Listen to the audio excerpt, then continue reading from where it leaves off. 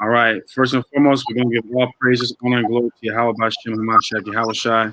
That's all praises to the Heavenly Father, whose true name is Yahweh. In the name of his only begotten Son, who the world ignorantly calls Jesus Christ. This is your brother Assad coming back at y'all with another live class. I'm joined by my main man, Thayar. Shalom, shalom. Holding it down. All right. If you are in the Philadelphia area, you in PA, that's the man to talk to right there. All right. All praise to the Most High. Hit the email. If you in Pittsburgh, Philadelphia, I don't know much other places in Pennsylvania, but if you are around that area, what's the Delaware? It's close to there, right? Delaware is south, directly south of here. See that? Boom. And you got Jersey right there. So that's the brother to talk to right there. All praise to the Most High. As you can see, according to the title, let me get another powerful brother on here. Big Eye Allah, you there? Khan, shalom, shalom. Shalom, King. All praise to the Most High. This is the man to talk to if you are in Canada, eh? You're in Canada. That's the guy to talk to right there. All right. We got a whole Toronto camp. What's the other city that starts with a B? Yeah, we got a brother in Montreal as well. We got Montreal. What's the city that's right across this damn place from Toronto? Starts with a B. Brampton. Yeah, Brampton is the city right by Toronto. Brampton. If you over there, hit up this brother right here. Email exodus1715@gmail.com. Now, as y'all can see, pursuant to the title of the video, it is Hispanic Heritage Month, and that takes place annually from September 15th to October 15th. So we're towards the end of it. And let me just, let's just read the little header and definition that it gives. Hispanic Heritage Month.gov, right? So it says, let me show you this. Matter of fact, let me share my screen. Okay, it says, we celebrate Hispanic Heritage Month to recognize the achievements and contributions of Hispanic American champions who have inspired others to achieve success. Discover documents. That's very interesting. We're going to really emphasize on discover documents, exhibits, films, blog posts, and more from the National Archives and presidential libraries that highlight Hispanic culture. Now, I want to examine, leaving the picture they got.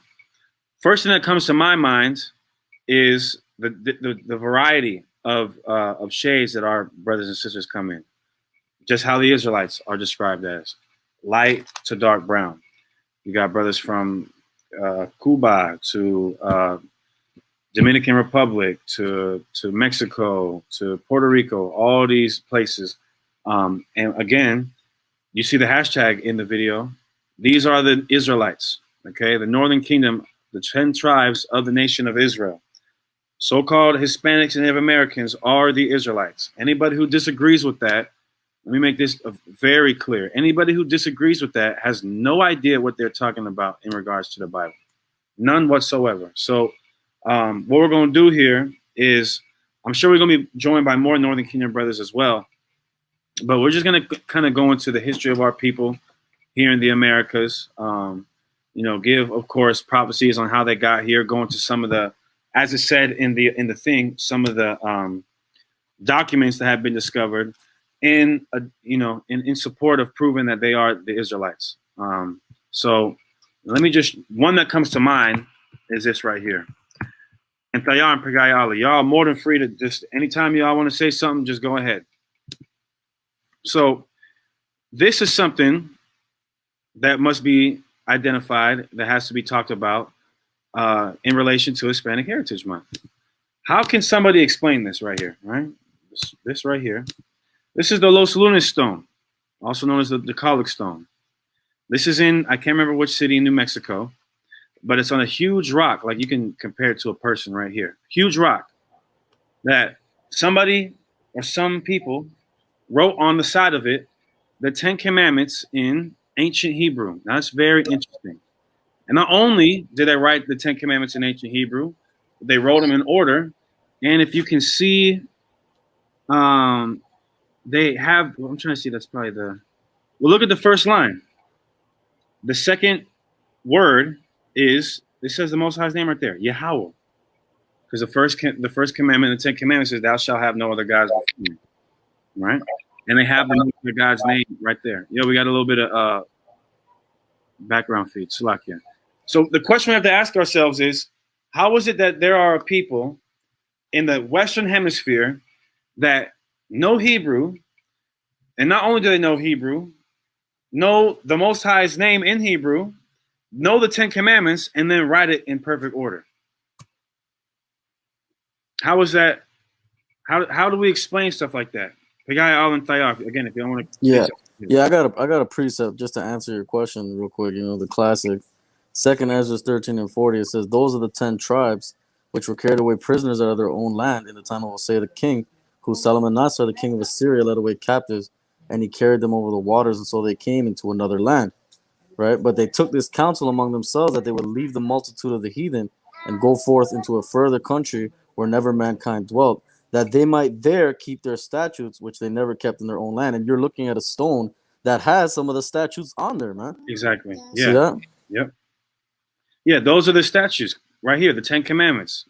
From "Thou shalt no other gods before me" to honoring the Sabbath. And we can see even things. As a matter of fact, if y'all brothers could pull some of the information that we've dug up out, that we have the same way you have Hebrewisms in West Africa, we have all kinds of Hebraic culture in the Western Hemisphere with the so-called North Central and South Americans, man. The indigenous population from all the way up to Canada, all the way to Brazil, and in the Caribbean. Brothers keeping the Sabbath, brothers keeping feast days, brothers keeping dietary laws, brothers keeping the Sabbath. All these various things we can see our people doing in our culture. Brothers wasn't eating pig. There were certain, they would even have a high priest. A lunar calendar. A lunar calendar. These are all things that we can use to substantiate that we're the Israelites. And if Hispanics and Native Americans are the Israelites, well, it says that Jeremiah 15:33, Judah and Israel will be oppressed together. And matter of fact, Pagai Allah, Baba Kashau, you're in 2nd Ezra 13. Get the ends where it says, "There shall they be into the latter times."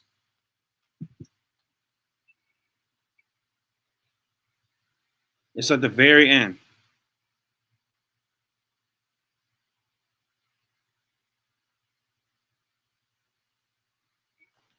Right, because that's important. And then while you're getting that, I want to try to find. There's this book, man, bro. Every time I try to find this source, I screenshot it, and then I have so much stuff backed up on my phone that I always lose it. What does it say? It's the one where I can't remember what the title of the book is. I think it's A Star in the West, and it says that the Aztecs regarded Issachar as their special ancestor. That's what it says. Con, I got that for you right now if you want it. You got that one right there? No, the Ezra's. Okay. Let's get that real quick. Right. I'm gonna start at 2nd Ezra 13 and 45. For through that country there was a great way to go, namely of a year and a half, and the same region is called Arsareth. Mm-hmm. Then dwelt they there until the latter time, and now when they shall begin to come. It says they would dwell there, the northern kingdom would dwell there until the latter time, right? So if the northern kingdom is to dwell there in the latter time, and then it says in the latter time that Judah and Israel, give me Hosea chapter 1, verse 11. And then we're going to get Jeremiah 50 and 33. Oh, my goodness. Let me try to find this source, though. Get that Hosea 1 and 11, Bible for sure. This is the book of Hosea, chapter 1, verse 11. Then shall the children of Judah and the children of Israel be gathered together and appoint themselves one head, and they shall come up out of the land, for great shall be the day of Jezreel.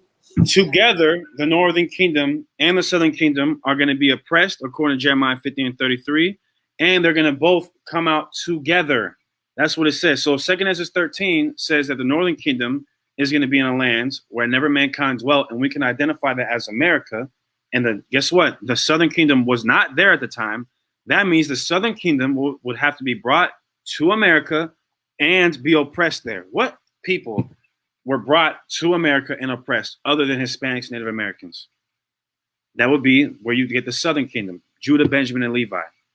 Very, very, very simple. Tayar, did you find it? That source, nah, I was looking for it. I couldn't find it. But just to substantiate that point, right? You have a city in Mexico that goes by the name of Izúcar de Matamoros, showing you that there's a city in Mexico that's named after Issachar. Izúcar. It's literally Issachar in Spanish.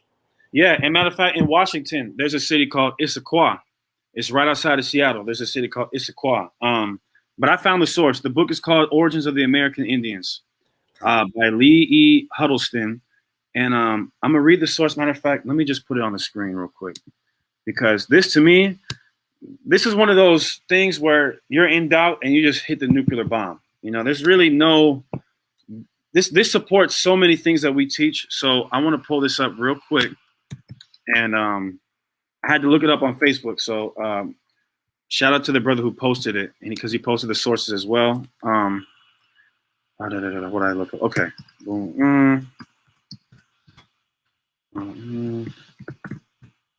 Okay, so I'm about to pull the source right now.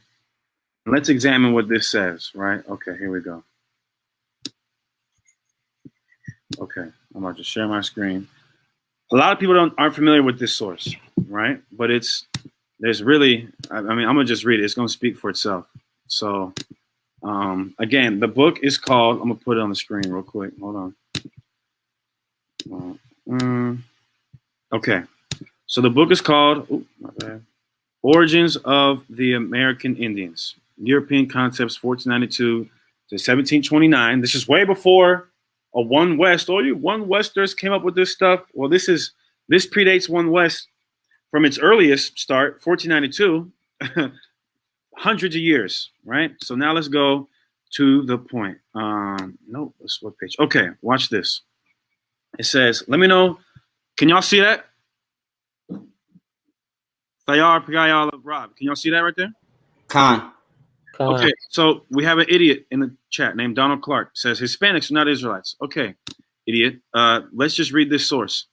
It says, the only other writer this author found who accepted the Issachar variation of the 10 lost tribes theory was Belshazzar de Medina. So Belshazzar de Medina is an author. He's an historian. In his Crónica de la Santa Province de San Diego de Mexico of 1682. Now watch this. Although Medina, 1862, thought the South Americans and Yucatans were descendants of the Gentile Ictan, father of a four, look what he said.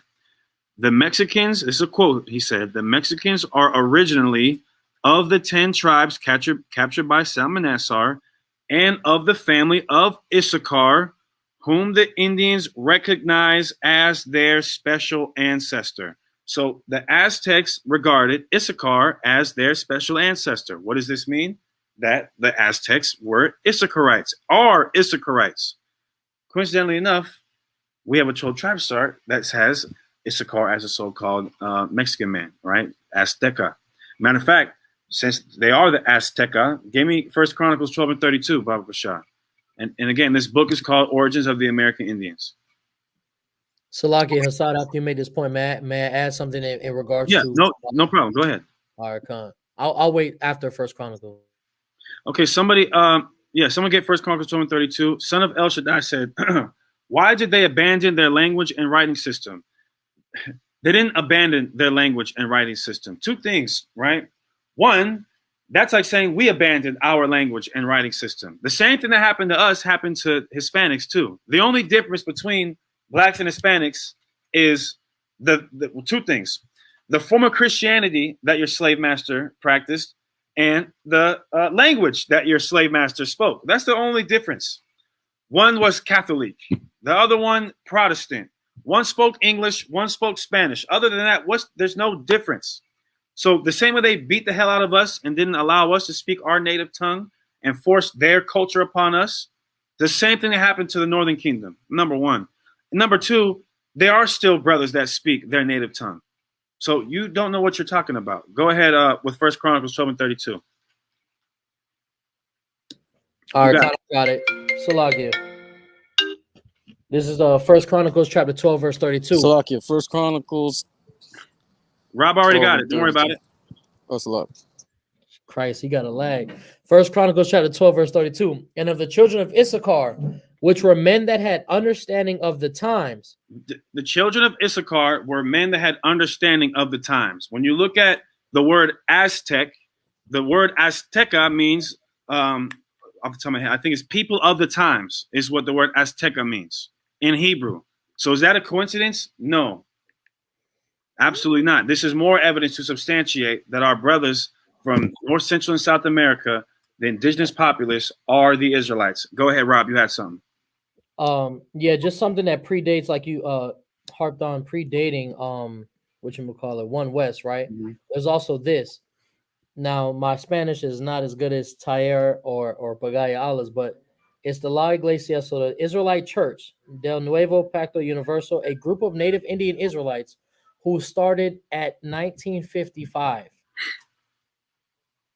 So this is, and this, they actually, much how we identify the tribe of Asher from Colombia to Uruguay, that's what they identified themselves as, is the tribe of Asher. You see that? Just more overwhelming evidence to support what we say. And what you're going to notice, too, is someone give me Isaiah 13 or Isaiah 11. One of them, Judah shall not vex. You know what I'm talking about? Yeah. A lot of these people who are trying to go against the Northern Kingdom and say, you guys are Israelites, you guys are this, that, and the third. All you're doing is proving that they are the Israelites, whether you know it, believe it, understand it or not. Because it's the same thing that you're doing is what the Bible says will be happening in the last days. Judah vexing Ephraim. Man, Right. you ain't no Israelite, that type of stuff. And we can see the beef because someone keep posting in the chat. Well, if they're the Israelites, why do we have such problems with them? I'm gonna just say this, right? And it is what it is. A lot of Israelites are really stupid people, right? It just is what it is. And they claim to know the Bible and they don't read it at all. If you read the Bible, Israel, the northern kingdom, went to war against Judah with Assyria. What are you talking about? If they're Israelites, why are they beefing with the southern kingdom then? Because that's what the northern kingdom did in the Bible, dummy. Don't you read? Right. If I may add, if you read Judges 12, you see the Gileadites beefing with the Ephraimites. That's northern kingdom within northern kingdom. Exactly. Listen, blacks and we got beef with each other. The southern kingdom got beef with each other. So does that mean because Judah don't beef with Benjamin or beef with Levi or Levi beef with Benjamin that they're not the Israelites anymore? You see how stupid that sounds? It's really on the contrary. It's more proof that we are the Israelites. Exactly. Because no group of people beef amongst each other like blacks and Hispanics do. And listen, wandering native, and I gotta agree with you. And I'm totally non-biased. I'm not Hispanic or Native American. I'm totally non-biased. It says there's more evidence for Latinos and Native Americans being Esau than any other people. That is true. Now, what do I mean when I say that? There's more tangible evidence. There's more historical sources that support that. Does that mean that the so-called black man is not an Israelite? That's not what I'm saying. Obviously, let's not be simple. But in terms of archaeological evidence, we already demonstrated the Los Lunas stone, the Bat Creek stone, the Chief Joseph stone. We go into some of their cultures and practices, even their language. All these things we can go into to help support that they're Israelites. You said, what do you mean? Hold on. Ayash, you said I said Esau? My bad. I might have said the wrong thing. Salakia. Yeah. What'd I say? You said there's more evidence to prove that we're Edomites than the Salakia. Y'all know what I'm saying, man. But anyway, Israelites, Salakia, right? But you guys get the point. There's the evidence that supports Native Americans are Israelites and Hispanics are Israelites is so overwhelming. I really start to question someone's intellectual capacity when they start to deny that they are. Yeah, Salakia, y'all know I'll be talking all fast and stuff, cutting my words. But the point is still there. Even the damn Mormons agree that they're the Israelites. Now, you still want Isaiah? Yeah, give me that in Isaiah. Okay, in the book of Isaiah, chapter 11, verse 13. The envy also of Ephraim shall depart. Yeah. And the adversaries of Judah shall be cut off. Mm-hmm. Ephraim shall not envy Judah, and Judah shall not vex Ephraim. And that's what we see. Vex, oppress, talk. And oppress can be talking spicy too, being rude too. Does that mean, oh, look at you putting on a cape and look at you not defending black people? Let's not be stupid here, please. This just means that what's taking place right now in terms of certain brothers that are Southern Kingdom brothers trying to talk down to Northern Kingdom brothers, there's going to be a day where that doesn't take place anymore.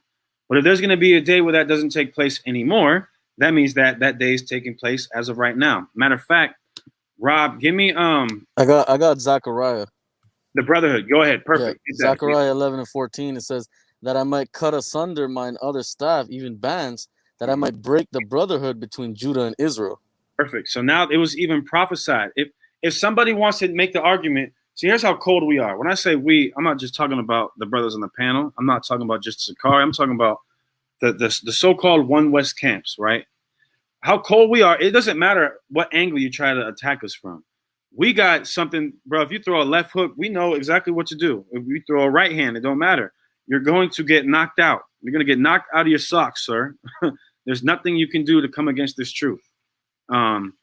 So it says prophetically that there would be a brotherhood that would be broken between the Northern Kingdom and the Southern Kingdom. So the next time somebody says, well, why do they treat these people like this? And why isn't there unity between these people? Because God said there wouldn't be unity between these people. And there wouldn't be until Ezekiel 37 takes place. What's Ezekiel 37? The two sticks coming together as opposed to being broken off. There's a story I wanted to read that kind of illustrated this beef.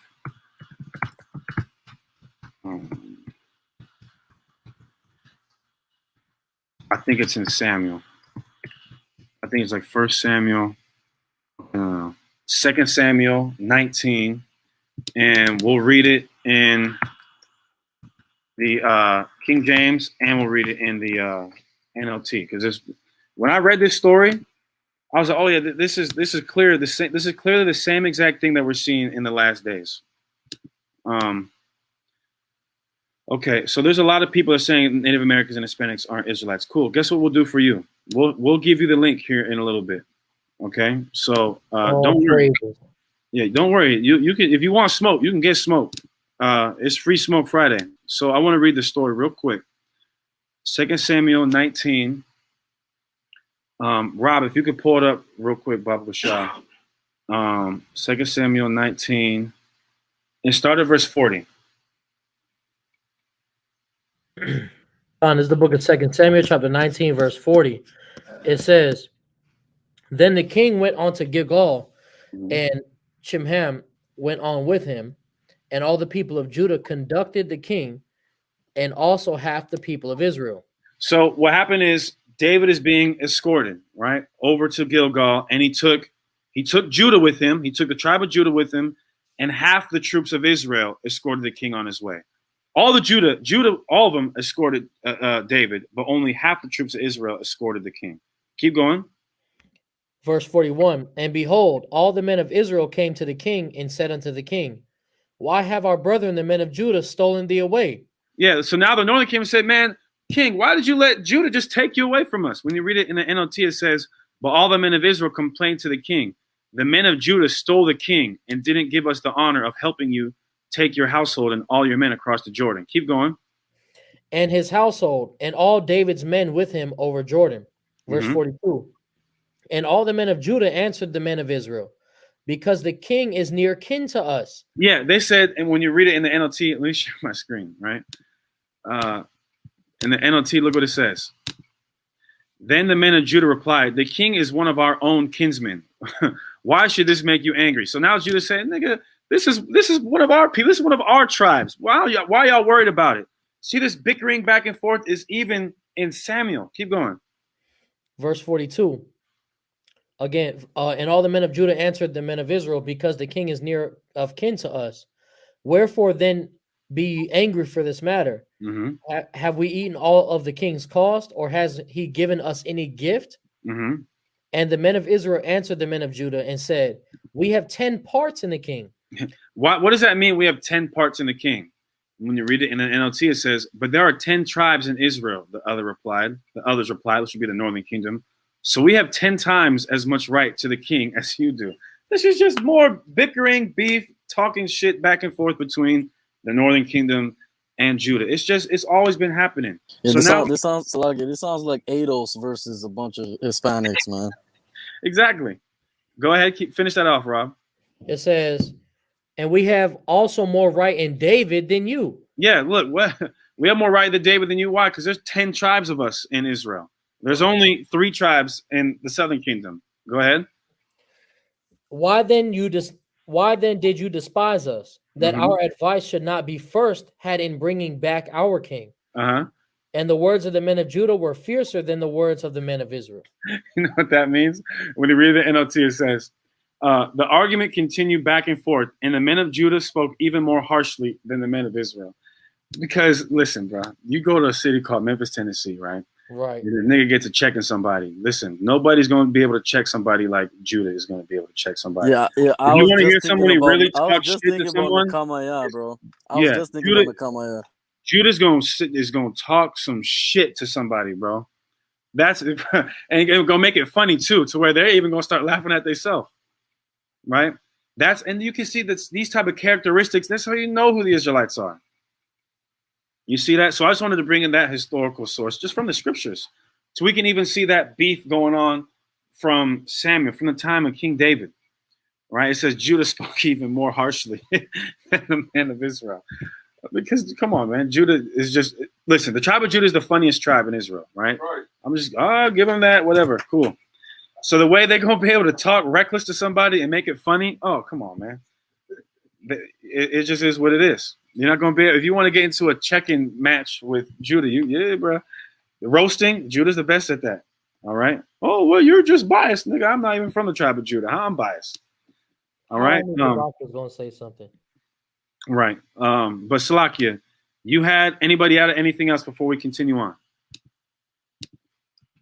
I got a source. Go ahead, King. All right. So if you could pull up my screen, Baba Kashaw. Gotcha. Right.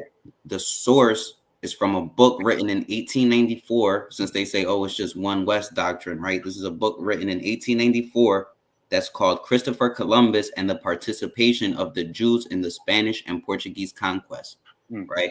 And then it has different subsections with different various primary and secondary sources.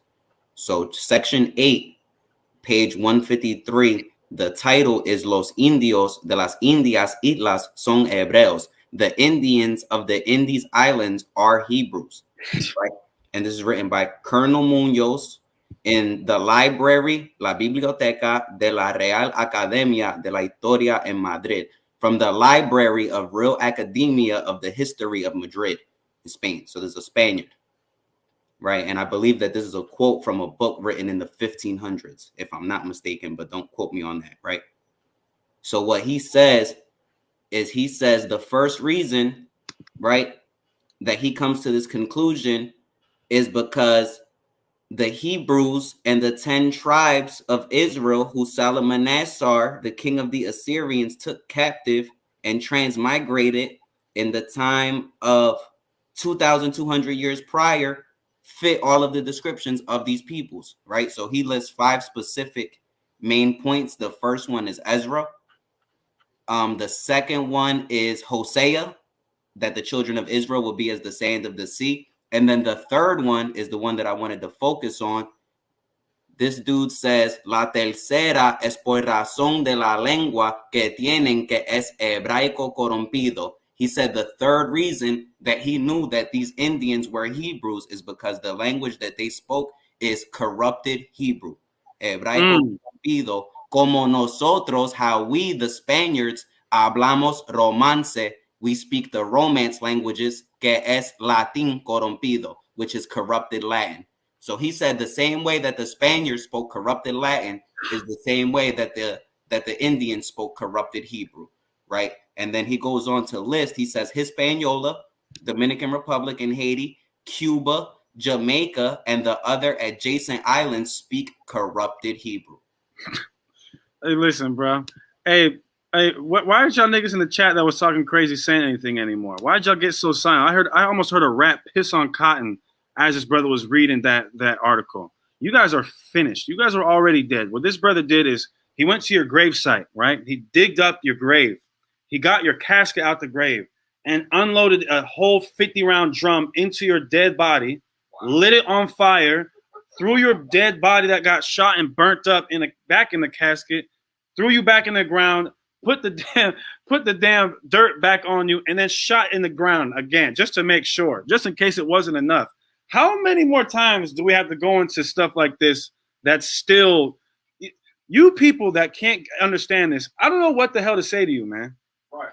I really don't, because someone, matter of fact, someone give me Matthew 13:9, please. And someone else give me Daniel. So like, while they're getting that for you, again, it's very indicative of Hispanics that we take a language and we just put our own spin on it, right? The brother right there, Tahir and Rob, they're from Puerto Rico. In Puerto Rico, they speak a different dialect of Spanish than they do where I'm from, Ecuador. Either Rob or Tahir, give me that in Judges where Ephraim, get that. They told him to say the word. Yeah, find that. Pretty sure that's Judges 13. Yeah, get that, Baba Shah. But someone get Matthew 13.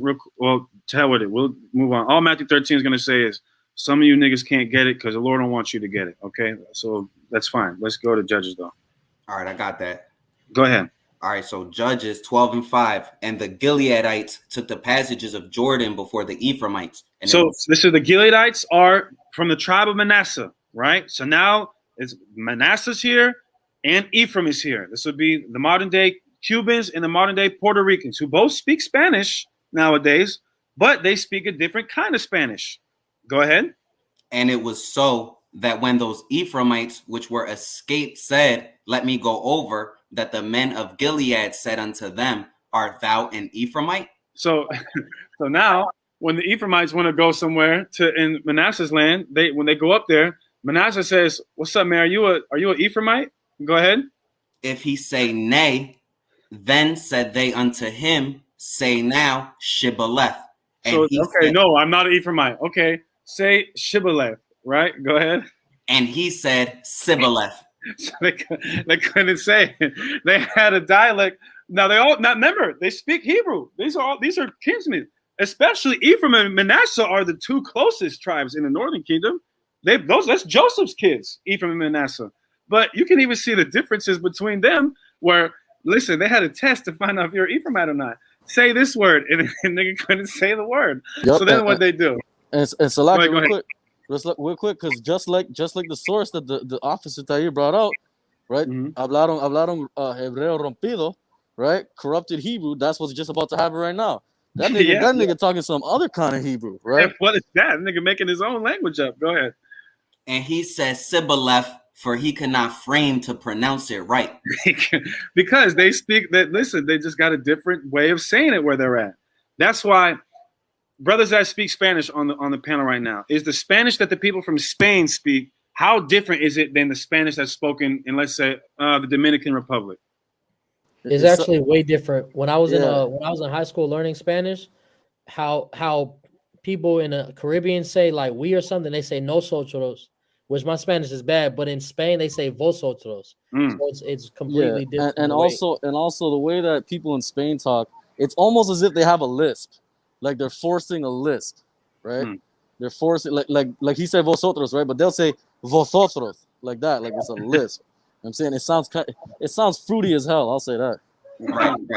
And so then Northern Kingdom taking add flavor onto it. That's why. And then listen, the brothers that speak even Creole or English, that's just the Southern Kingdom taking the languages that the white man forced into us and then add our own stuff onto it. Like I'll say go get some water. Exactly. And I'll say this: we put what is that? Finta. We put that machismo in it, man.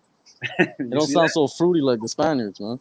Exactly. But that just goes to show you, we can see what we're doing is we're taking history and we're taking the Bible and combining these two to harmonize with one another, to prove what we're saying.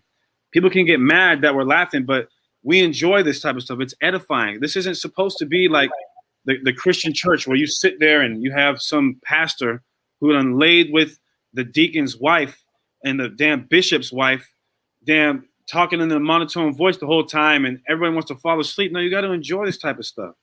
Brothers is on this panel right now because we enjoy waking our people up and going into sources that can help boost each other's faith. Because that source that the brother Thayar just went into, that's a faith booster. Like, damn, yeah, we really, not that I didn't have faith, and not that brothers that got their faith increased by that didn't have faith, but it's just It's more evidence to prove that what we're saying is correct. I mean, we got sources on top of sources on top of sources. Any brothers want to keep going before we move on to the next one?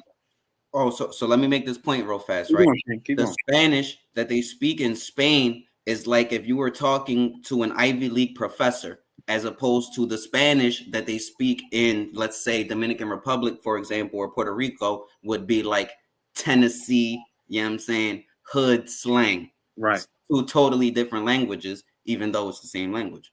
No, exactly. And that just goes back to the point that the brother brought out. It's a not a bastardized Hebrew. What did it say? What did the source say? It said hebraico corrompido, or a form of corrupted Hebrew. Corrupted Hebrew. And now the same way we got corrupted English or corrupted Spanish, which is really just us adding our own flavor onto it. Any other brothers want to go into something before we move on? I want to make one more point too. So keep going, brother. Go right. in. So now, right, when people say things like, "Oh, Hispanics are not Israelites," and Latinos are Israelites, or Latinos are not, Hispanics are or not, right?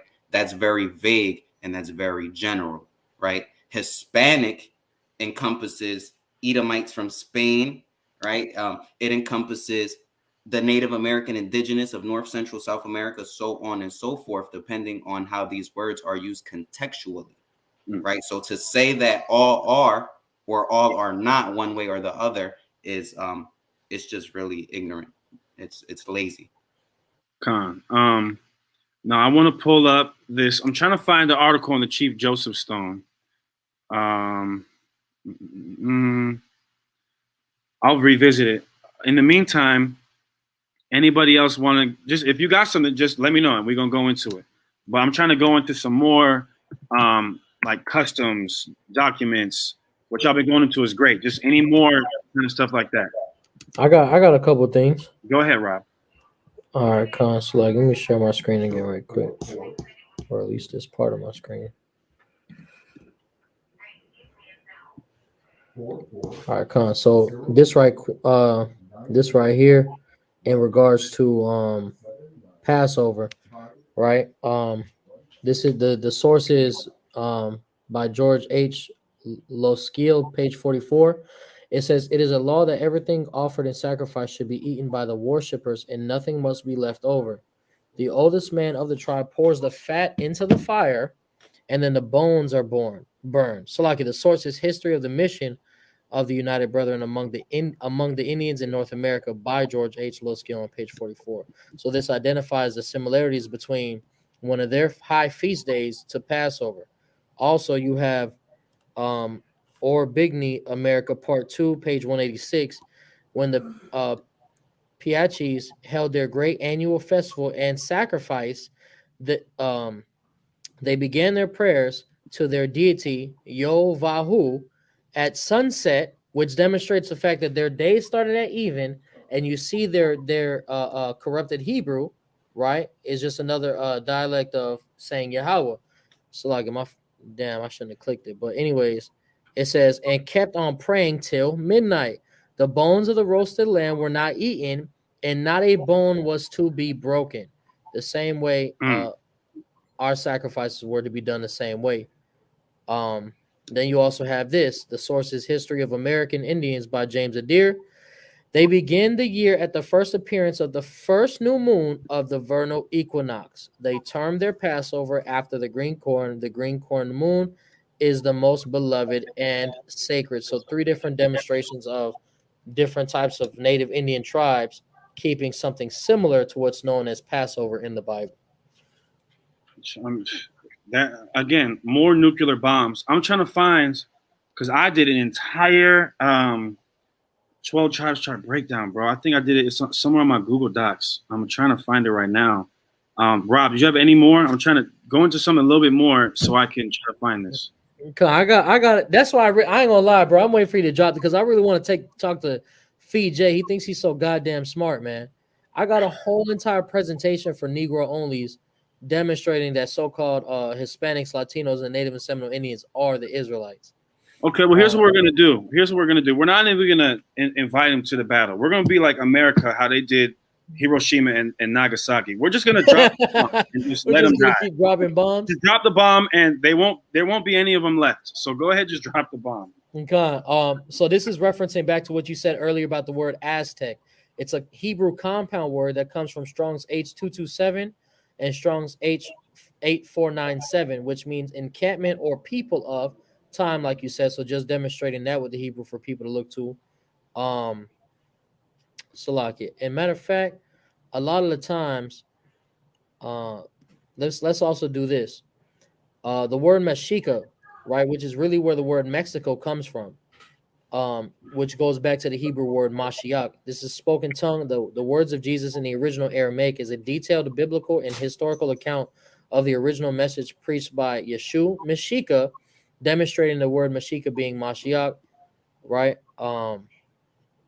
Let me see where else. Then obviously a lot of the time so-called the Negro onlys, they like to go to Deuteronomy 28:68, say, well, you guys never went on slave ships. Okay. During the 16th and 17th century, Spain was home to 100,000 to 300,000 captives, which is the sources of American Discovery by Jack Forbes, page 170. This is also demonstrating that, guess what? We went on slavery via slave ship. The transatlantic slave trade started when the Spanish came to Puerto Rico and started enslaving the indigenous populace of Puerto Rico, the Taínos. Exactly. And to be specific, right, the start of the transatlantic slave trade started with the Spaniards taking 300 Taínos on a boat to Spain. That's the start of the transatlantic slave trade in 1493. See, here's what it is, right? I'm going to be very disrespectful because I don't really care. I don't respect them. No, I don't. The brothers who are Negro only, this is how they wrote. They're in school. They wrote with a balled up fist like this. This is how they wrote stuff in you know what I'm saying, in school. We're talking about people who took a short yellow bus. You understand what I'm saying? So I don't respect, admire, or any form of anything that's synonymous with good and respect their scholarship. None of it. It's all coming from a place of short bus Asian. Okay, that's a new word for you niggas, man. Y'all rode the short bus to school. This is deep information that brothers is going into. And I'm not trying to talk too spicy and stuff like that, but it annoys me when I start to see brothers bring out such powerful information, and instead, because you're really just acting like a Christian. That's like us going to Matthew 5:17 when it says, when Christ says, I have not come to destroy the law or the prophets, but to fulfill. And the Christian just says, no, that's not what it, no, just saying no. You saying no doesn't discard the information, simpleton. What you have to do is address the information brothers are bringing forth, explain how they're wrong, and then explain what the truth actually is. You can't just say no. You sound like a little kid doing something like that. So y'all brothers keep going in. Don't have no pity. Go for the jugular. All the nuclear bombs. It's an air raid that we're doing. I got another one. Go ahead. Rob, are you done? Nah, I ain't done, but go ahead, Tyre. You got it. Okay. Khan, all right, I'm gonna do this real fast. If you could pull my screen back up. Okay. Yeah, I got you. All right, so look, we're still in the same book, right? On the next page, this is still the same section, the same dude, Colonel Munoz, giving his account of why the Indians are Israelites, right? All right, so now he says, where's that? All right. Hebraico, what I'm looking for is, all right, so look, the fourth reason, right? La cuarta razón es, the fourth reason.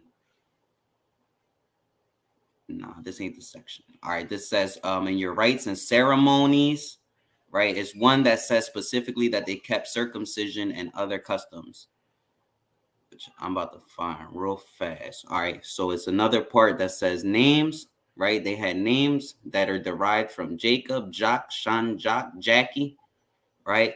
Ritual bathing, putting away the woman, so on and so forth during her menstrual cycle. Okay, here we go, right?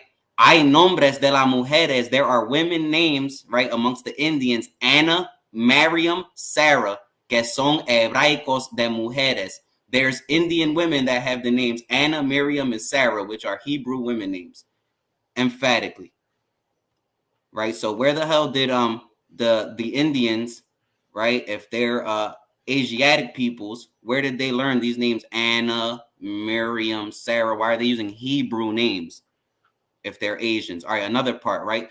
Allá se entre ellos la circuncisión, right? The Indians within their culture practice circumcision. El lavarse mucho todo cada día en el mar, right? The daily bathing and washing of clothing. No tocar a los muertos, not touching the dead. Repudiar a sus mujeres, right? Putting away your woman when she has her menstrual. And y casarse con otras, right? And a man having multiple wives. These are all customs that the Indian men kept. The chiefs, los caciques, right? Tenían muchas mujeres. The chiefs had many wives, showing you what? That they practiced polygyny. Mm-hmm. So on and so forth. They practice customs like circumcision, polygyny, ritual bathing, so on and so forth. The naming of the women, Anna, Miriam, and Sarah, so on and so forth. So where did they learn all these things if they are not Hebrew Israelites? That's my question. That's a dagger. And I got a source right here. I've been holding this one for a little bit. There's an entire presentation I did that's making me, it's frustrating. I can't find it. But I found one of the sources that I used, and I'm about to pull it up on my screen real quick. And Rob, I'm gonna pass it back to you after this. So let me, I send it to myself on Facebook. I'm about to pull it up. Watch this, right? Now, this entire book is full of just gems, right? But I want to find, there's a few specific ones that I want to illustrate and kind of highlight. So let me pull this up. Hold on. 1 second. How come every time you're about to go into something cold, the internet starts to mess up? Am I the only one that be going through that? Satan. Yeah, Satan, like a mug. Yeah, I'm gonna just be patient, y'all. I'm gonna try to pull this up. In the meantime, just meditate on some of these sources, man. This is probably gonna be a class that y'all gonna want to, revisit. Unbelievable. Hold on. Okay, there we go. Salaki, this is nuts, bro. Hold on. Right, and while you find that, Hassan, Go ahead, Keith. Go ahead. All right, so now people throw around these terms Hispanic and Latino, and they don't really understand what these words mean at all or where they come from, and they just use them the way that they're used in modern day contextual English, right? So like Hispanic comes from the Latin word Hispanicus, which is how you say Spanish in Latin, right? Etymologically, Hispanic means pertaining to Hispania, which Hispania was a province of the Roman Empire, which today would be called Spain. So Hispanic originally or etymologically means the native Spaniards and their slaves. And then it's the same thing with the Latino term. Latino comes from a Latin word Latium, which is a geographical locale in Italy where you have Rome, right? So Latino comes from Latium. Etymologically, that means pertaining to Latium, Latino, and that refers to the natives of Rome and their slaves, their subjects, and their kingdoms. So Latino is dealing with, what would that be? The eastern side of the Roman Empire, and Hispanic would be the western side of the ancient pagan Roman Empire. But they're both still dealing with the Roman Empire. So for us to call ourselves Hispanics and Latinos is like us calling ourselves Greeks or Hellenists.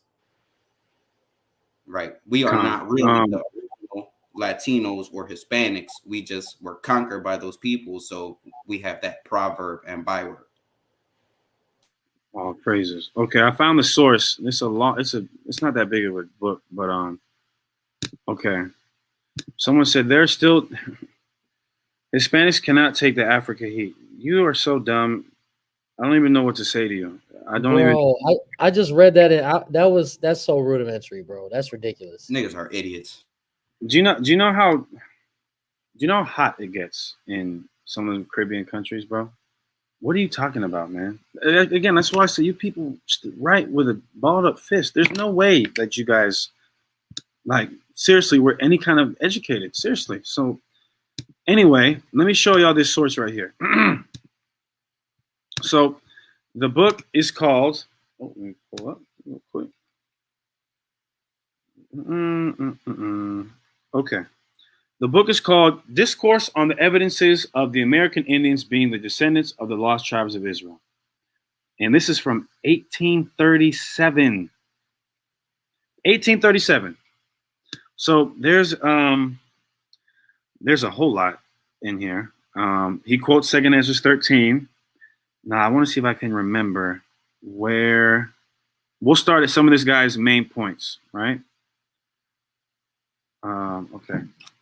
It is, however, in the religious belief and ceremonies of the Indians, Native Americans, and I propose showing some of the evidences of their being, as it is believed, the descendants of the dispersed tribes. This opinion is founded in their belief in one God, the computation of time by their ceremonies of the new moon, and their divisions of the year in 4 seasons, answering to the Jewish festivals of the Feast of Flowers, Day of Atonement. They kept the Day of Atonement, the Feast of Tabernacles, and other religious holy days. In the erection of a temple after the manner of our temple, which would be the temple in Jerusalem, the one that once existed, and having an Ark of the Covenant. They also had an Ark of the Covenant, and also the erection of altars, the division of the nation into tribes with a chief of Grand Sakem at their head. So they had a chief priest. By their laws of sacrifice, ablutions, marriages, ceremonies in war and peace, the prohibition of eating certain things, fully carrying out the Mosaic institutions by their traditions, history, character, appearance, affinity of their language to the Hebrew, and finally, by the everlasting covenant of heirship exhibited in a perpetual transmission of its seal in their flesh. What would that be? Circumcision. So do y'all hear all the stuff that it just listed? That the Northern Kingdom brothers, they were circumcising themselves. They didn't eat swine. They kept a Day of Atonement. They had a priest. They had an Ark of the Covenant. They had an altar. I mean, oh my God, bro. What else are we supposed to say about this stuff? Now, there's a lot of stuff in this book. Where do I want to start? I want to get to the part where it talks about the Yatiri. If I can't find it, let me see if I can find this. I mean, there's. Bro, what are all these niggas camera off? Tell these niggas turn their camera off. Oh, okay. Yeah, you heard him. You heard me, man. I ain't got my hat on. or my scarf, man. Yeah, y'all better turn the camera. What is wrong with these guys, man? We're doing a Latino appreciation night, and not one Latino showing his face, man. Just this nigga. Man. Yo, come on, man. Let me see. Well, I'm Latin, technically. He is. You are Latin. Technically. We are Latin. But hey, Shalom, Khan. Shalom, y'all. There we go. Look at them good looking Latin lovers right there. Damn, bro. I'm trying to. Okay. Here's what I'll do. If I can't find it in the next probably 10 seconds. So I'm at a source, and I'm not tripping. I'll find it. I'll find it. Okay.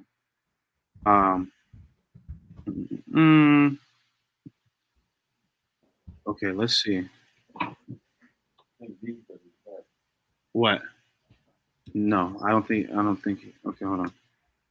Nope.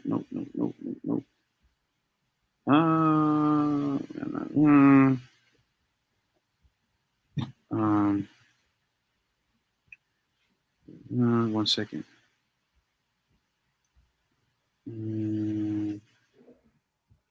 That's not it. Okay. Real quick, if y'all brothers got anything to go into it, and I'm gonna find where I want in this source right here. Also, at 10,000 just got in the building. Shatar in the choir, so I'm sure he's got more. What's up, brother? You want to go? Hey, can y'all hear me? Yes, sir. Loud and clear. All praises. The officer, Amawan, just showed up. He's in the building too. We're sharing a computer, so with the brothers right there. Shalom. Shalom. Listen. Okay, y'all go into something real quick. We about to set up the HD camera over here. All praises. All right. So we were just talking about literature, right? That can prove historically who we are. Con. What book was that brother going into? Kahan? I don't recall the title of the book, Salakia. Yeah, we pulled out a few different sources as of right now, but I don't remember which one Hassad just used. Salah. Because the source that he's citing sounds a lot like the book that the brother Amawan just grabbed from his backpack, History of the Indies of the New Spain. Let me. Yeah, I brought that out. Oh, there you go. There you go. Yeah, that's a gold mine. Dagger. That is loaded with daggers, man. It's kind of funny because the more we study, the more information we find, the more we research, the more we substantiate, right? Yet again, that so-called Hispanics, Latinos, Seminole Indians, people of indigenous descent are the Israelites. It's just kind of proving the scripture where, the Most High blinds the eyes of man. You know what I mean? People that aren't meant to get it aren't going to get it, no matter how many facts you throw at them. And that's how you know that the Most High is in control. It's just crazy to me. Let me see. This is one that I love to harp on. I don't know that I can share or not, possibly.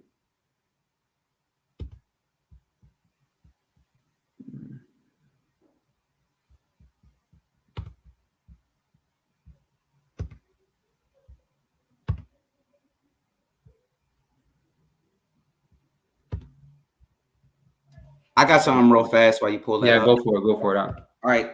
So now, right, this term Hispanic being used on people from Latin America, right, that didn't start until I believe it's 1972 or 1974, right? Hispanic and Latin American, Latino, Americano, these terms didn't come into play until like the 1970s in the way that they're used today. Before the 1970s, a Hispanic would have been a native Spaniard or an actual captive, a subject of the Spanish Empire. But the United States government changed the meaning of that word. Now, we know that context supersedes etymology. The way that the word is used is more important than its actual original definition. But originally, that's right. That did not pertain unto us at all. All praises. Yeah, that's powerful. Are we grabbing scripture as well? I'm assuming we are. Of course. Right. You know it. Salakia, bear with me, Akim. But Khan, I have a tab. If I'm not sure, I think Hassad needs to allow that. Yeah, there we go. So this is a study I found. It's pretty solid, and I've since then been trying to dig through linguistics, something substantial that can prove our language is tied to Hebrew, right? And this is one that I found a while back. Neil A. Maxwell Institute of Religious Scholarship, Brigham Young University. Was there Hebrew language in ancient America? An interview with Brian Stubbs. And so here we have a linguistic study that substantiates, right, our indigenous languages all the way from North America down into Central America is tied to Hebrew, right? What we have here, Uto-Aztecan languages. And this substantiates that we have no connection, our indigenous languages have no connection with Latin or, the body thereof, any derivative of Latin. Rather, we go back to Shemitic language. Our indigenous languages go back to Shemitic. Like, for example, we have here a little box. Hopefully you brothers can see that. In Hebrew Shemitic, we have Barak, right, lightning. In Uto-Aztecan, we have Berok, derived from Pirok, lightning. Shikem or Sikum, right? Shoulder is what that means. And in Uto-Aztecan, Sikum, Sika, shoulder. Kilya, Kolya. Of course, this isn't paleo that we're speaking here. This is referencing a kidney. And here we have Kali, kidney. Mayim, mim, mayam, right? Water. Memte, ocean, similar to water. A very, very useful source, right? That can tie our languages back to Hebrew.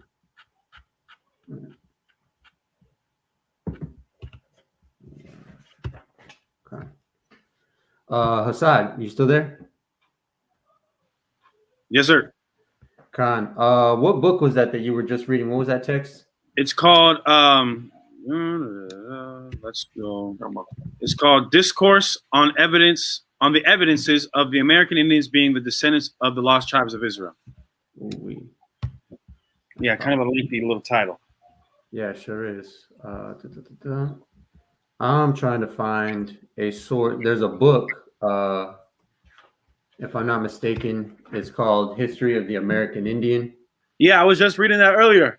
Oh man, I really love that text. Here's what you can do, King. If you don't got the physical book in front of you, look up the book on Google and then put PDF afterwards. It'll let you download the PDF file and then you can just scroll down. Oh, Khan, that's the thing. I was trying to search my Google Drives. I could have sworn I had a folder with the PDF saved, but that is definitely a source brothers want to tap in with. First-hand testimony. We often bring this out. You know, Jake will take the word of Esau over his own people. So that book is actually first eyewitness testimony of an Edomite trader through the Americas in the 1800s. I forget the year exactly. It's the late 1800s, if I'm not mistaken. And his testimony basically aligns the tribes of Gad and the tribes of Reuben directly with Hebrew Israelite culture, customs, practices, habits, the whole 9 yards, right? He speaks specifically on Gadite indigenous dress, their ceremonies, their chanting, their marital practices, right? Family customs, and it all goes hand in hand, right in line with our indigenous brothers, North American natives, so-called, right? And with the Israelites, I mean, Salakia. Yeah, man. And what people have to understand is that this is not some type of, there's a hell of a coincidence that early people encountered all these different groups of black people, all these different groups of Hispanic indigenous people, right? And they all concluding and they're recognizing the same things about these people.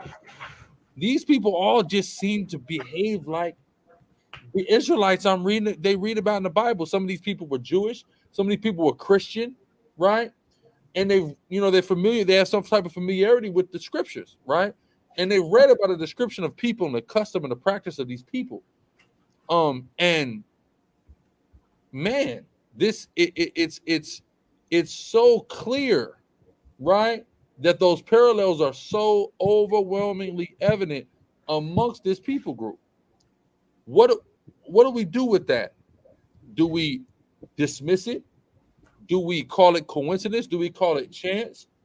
Or do we actually reasonably examine the evidence and start to come to the correct conclusion that these people, these scattered people, these dispersed people, right, have gone all over the world, and we're now finding them, right, in the indigenous populations of the Americas. We're finding them in West Africa, and we're finding them elsewhere. I want to make sure that that's clear. We don't believe that the Israelites are limited to simply West Africa and the Americas, right? But we're talking from the position of, people who are descendants from the transatlantic slave trade, West African importation to the Americas, as well as indigenous Americans. That's the perspective that we come from. That's who we are. So we're going to speak to that predominantly. It doesn't limit the rest of this earth, that the four corners of this earth that the 12 tribes were scattered to. It doesn't limit that. Let's make sure that that's clear, right? But we understand that we can clearly observe these things about us, about Blacks, Hispanics, and Native. We can see that we clearly are living this stuff out. Every damn day we're living out every page of this Bible, right? Give me that full the wrath of the Lord, please. What is that, a bow and a net? Yeah, that's it. Yeah, real quick. This is Isaiah 51 and no, that was 20. Thy sons have fainted, they lie at the head of all the streets.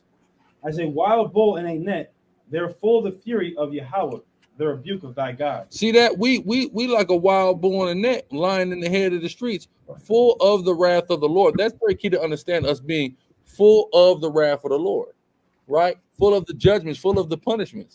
Just like so-called Negro and West Indian Haitian hang out at the heads of the street, full of the wrath of the Lord, kicking on the blocks, right, in their particular neighborhoods. In the barrios, the same thing is going on. Full of the wrath of the Lord, right? Anybody's ever been to Harlem, right? When you go to Harlem, New York, Harlem is only 10 blocks wide, right? It's 10 blocks wide. You got the east side of Harlem, you got the west side of Harlem, right? On the east side of Harlem, they call it El Barrio, right? That's predominantly Ephraim, Simeon, so-called Puerto Rican Dominicans live in that area. And you see it when you go there, you see it. You see them on the heads of all the streets. You see them full of the wrath of the Lord. You see the curses. You see drug addiction. You see poverty. You see broken home. You see all of those various things, right? So we have to understand, and this is in all the barrios all across the planet. I grew up in Southern California, been around the so-called Mexican plenty, so I understand what's going on, right? We're for that fury of the Most High God, right? And that's why we need to repent as blacks, as Hispanics, as Native Indians. That's why we need to repent, right? Go ahead, Officer McQuarrie. Khan, it's bad, man. It's really bad. And I mean, we speak for the northern parts of Mexico, specifically to Tijuana, but it's bad everywhere, man. It's North, Central, and South America. Yeah, all the tribes are struggling. I mean, right now, man, what a lot of people don't understand is, man, with this cartel violence, in some of them areas, it's crazy. And what I like to tell people about this cartel violence, that's so key to understanding is the fact that how Esau fuels it. Exactly. Right? The white man fuel all that cartel violence that you hear about in Mexico. The white man fuels that, right? He's arming these people. When I see the damn, what's this cartel? Jalisco. When I see the Jalisco New Generation cartel armed to the teeth, wow, right, with military grade weaponry, right? Well, where in the hell did they get these damn? These niggas got the suits. They pulling up in all type of things. Where are they getting this stuff from? Right. Very simple. The same parties that want to empower them to be the premier cartel coming up out of Mexico. Right? Yeah. Same thing. Right? So, it's high time for our people to wake up because you got a lot of Iscar that's coming up and they want the narco lifestyle. Right? They're into that. They want to be a narco now. You see what I'm saying? They want to be the people that they sing about in the corridos and whatnot, right? Oh man, yeah, that's what goes. That's what goes out here is corridos, money, women, drinking, drugs. I mean, it's nothing you don't see in America, but in Central and South America, it's exponentially wilder. You know what I mean? In the islands and in the Caribbean and Puerto Rico, it's wild out there. I mean, Chief, you remember when we were out there, we couldn't walk down La Perla. That little avenue in La Perla, they stopped us dead in our tracks. They said they put a stop to us, and they said only one man can come to us and talk. That was the brother Paraitawan that went and talked to them because he was a local. But we were not allowed to be in there. We couldn't even be holding our phones, filming. None of that was allowed. Salak and why you know why you weren't able to go in there, right? Because that's a major drug strip. Oh yeah. That's one way in and one way out. Oh, yeah. That's why, because they're selling. You know what I mean? They're pushing a lot of narcotics and drugs through there. Obviously, if you're up to no good, you want the least amount of eyes on you as possible. You know what I mean? And that's actually what happened to us. I'm gonna leave out, locations and names. I'm sure you brothers don't understand why, but we, after camp recently, went to go look at some plot of land because we're thinking about owning some land out in Mexico. You know what I mean? Have something that we can, Yahweh forbid, we're here for the long haul, right? And it doesn't end ASAP. We're trying to hand something down to our children. So, anyways, we're looking at this land, and this little mini caravan of these two SUVs pull up on us, and they're strapped. They got automatic rifles, they have pistols, and they check us right then and there. right? They try to search us for guns. And why? Because there is a very powerful person in that region that is, up to no good in criminal activity. And he's dealing with pagan nations. He's dealing with other nations. He's selling to them, right? These nations, again, forwarding the affliction. And so this man has a body of people that protect that land, right? And Salakia, Assad's uncle and Maitazaki, how about Shimei Shah Baraka Thumwathwala? Go ahead, Salakia. Khan. And so that gentleman that's up to no good down there has a small militia protecting that land by any means, right? And we're nothing special in that area, so they checked us too. And that's just goes to show you that it's happening everywhere. We were minding our own business, and they stopped and checked us, right, to make sure that we're not competition, that we're not, causing any problems. But as soon as, all praise to the Most High, as soon as we brought out what we were up to and who we are and what we do, and we even went as far as trying to give them a flyer, and I tried to talk as fast as I could and give them a breakdown about what we do, but they deal with demons, they deal with the left-hand side. I've never seen demons run so fast. They were not trying to hear that at all. I tried to edify them and give them a quick breakdown after everything was cool and they found out that we weren't up to no good. They jumped in their vehicles and got the hell up out of there ASAP. You know what I mean? Which is all praise to the Most High for that, man. Nothing happened to us. Kind of all praises, but it's serious right now, down in those regions, man. And we got to understand, what's going on, and we have to understand repentance. We have to understand how imperative it is for the Latino man to understand that he is a descendant of the ancient Israelites. That's right. That importance is not, they trying to rebrand y'all again into Latinx, right? It's a new rebrand for the Latino man. Just like they made us African American in the 80s. All of a sudden, the nigga was African American now, right? Right. Now here's the new rebrand, Latinx, right? Totally ignore the Spanish language and how it operates, right? We're just going to put an X so the words are gender neutral, right? No, the masculine words are either masculine or gender neutral, right? There's not this adding an X to it, right? So not only are you totally ignoring grammar, rewriting grammatical rules for an entire language, and it goes past that language because it goes back to all languages that stem from Latin when you do that, right? But you're classifying a people by a new name that they didn't come up with, right? So that's a new thing right now, is this Latinx madness, right? So if y'all want to speak on that. Right. So if I may bring this out, I mentioned it briefly earlier, right? This term Hispanic didn't start being applied to Latin American people from this side of the earth of indigenous descent. That didn't happen until the 70s. Before then, we were categorized this way. Anybody that's darker than a paper bag is a nigga, right? If you're a dark-skinned Hispanic, you were called a red-skinned nigger, right? But we were still reckoned as coloreds, right?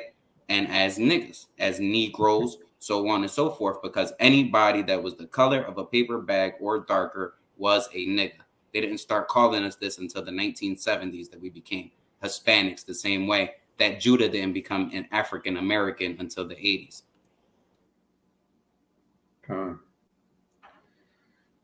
And if I may add, even speaking on the titles that we have nowadays, a question that I like to bring out to our people when we're preaching in the street, just to get them to realize like what have you been learning your whole life. And I always ask them like, you're Mexican, right? And then I guide them down the path, and they're like, yeah, I'm Mexican. I'm like, and you're proud of Mexican, right? And they're like, yeah, you want raza and all this. And I'm like, what does the word Mexico come from? And they just shut down. And I'm talking about 99.9% of Mexicans are like, nah, like, I don't know. I was like, I don't know. And I was like, and as soon as I mentioned it to them, Mexica, you remember? They're like, oh, yeah, the Mexica. And then, we go down that path. It was like, the Mexica are a tribe, right? They're not a nationality. Back then you had, Mexica, Tlaxcala, Texcoco, Tolteca, etc., a bunch of tribes. And then that's when they kind of start to realize like, whoa, hey, you know what? You're right. Like that ain't a nationality, like, and that's where the word Mexico comes from. And you've been calling this your whole life, and you represented. You're going out here, fighting and killing other people over a name that you don't even know where it comes from or what it even means. And it's just always a shocker to them to know where the name comes from and the little amount that they knew about it and how highly they were upholding it. Yeah, and our people will live and die by proverbs and bywords. Let's read about that in the curse. This is how we know we're the Israelites. Go ahead. Deuteronomy 28:37. And thou shalt become an astonishment, a proverb and a byword among all nations, whither the Lord thy God shall lead. And we these proverbs and bywords, these names were put on us. I mean, Hosea 1 also. So I want to add this in, right? Because the scriptures say that Israelites are scattered, right? So the word diaspora just is the Greek word for scattered, right? You know what the second largest diaspora in the world is? I just found this out last night. Blew my mind. Second largest diaspora in the world. It's called the Mexican diaspora. I saw a goddamn picture. Issachar over in Germany teaching Esau how to hit a damn piñata. It blew my mind, Akim. So they have Mexicans in Germany? What is going on? Right? So, but this is all a part of the biblical prophecy and fulfillment. But like we read here, what do we call proverbs and bywords? Now, these proverbs and bywords we take so much pride in. They're like you said, we'll kill a nigga behind a proverb or a byword. And they don't even know what it means. Like you got this dude, Charleston White. I'm nigga. I'm not black. We say, I'm not black. I'm nigga. Right? What do you mean you're nigga? Who called you a nigga to begin with? These are new terms. We let these people come. There's no other group of people, like, for example, right? What other group of people let somebody else classify who they are? Who else does that? Let somebody else come and tell them, you're this. You are Puerto Rican. That's it. That's who you are now. Right? You're now Mexican. You're now El Salvadorian. The savior. Right? You're Honduran. You're Panamanian. You're Nicaraguan. You're Colombian. Wait a minute, Colombian? So I'm Columbus. I come from Columbus, right? You're black. No, I'm not. You're black. I don't care. Even though you're not black, you're black. What? So you're calling me a color that I am not, right? They also call themselves a color they are not, but at least they got to decide what color they were, right? They got to decide that they were white. They told you were black. You believed it, right? They told you were Latino and you just accepted it, right? Even we deal with that term Latino, meaning, pertaining to the Latin or the Romance languages and Romance culture, that's forced upon us. It's all forced upon our people. Why is it that what's been forced or what we've been told are things that we live and die for? Right. And if I can add, Chief, something that's also is terrible is not just the proverbs and the bywords, but that our people take so much pride in speaking our conqueror's language. Like, my Spanish is all right. It does okay. It can handle, but it's obviously I'm not absolutely fluent because I grew up on this side. However, right, when we encounter our people in Mexico and TJ, they are very particular and they're very picky about how you speak Spanish. And one time I called the dude out on that. He was clowning me because my Spanish was kind of broken. I was trying to make a point. We got into a debate and he was clowning me for not speaking Spanish properly.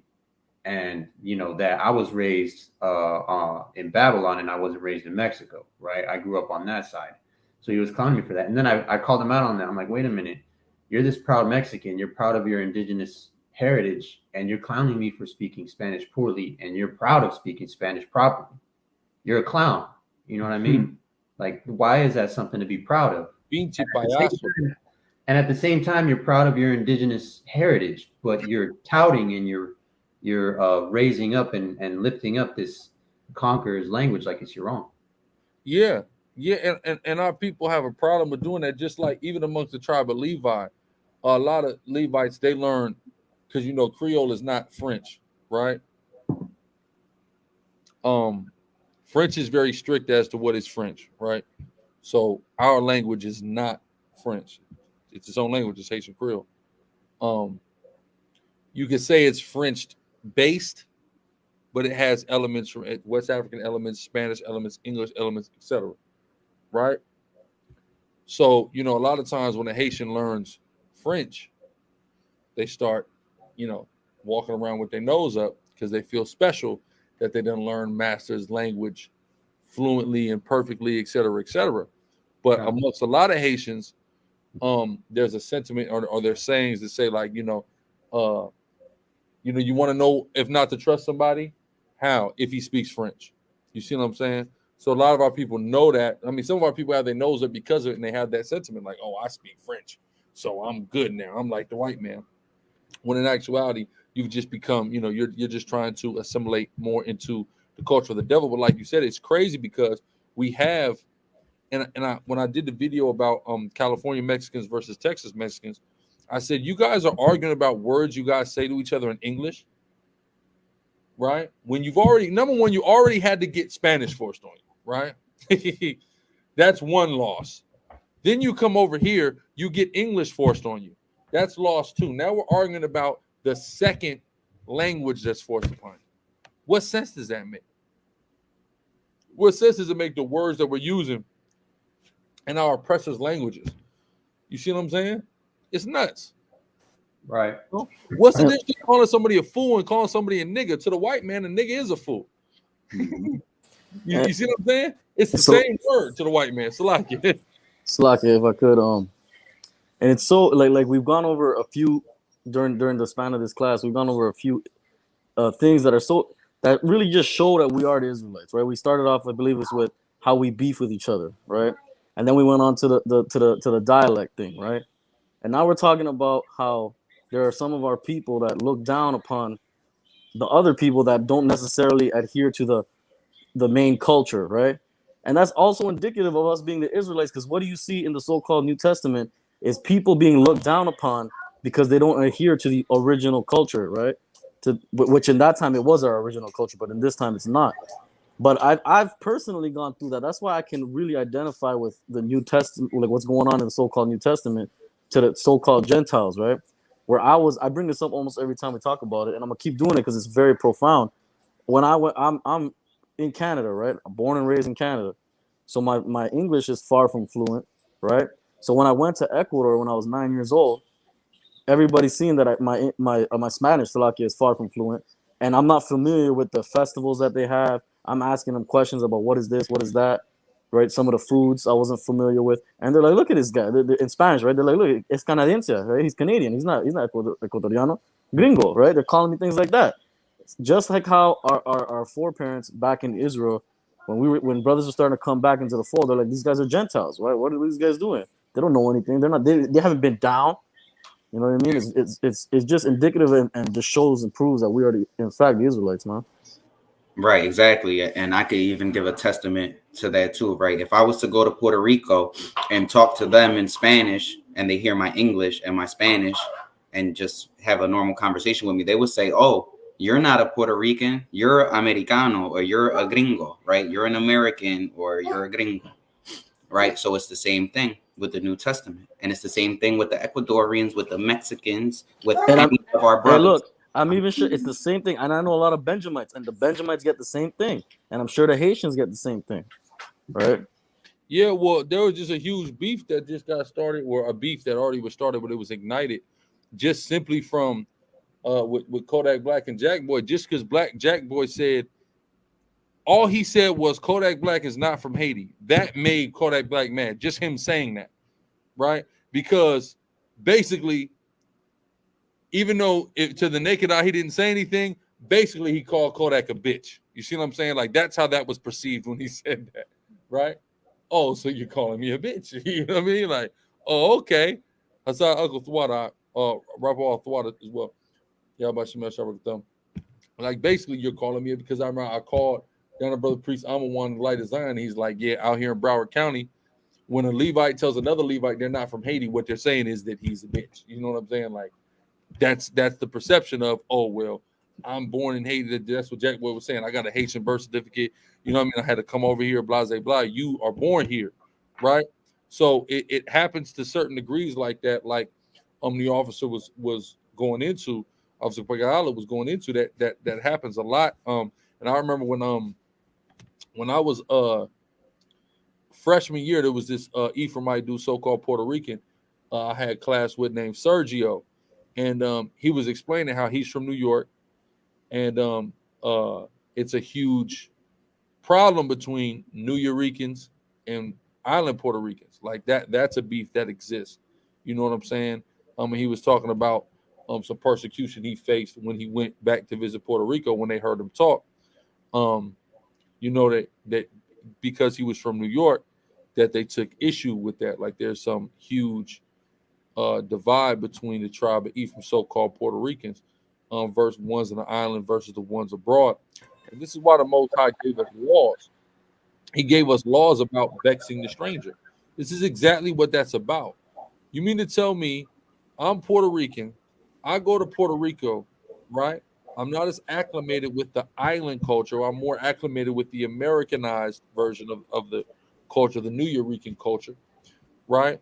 Yet and still, when I come back, instead of being embraced and shown the ropes and shown the culture, right, by my people, my tribe, I'm getting persecuted. I'm getting picked on, etc. This is exactly why the Most High gave us laws about how you treat strangers and sojourners. This is why this exists. Aside, Leviticus 25. This is exactly why these laws are in place from our God. So, because he knew that there were going to be Israelites that were going to leave and go way far away, and they're going to grow up in somebody else's culture, and they're going to come back home. And when they come back home, they need to be embraced and treated as a brother, because that's who they are.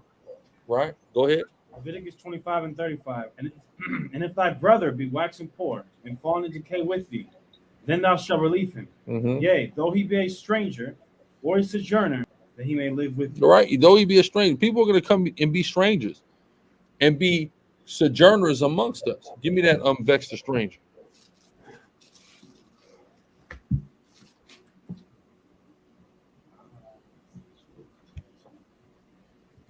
Oh, Leviticus 19 and 33. And if a stranger sojourn with thee in your land, you shall not vex him. But the strangers that dwell with you shall be unto you as one born among you. Right? So the stranger, so when a sojourner comes, you gotta you treat him as one born. So when a Mexican comes from America, Jose, when a Mexican comes from America, when a Chicano, right? What people don't understand about the tribe of Issachar, you have Chicano versus Paisa, right? That's a very real thing. Like Officer Laquan was saying, he's coming across the border getting it, but on the other side of the border, I grew up with tribe Issachar, and they talked about Paisas like Paisas are just the worst nigga ever because he's it's a joke. Like if you get called Paisa, you're like this this country simple, you know what I mean?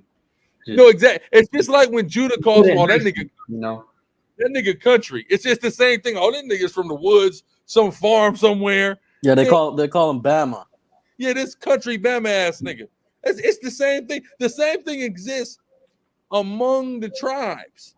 You see that? And here's the code. You know what the coldest thing about the negative connotation around the word paisa is, which is so nuts to me? The Italians call each other paisano. That's a term of endearment to them. That because it means my countrymen, right? The white man endears themselves with the same word that we will make fun of each other. Right. Ramonical way, y'all about you, that's really crazy. Because I remember when I started hearing about this term paisa, I said, what the Italian, they call themselves paisano, right? But we know Spanish and Italian, French, they're related languages. Portuguese, all those languages are related. They all come directly from Latin. Like when you deal with English, English has some Latin influence, but it's not derived totally from Latin. Those four languages, again, Spanish, Italian, French, Portuguese, those languages are entirely Latin, right? That's why these words will be the same. In Spanish, they'll say paisa, right? In Italian, they'll say paisano. All it means is countryman, right? That's all that means. What's some other one? It happened the same thing in French, Portuguese. All these there's similarities in all of those languages, right? Because they all come from Latin, right? Right. Let me grab this real quick. Paisa, Mexican slang, a Mexican national, especially a rural or rustic one. Especially a rural or rustic one. Yeah. This is some indigenous dude from the country somewhere, you know. Right.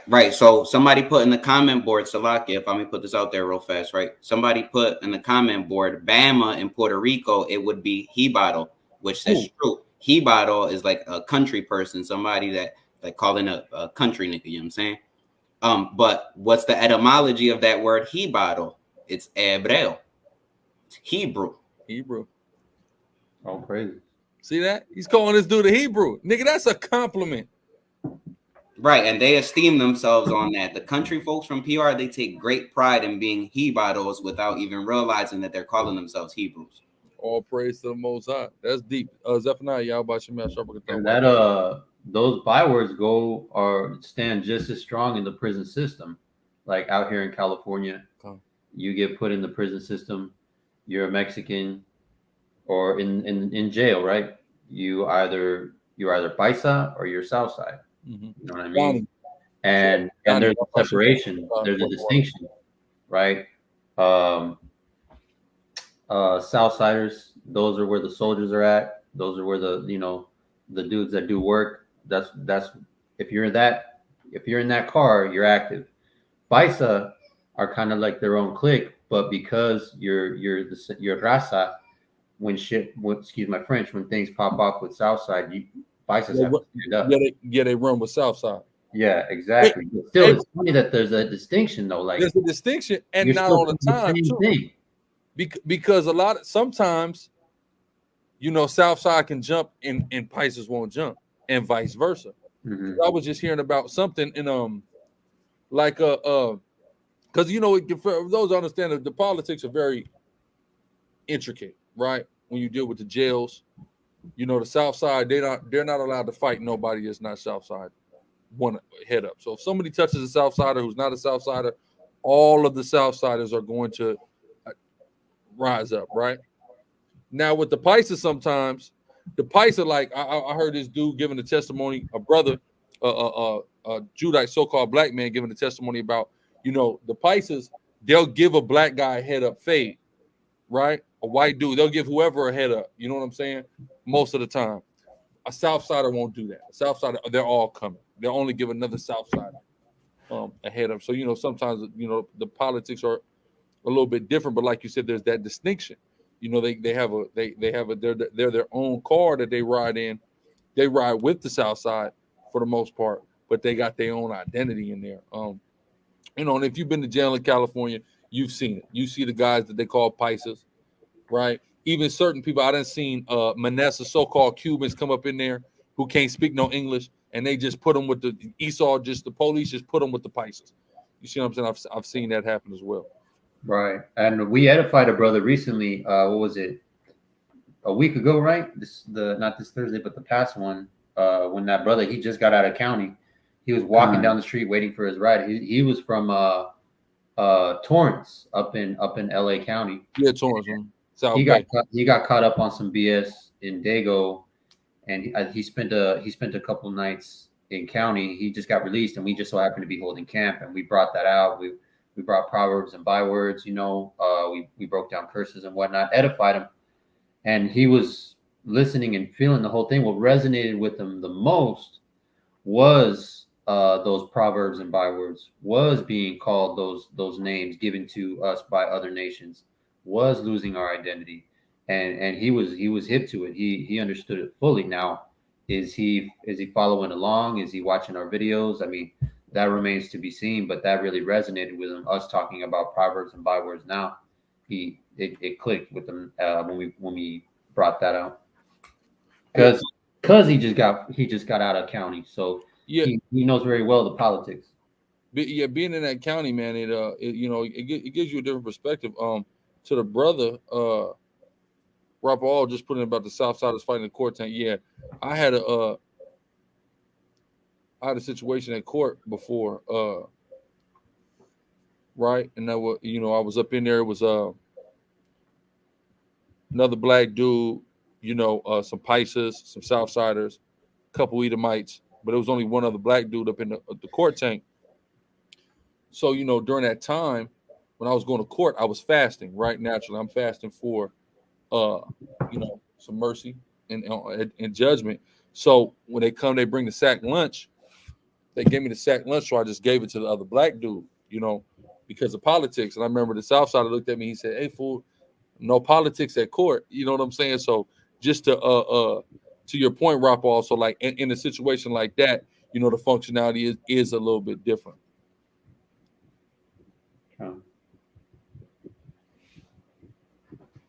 I was called a wetback by my own people over in Mexico. Damn, I'm not illegal anywhere, Lord of Christ. It's gonna happen. I mean, we just played that clip of what's this dude? Cesar Chavez. It blew my mind, referring to Issachar as the wets. The wets. When the wet, I say, yo, nigga, what? The wets, right? But it happens, man. A lot of times, your biggest haters, they're gonna be within your own, not just your own people in general, but your own people specifically. And if I may even add to that, me growing up in Mexico and the type of family that I've grown around and the city that I've grown around, our people belittle their heritage. They don't want to consider themselves natives. They don't want other people to know that, or to even say that they're indigenous. They'd rather say they descend from Spanish line or Italian line. Even with the in the same topic of that beef between Paisas and other Issacharites, another term is Chilangos. Chilangos are from Mexico City, and northern Mexicans, they see Chilangos like the worst of the worst. Like they make fun of the way they speak Spanish. They're both we're both Mexican. Obviously, we speak a different same Spanish, just different tones. But the mocking and the joking around between each other, they belittle each other to extremes. Like and the worst part is that Chilangos are more rooted to the culture. Those are the people that I would go to learn either Nagua or what the elders have been saying, and they carry a lot of knowledge. But because there is that strive of you're short, you're dark skinned, you're a Chilango, you come from a deaf end, it's just straight. Hold on, Salakia. Daniel Zapata, what is up with this madness that you keep doing in this chat? Not one Israelite can't go into prison and preach. How did Kodak Black learn he was an Israelite? Because somebody went in jail and taught him. You Right. know what you're talking about, bro. Right? You don't do anything. All right. So what you need to do, this in all honesty, is shut up and chill out. Right? Don't never let the Israelite doctrine exists in prison. What are you talking about? Right? I've been in jail and preached the gospel in my cell. Niggas is, yo, what's that? I'm talking about I got a whole thing on legal, a 12 tribe breakdown. I got all kind of breakdowns. I'm talking about I'm writing this, I'm copying on legal pad. I'm handing it out in the joint. What are you talking about, Ak? Right? You're just a brother who's disgruntled. You don't have any works, King. And you want to come on here and you want to berate and you want to troll brothers who actually put work in. There are multiple camps with prison ministry, right? I know guys that went to school about creating programs and grant writing and things like that have developed that, right? And went up into prisons. Light of Zion prison ministry, ISUBK prison ministry, right? They won't let me get no prison ministry because of my record, or else I'd have one. But that's okay, because it's other brothers in the school that can get one. You see what I'm saying? So you, man, right? Look at it. Look at Soldier Mawala. I taught Southsiders and Judah, right? In MDCLA, right? Which is the federal. See that? So, bro, shut up, man. Salakia, go ahead. Hey, to even say, we got a brother named Neil Anderson, man. And I talked to the brother. He's in prison. I think he's doing like maybe 4 to 6 right now. And the brother preaches in prison. Every time we talk to him, I talk to him. Bayan talks to him. The brother's just like, hey, teach him another breakdown. We go over breakdowns because the brothers just end up preaching the word every day, right? See that? And not to mention all the other brothers, you know, individuals that may or may not have cellular devices that I may or may not know that they may or may not supposed to have, that I'm in communication with, or I'm not in communication with. I don't know. Right? You see what I'm saying? Bro, just slow down with that, man. All right. We doing work. And guess what? We don't feel like we're doing enough work. We want to do more work. Mm-hmm. Unlike a lot of you niggas that just type. Right. Dark Low just went into prison today. Shout out to my man Dark Low. You think he ain't gonna be in there teaching people? You feel me? Right. And you don't think we're gonna continue in correspondence with that brother? And like a warriologist says, Sakari TJ preaching to deportees, man. Right? Them Haitians is coming up into Tijuana. Guess what they're getting? As soon as they get up in Tijuana, man, they got Sakaris waiting for them. Zakari can't wait to talk to him, right? And the choir calling me all the time. Man, we got him. 20 Levites was at the damn camp today. They react to it very positively, which, you know, all praise to the Most High for that. There is that threshold where you got to get a Jake to actually, not even you, right? But you hope that the Most High put the spirit on him, that that Jake actually gets active and starts keeping the law and starts actually putting things into practice. But the fact that they are listening, it speaks volumes. The fact that they're stopping and hearing us out, you know what I mean, says a lot. And all praise for that. Hey, we had a Levite, a Haitian brother, older cat, the brother with the brown suit. Always suited up, and he would always come by camp, ask for a stack of flyers, and would stick around and start preaching to the other Haitian brothers for us in Creole. Yeah. That brother's powerful. He's got to give me flyers. I'm getting them flyers out. Roll. And there's a respect for elders, right? Just like in Mexico, there's a respect for elders in Haiti. And that elder was stopping younger Jakes. He'd grab him by the arm, and I mean, I can't repeat the Creole, but I'm assuming he'd tell him, "Come here, I need to show you this." And they would, you know, very respectfully stop and listen and give him a flyer. It was beautiful, man. All praise the Most High. I got a precept here to go with what the brother Amon was talking about. It's like the brother Blue Chill said. He said, "Yeah, I figured Chief and Deacon saw it when they got locked up in California. Everybody's seen that video, or a lot of people have seen the video when me and Deacon got arrested. And you know what? We was locked up. It was nothing but Issachar and Judah, and it was one Edomite, right? So the Edomite was actually in the holding cell with us, right? And so when they transferred us over to the bail tank, he was kind of freaking out a little bit. So the police." It was an Issacharite sheriff deputy. He put him in his own cell. The white boy started yelling at the sheriff deputy. He's a Mexican, mind you. He started calling him a nigger. The white boy's calling Issachar a nigger. Yo, nigger. So you know what? He's screaming it. And we're in the cell with Issachar, and we said, see this? Y'all see what he's calling him, right? You see, looking at us just the same. And we start going into the breakdowns with them Issacharites in there and comforting them, right? Because there was one brother, I remember this big Issacharite from Chula Vista. Hosea, y'all by Shemel Shabbat with water. Man, he said he was like, you know, he had gotten into it with his woman, you know, and he was in there on a domestic, you know, and he was messed up about it because he's like, you know, I just work hard, I just take care of the family, you know, and she just flipped on me today. You know what I mean? He just was mind blown. I think she was creeping on him or something like that, right? And he was just mind blown. You know, we comforted that brother and we taught him the scriptures in there. You know what I'm saying? So like them brothers said, come on now. But Salaki, go ahead, Amon. Oh, and the quiet had a precept. Yeah, I wanted to bring out the precept where the brother brought out a real powerful point, how our people are striving to be like Edomites, like the Spaniard, the Portuguese, the English, the American. And we look down on our brothers that are so-called Chilango, that are so-called Paisa, that are from the heart of the land, right? And I want to bring this out that speaks on this. This is the book of Ezekiel, chapter 20, verse 32. And that which cometh into your mind shall not be at all that ye say, we will be as the heathen, as the families of the countries, to serve wood and stone. Right? Our people declare these things. Our people take pride in speaking Spanish. Our people openly denounce where they come from. They openly denounce their indigenous culture for the sake of what? Right? Appearing and making yourself look like a goddamn devil, right? Like an Edomite, man. But it will be not. Let me repeat that. Shall be not at all, right? The Most High will not allow that, right? And how do we see that it's not allowing it? No matter how much our people try to be like these Europeans, it doesn't work out. We end up killing ourselves. We end up destroying ourselves, drugging ourselves, murdering ourselves, right? Completely ruining ourselves because we're striving to be like something we're not.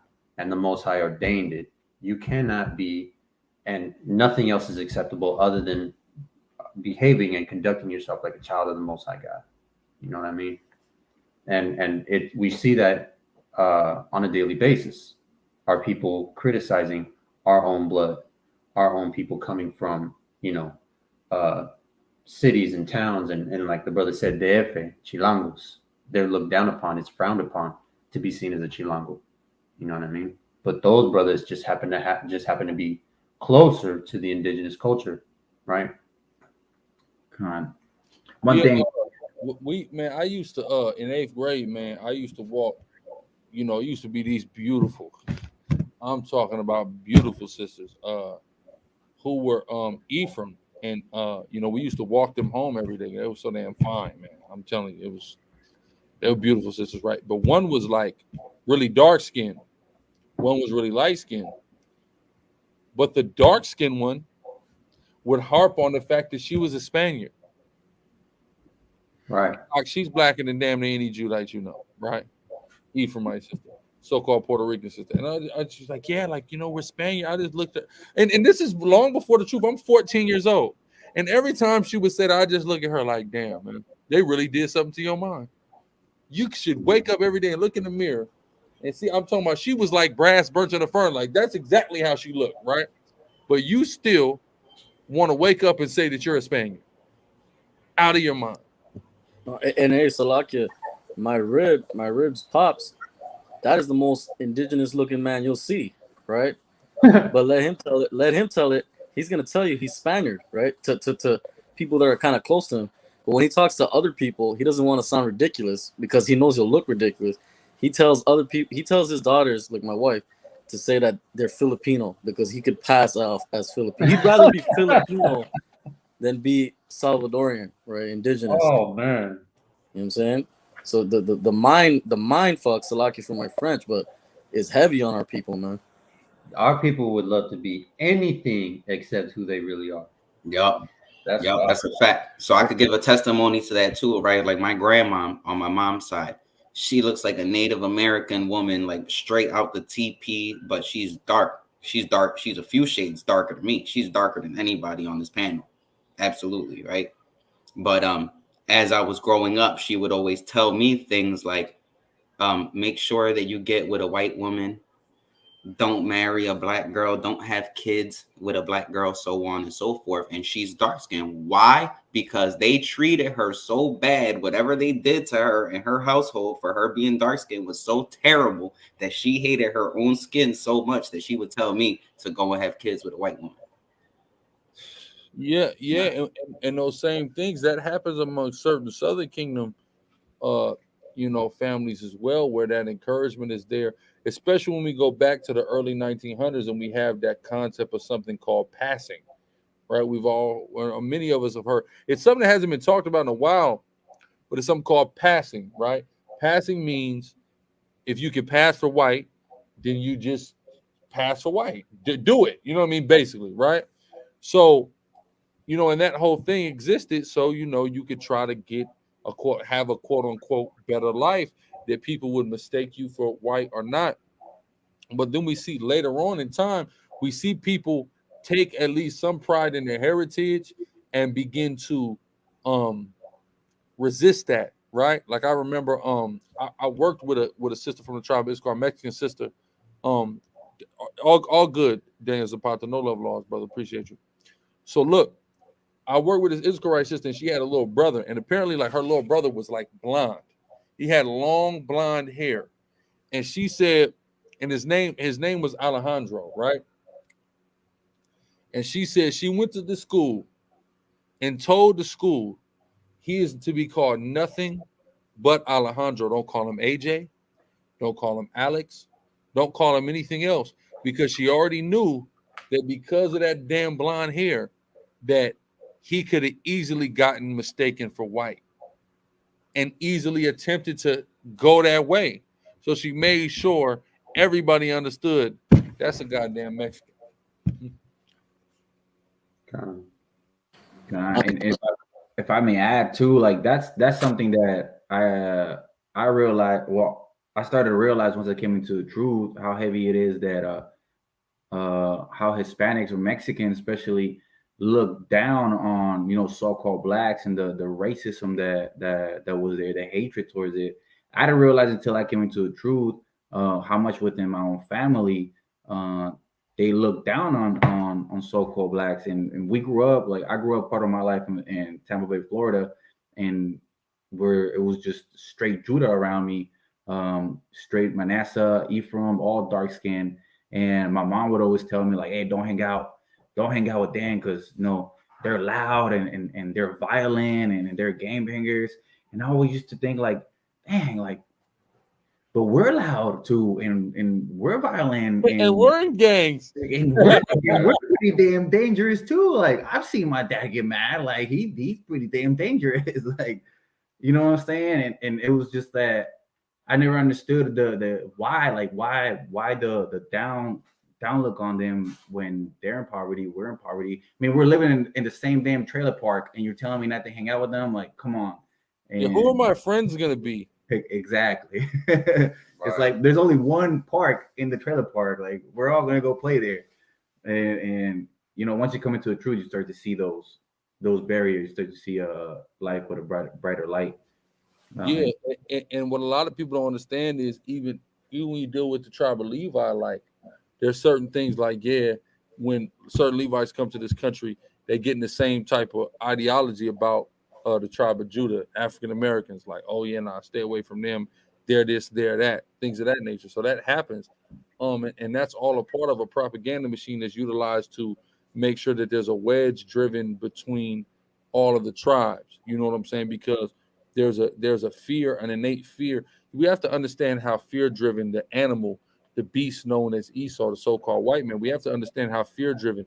Everything he actually does is fear-driven and is coming from a place of survival. If we come together and unite as a people, his survival is threatened. His survival is going to stop, right? He's not going to be able to survive at that point, right? So it's imperative to him to pull out all the stops to perpetuate division amongst us as much as possible. I've told the story before. But I've told the story before about the story of certain brothers who was locked up in the LA County jail during the time of the Rodney King riots, right? And how Judah and Issachar clicked up for a couple, just about 2-3 days in the county jail, right? And they said the white boys was running. He said anything that wasn't black or Mexican was getting rushed. Asians, the whites, they was trying to climb the 20-foot barbed wire fence to get away from this anger. They're taking their chances with the barbed wire, right? That's just a small glimmer. The survival of these people is in grave danger if our people unify. That's just 2 tribes, right? That's all that was 2 tribes. Imagine all 12. Their survival it's over, right? So it's imperative to them to continually perpetuate divide. And if I may even bring this source out, because one of the questions that I like to ask when we're preaching is, when in history did we become like this? Like, when did we start to hate each other like this? And I asked that based on the history that I've studied. And this is a book called Discourse and the Evidence of the American Indians Being the Descendants of the Lost Tribes of Israel. And this is by a Jewish rat. He's the one proving that we're the Israelites. And he did a work that, I was pretty much trying to do myself, which is collect a bunch of sources and put them together. This is exactly what he did. And this is a quote for Columbus. And it says, "What are, I may ask, the characters of these people?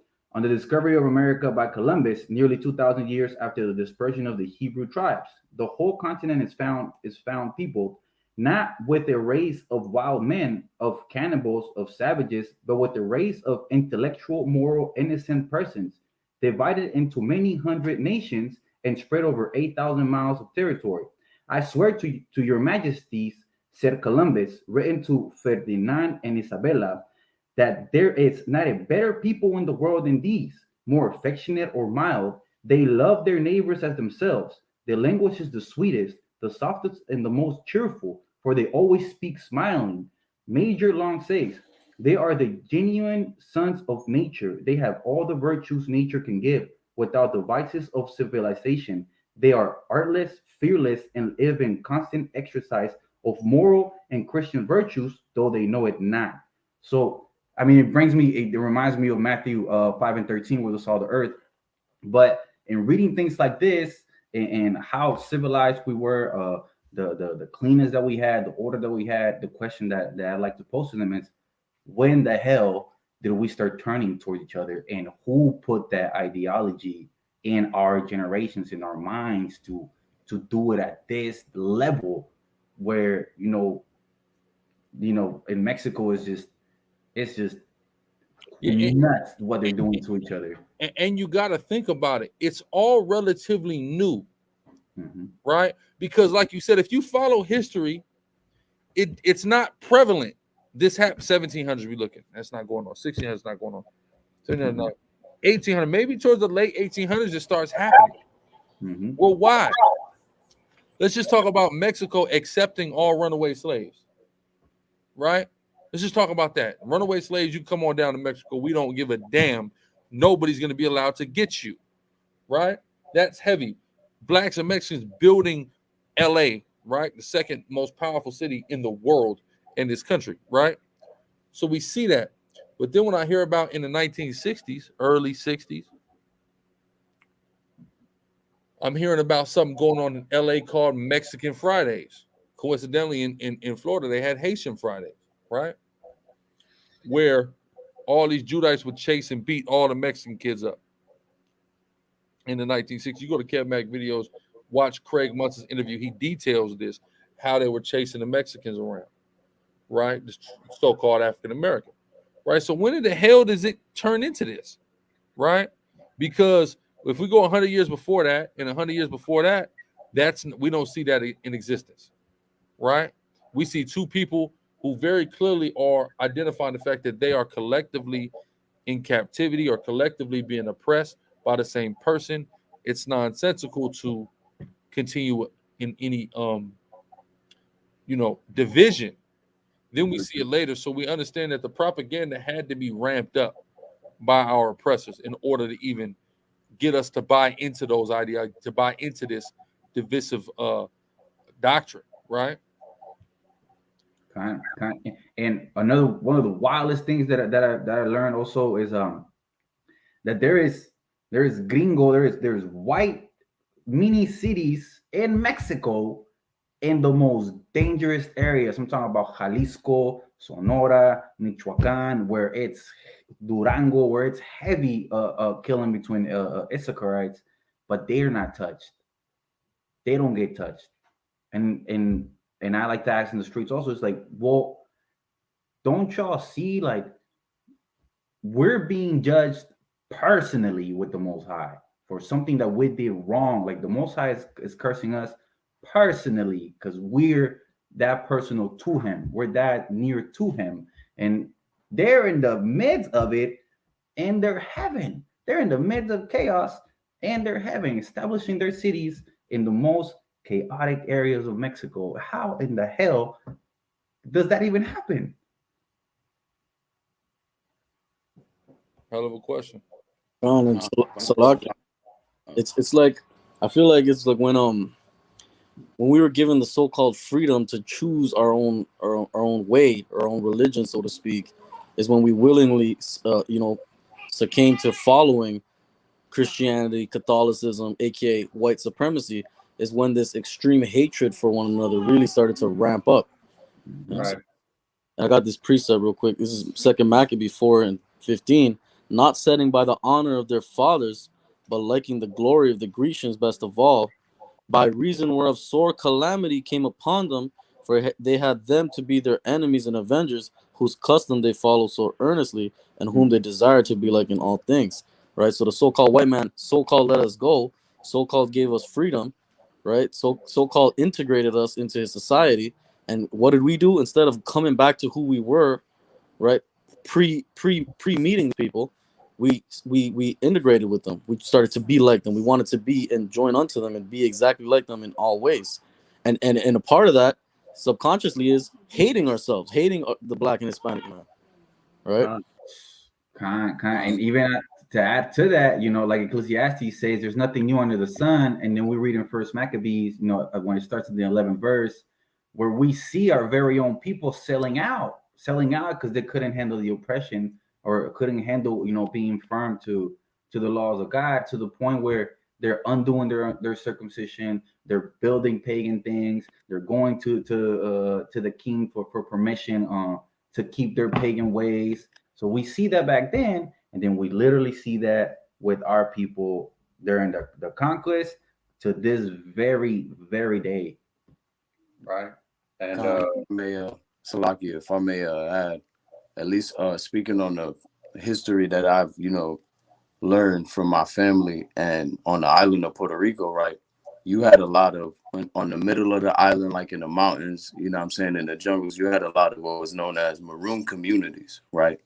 Where you had Taino Indian men that would take, the African slaves, women that they would bring and start maroon communities in the center of the island, because it was harder for the Spaniards to follow them because they knew the land better, they knew the jungle better, all that, right? So those cities and things that the Spaniards were forced to establish on the outskirts, right, is now known today as the metro area, right? Areas where they're more up to date, on trends and things of that nature. So the people, like the brother was speaking on, the Jibaros, right? They're looked at like how Esau looks at his hillbilly version, right? They're looked at dumb. They're looked at like held back. You know what I'm saying? So, the way that the Spaniards were forced to establish their communities, forces where, 100, 200 years later, all these people that is still living in the middle of the island, like Orocovi, Morovi, things of that nature, right? They're pretty much being cut off, from the rest of society. I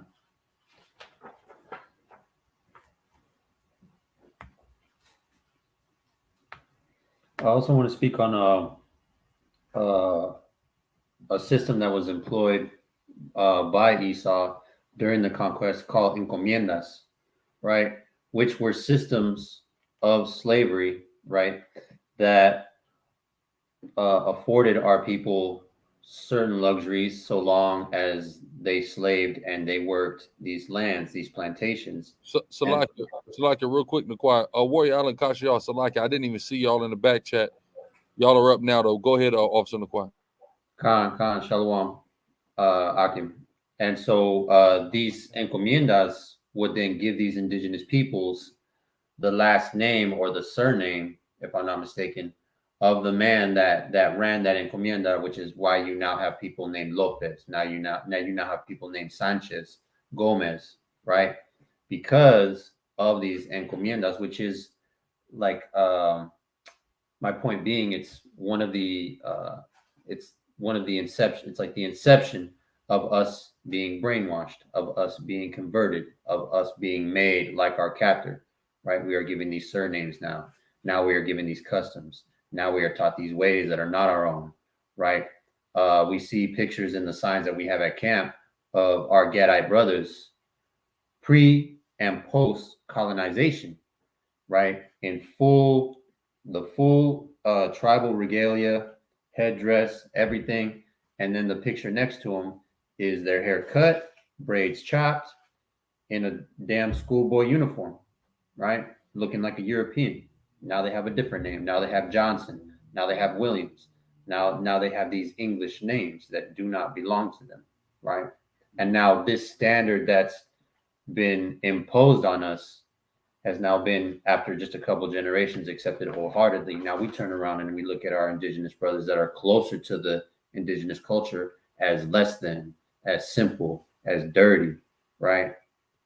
When the opposite is true, the total opposite is true. Like what the brother brought out with this testimony of our oppressor himself, saying that we're a loving people, we're the most loving people, we're the most beautiful people, we are the smartest, we are the kindest, we're the friendliest, right? We treat each other with love and endearment and a lot of care and kindness, right? That is our nature. But we're out here pursuing and living a life and accepting a nature that is not our own, that is completely alien to us, right?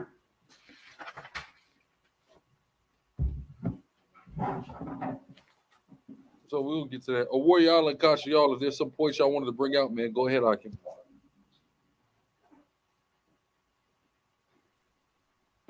Shalom to the Akim. I just had a testimony to the point some of the brothers were making as far as like the indigenous people of the islands. I recently went a couple months ago to DR for some personal family affairs and whatnot. But when I was there, I had the opportunity to hold camp on more than one occasion, and the message resonated with the people that, you know, the bystanders, and I actually was able to engage in dialogue with a couple of those people, and it was received and it was welcomed. The fact that I was telling him, expressing to them how, you know, expanded the 12 chart, the history, the prophecies, etc. And everything was cool. They accepted it. And one of the main reasons that we were as I was talking to them is because they're not really influenced by the Edomite or the Caucasian community, right? The most of the Caucasians that go there usually go there to abuse them, right? You got Europeans that go there to a bunch of pedophiles and stuff like that. There's a drug epidemic going over there right now. So they have a clear understanding on how these group of people go there to abuse them and capitalize on the financial gap that they have, right? And caveat to that, I actually spoke, to my surprise, there's a Jewish synagogue in the capital, nearby where I was at, right? My dad's old neighborhood, right? So we're walking around, I'm meeting all these people that he grew up with and whatnot. And I'm looking for a Bible. Matter of fact, one of the brothers hooked me up. Appreciate you, from Philly. I actually looking for a Bible that has the Apocrypha in Spanish. And I happened to come across the Jewish synagogue. And I had a real quick and passing conversation. One of I don't know if he was a rabbi or not, but he himself, a Jewish man himself, admitted to me that there's a sect of them that have a strong conviction that the indigenous people of the Americas are in actuality the lost tribes of Israel, right? So it just goes to show you how all these people in the know have a clear understanding on who these indigenous people are, right? So when we are in the corners and we're telling our people that you are an Israelite, they already know who we are, right? So thou says, right? And so I just wanted to throw that out there, that we have Jewish people in Dominican Republic right now trying to convey that message, but in a way to where them is like, come be a Jewish person rather than being a Simeonite. And that's what we have to understand, is that there is a sect of a segment of Jewish people that attempt to evangelize actual Israelites on purpose in a way to stagnate and control, right? So if they have an inclination like that, some of them, like Harry Rosenberg, did it with the tribe of Judah. Oh yes, you guys do fulfill Deuteronomy 28 and 68. You got come over here and be Jewish, right? Oh, they're going to West Africa to the West African tribes that got Hebrew customs. Oh yeah, you guys are Jews. Here, be Jewish. To stagnate your spiritual growth and to put you in captivity, essentially, ideologically. Oh, yes, the Peruvians, you are Jews, right? Here, come to our synagogue instead of you learning from you, right? Give me Salakia Hassan, Proverbs 5 and 15, because this is what we have to understand as blacks and Hispanics. We got to learn from each other. There's nothing can't nobody else teach us, right? Go ahead. Proverbs 5 and 15, drink waters of thine own cistern. It's a drink water, right, of thy own cistern, right? Meaning we supposed to learn from our own people. Read. And running waters out of thine own well. See that? We supposed to deal with our own people. We supposed to get information from our own people, man, right? That's important to understand, right? But go ahead, Salakia. No, I was just gonna say, and I even asked him, well, you're Jewish, right? I kind of, we have to kind of dig into him a little bit, right? So I asked him, well, if you're here in this island, what tribe do you believe that these people are from? And he couldn't answer the question. You see what I'm saying? He just wanted us to be Jewish, right? Like all 12 tribes are from the Southern Kingdom. You see what I'm saying? So I just wanted to throw that out there, man. Like the information is out there. These people know who we are. They just don't want to lose control and power, because like I tell people all the time, the worst thing that could happen to a Caucasian man, woman, and child is that they have to bend their knee to the most powerful figure in the planet, Yahweh Shai, so-called black man, man. That's like the worst thing that could ever happen to these people, man. And I just want to just throw that testimony out there. Come on, Warrior. Can you guys hear me all right? Come. You're a little low. Let me put the mic. Can you guys hear me right now? Yeah, you're better. Okay, Khan. Shalom, Akim. That makes sense, because when we're out teaching in TJ, more so with the elders, even my mom, for example, when I started teaching her scripture and I go into the law and how things are, how we carry ourselves, how the Israelites carry themselves, she always finds a story to relate it to.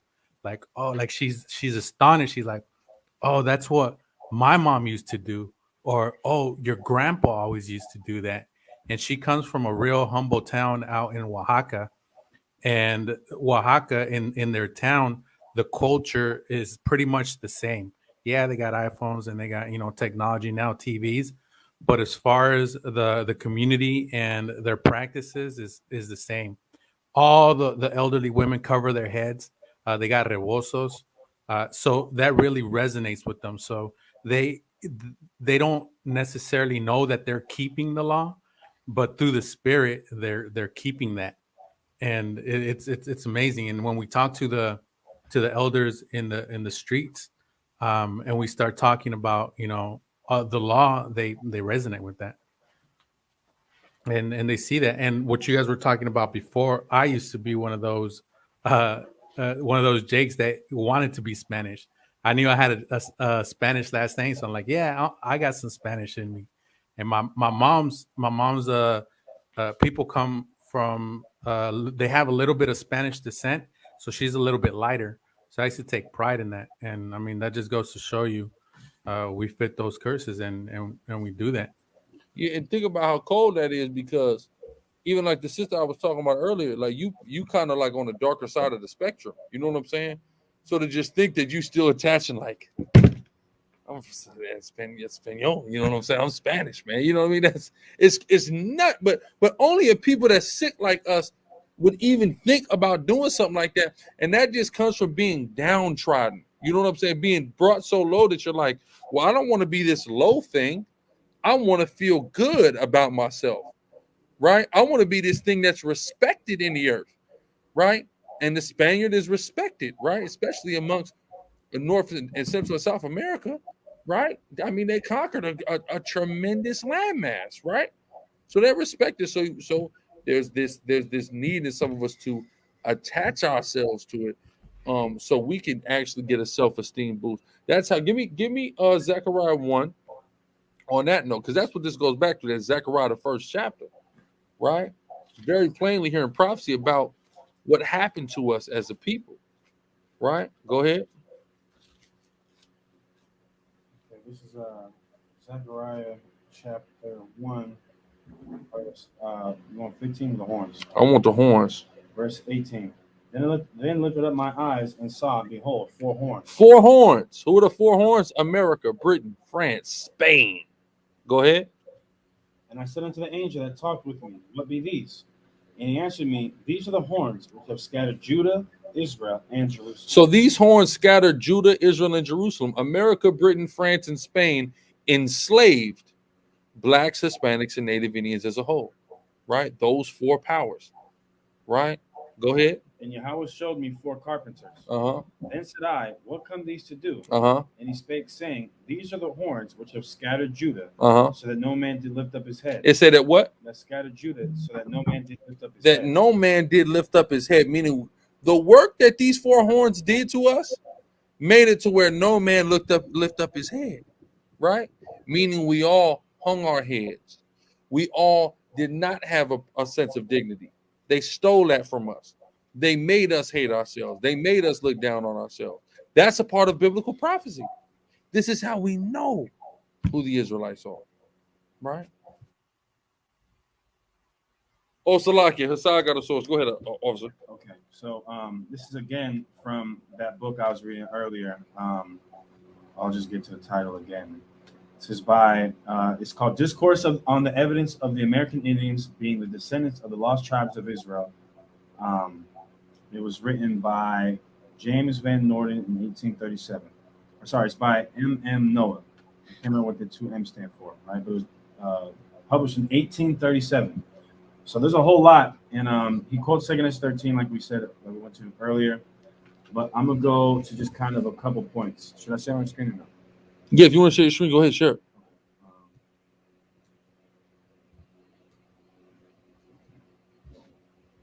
So I'll start.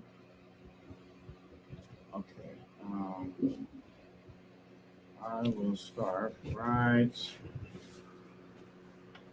here on page 11. All right. Okay, I'm going to start a little earlier.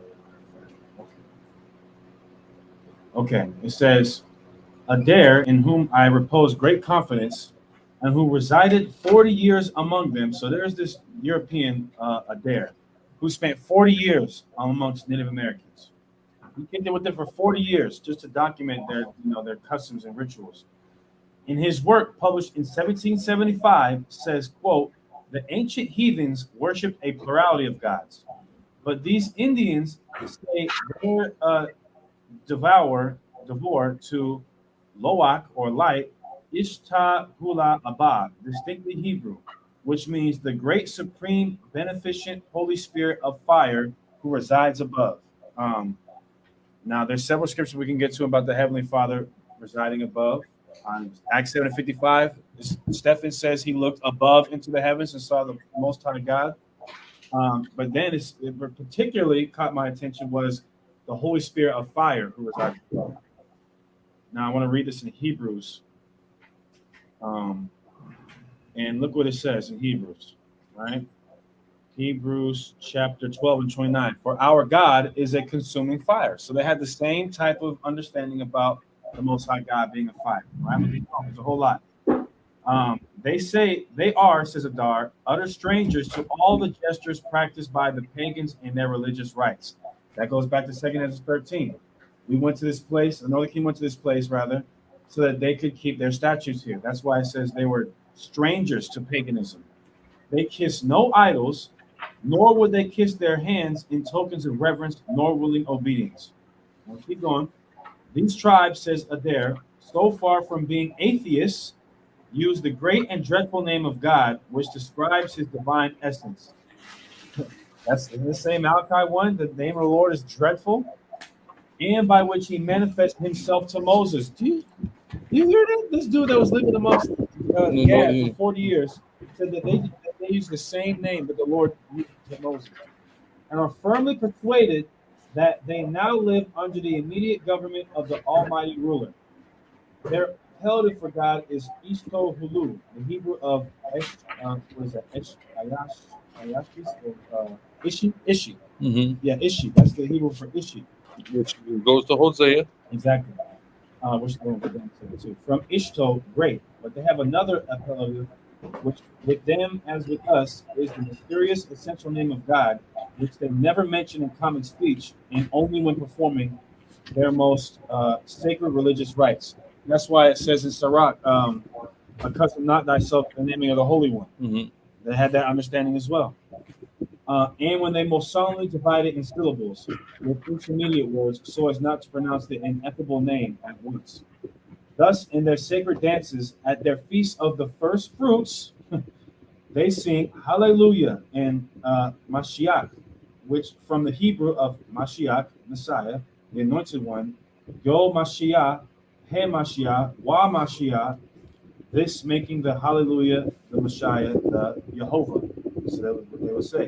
Which goes back to Salakia. Who made the point earlier about how our people spoke Fayar, that was you who made the point about how the Spanish said that we spoke like a bastardized version of Spanish. Right. The Spanish is corrupted Latin. The source said it was way. a corrupted Hebrew. Oh, yeah. Go into that real quick, Fayar. And I'm going to continue with this. Khan, I got you. Just give me 1 second. Yeah, Tahir, bring that out again, Baba Kasha. Khan. All right. Because I got a whole lot more, but I want to bring that point back one more time. All right, so y'all I gotta share my screen? Yeah, go ahead and share your screen and I'll put it up there. All right, boom, you on.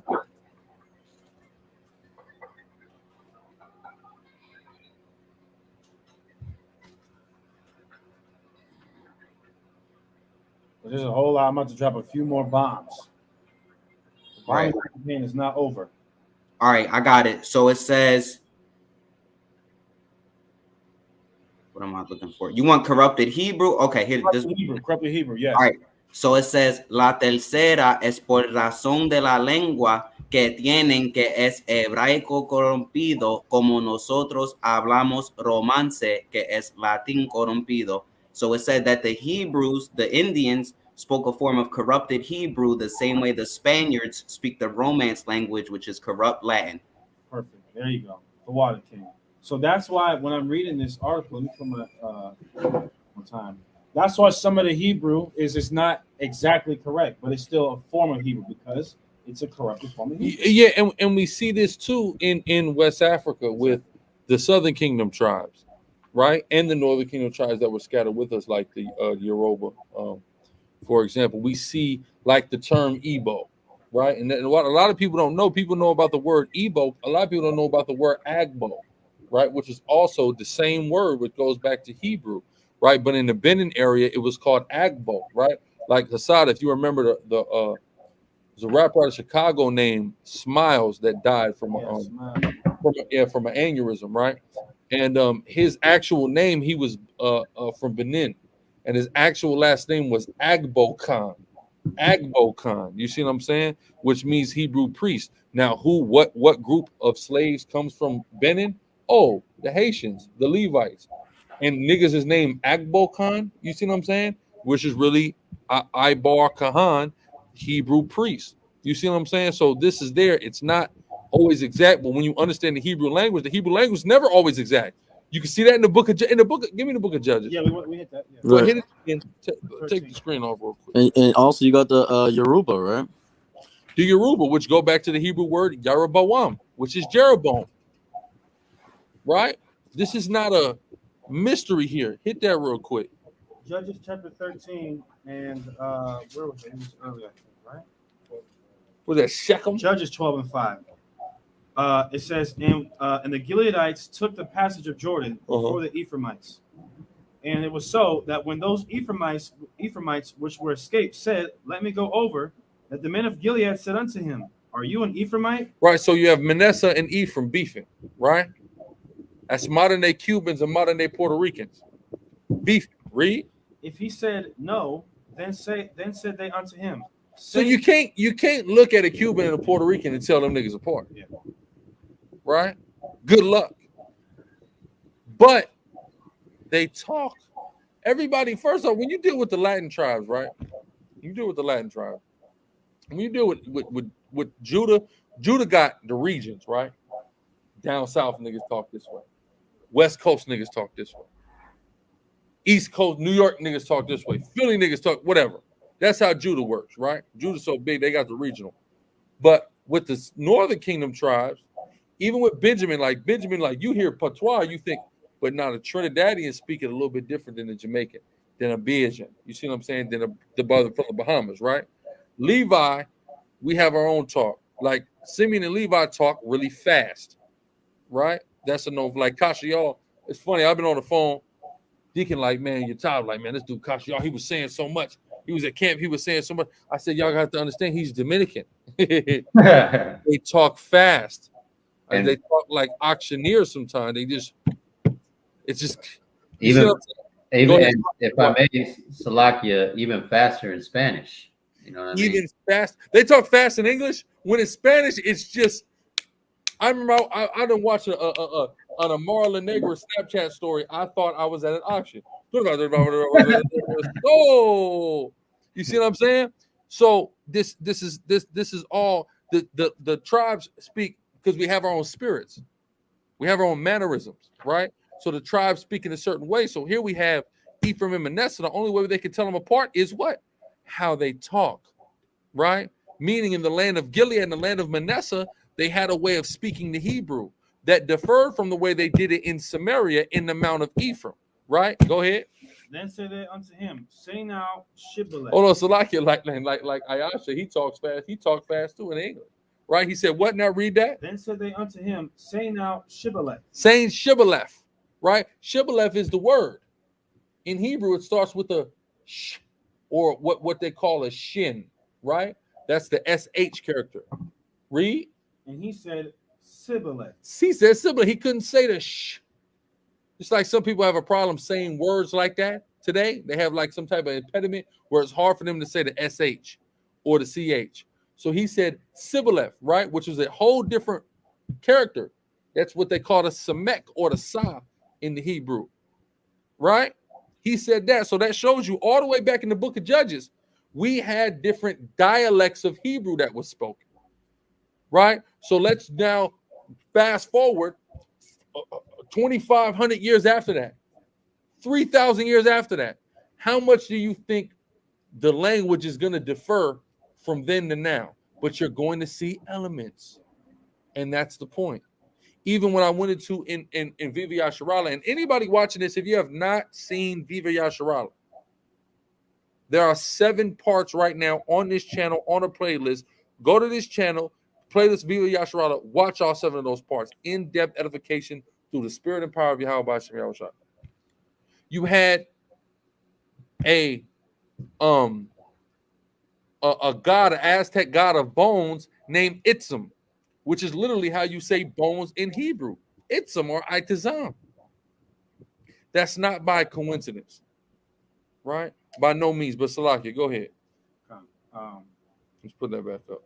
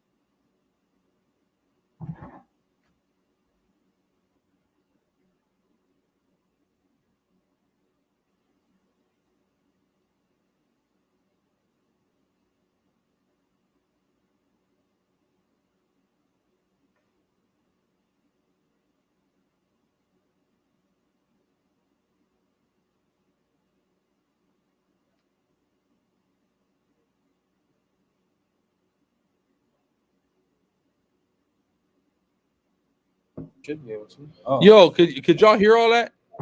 La, Oh my God! I'm over here on mute, thinking this thing got his own mic. Salakia, let's go back over. Hear none of that. None of it. Let's go back. That's my fault. Okay. Where do I like? Okay. Okay. It says in the same manner says Adair. They sing. Did y'all hear anything about when they said Mashiach or anything? La. I'm sorry. I'm not even gonna. I'm just. Or the hallelujah part. No, go read all that. Read all of it back over. All that is key information. Thus, in their sacred dances, at their feast of the first fruits, they sing Hallelujah in Messiah. Did y'all heard that part or no? Okay. Okay, all right, cool. So let me skip down to where I left off. All right. In the same manner, says Adair, they sing on certain other religious celebrations, Ilio, Ilio, which is the Hebrew word El for God, by his attribute of omnipotence. They likewise sing Hawa, where you get the Most High's name from, Hikara, the immortal soul, is the word Hawa, the Yah, he, Hawa, existing one, or the immortal one, the one who was always existing. Those words sung at their religious rejoicings are never uttered at any other time. Why? Going back to Sirach when it says, "Accustom not thy itself to the naming of the Holy One." You shouldn't just say the Most High's name whenever the hell you want to. It's an ineffable name. It's a name above all names. It's a holy name.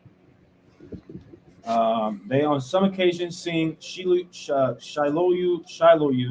Shiluwa. The three terminations make up in their other the four-letter divine name in Hebrew. Shilu is evidently Shalak, Shiloth, the messenger, the peacemaker, because it comes from the Hebrew word Shiloh, which means peace or tranquility. Let me keep going. The number of Hebrew words used in their religious services is incredible. Thus, in chiding anyone for levity during a solemn worship, they say, Ke hakit kana, you resemble those approved in Canaan. And to convey the idea of criminality, they say, Hakset kanaha, the sinners of Canaan. They call lightning Eloah and the rumbling of thunder Roah, from the Hebrew word ruach, or spirit. Now, let me go down to... Because, of course, you can't see thunder. Right. You just hear it. So they think it's a spirit behind it. Okay, now, this is important, too. The Indians have their prophets and high priests, the same as the Jews had, not hastily selected, but chosen with caution from the most wise and discreet. That's why Deuteronomy chapter 1 says, choose among you the wise and well-known and famous among your tribes. It says, and they ordained their high priests by anointing and have a most holy place in their sanctuaries. God, there's a lot. Like the Holy of Holies in the temple. The archmagus or high priest wears in resemblance to the ancient breastplate. So the high priest has the ephod, a white conch shell ornament so as to resemble the precious stones on the Urim, and instead of the golden plate worn by the Levite on his forehead, bearing the inscription Kadash Radomieh, the Indian binds his brows with a wreath of swan's feathers and wears a tuft of white feathers, which he calls Yatira. Now, what does Yah mean in Hebrew? He. Tira, when you look it up in Hebrew, comes from the word encampment or troop. What is Gad? It says in Genesis 49, Gad is a troop. So troop in Yah's troop, his troop, the Most High's troop. They're calling themselves the Gadites. Let me keep going. There's some more. They talk about the Ark of the Covenant a little bit more, but I want to kind of get to some of the other points I want to make. Let me go to verse page 16. Okay, page 16. It says, Mr. Bartman, who visited the Southern Indians in 1778, gives an account of the same feast, but in another nation, he says that the Feast of First Fruits is the principal festival. This seems to end the old and begin the new ecclesiastical year. It commences when their new crops are arrived to maturity. This is their most solemn celebration. So one dude who goes among some of the different tribes says they hold Day of Atonement as their most important feast day, or it would be holy day. And another one says they have Feast of First Fruits as their most important day. Either way, Deuteronomy 16 and 16 says the three most important days of the year is Tabernacles, Feast of Weeks or First Fruits, and Day of Atonement. Let me keep going. So, and it would make sense for them to arrive to those conclusions because it doesn't say which one out of those three is the most important. So he's just coming to his own conclusion. Either way, though, those are the three most important. Now, Mike Goody, y'all by Shimmy Al Shabrak Water.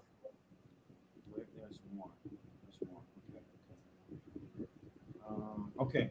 The Mosaic prohibition of eating unclean animals and their enumeration are known to you all. It would be supposed that amidst the uncertainty of an Indian life, all kinds of food would be equally acceptable. So you would think that, they would just basically get it where they can, just eat whatever's available. But it says, not so, for in strict conformity with the Mosaic law, they abstain from eating the blood of any animal. They don't eat the blood. They abominate swine's flesh. They do not eat fish without scales, the eel, the turtle, or the sea cow, and they deem many animals and birds impure. Oh my God, bro. This is the heat right here. Now there's a little bit more. That's fine. Where else do I see? Okay, 26 and 27. Now let's go to page 26. It says, okay. No. Okay, now, this goes into how they got here. Now, this is some of their oral traditions as to what their people have come to the conclusion as to how they got there or what their ancestors told them. Duprat, speaking of the tradition of the Natchez tribe, relates that in an answer to the question, whence come you, meaning where do your people come from, their reply was, quote, all that we know is that our fathers to come here, followed the sun and came from the place where he rises. It rises in the east, doesn't it? It sets in the west. Moshe, Yahweh, Shemi Al Shabrak Water. So they're saying they come from the east, where the sun rises. That's right.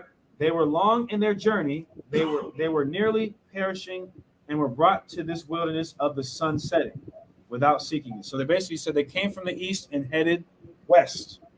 There's a little bit more. Okay. Surad says of the Indians of Suriname, on the authority of Nasi, a learned Jew residing there, that the dialect of those Indians common in Guinea is soft, agreeable, and regular, and their substantives are Hebrew.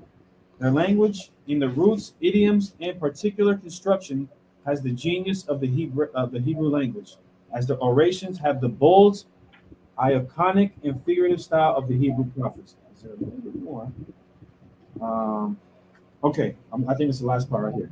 Sir Alexander Mackenzie, in his tour to the northwest coast, says that the Chippewan Indians have a tradition among them that they originally came from another country inhabited by very wicked people, and had traversed a great lake, which was in one place, narrow and shallow and full of islands, where they had suffered great misery. And a further tradition has it that 9 parts of their nation out of 10 passed over the river. Oh my God! What else is there to say about that? That is close the book. Right. Close the book. A further tradition has it that 9 parts out of their nation out of 10 passed over the river. That's 2nd Ezra 13 and 40. Let's just read it. It says, those are the 10 tribes which carried away prisoners out of their own land in the time of Hosea the king, whom Salmanassar, the king of Assyria, led away captive. So I would assume when it says that they originally come from another country inhabited by very wicked people, it would most likely either, there's several. The Assyrians. Yeah. Right? Or there could be, that seems like the most likely answer. And then it says they traveled over a great body of water, and it was about 9 or 10 of them that headed over this great body of water. Like, what else are we to say? Negro only just punched their computer. Right. It says the Mexicans affirm 7 tribes or houses passed from the east to the wilderness. So some of them must give around the same number, or they could say it could be complete. You know what I'm saying? So there's a whole lot more in this book, again, for anybody interested. The book is called Discourse on the Evidences of the American Indians Being the Descendants of the Lost Tribes of Israel by M.M. Noah, and this again was published in 1837. So all of his sources that he's quoting pre-exist him. So we're talking about sources from the 1700s, the 1800s. So I'm saying, so yeah, I just want to share that real quick. Right. I even got another source to substantiate that. Bring it on, officer. Count all praises. All right, so back to A Star in the West. I know we brought something else out from this earlier, but I don't think this point was made because this says exactly what Hassad just read. It's one of these ones. All right, there you go. So this was sent by Paritha Wan. So shalom to Paritha Wan. Shalom to that strong soldier out there holding it down in the land of Ephraim. God. Right. All right. So this is from A Star in the West, pages 110 and 111.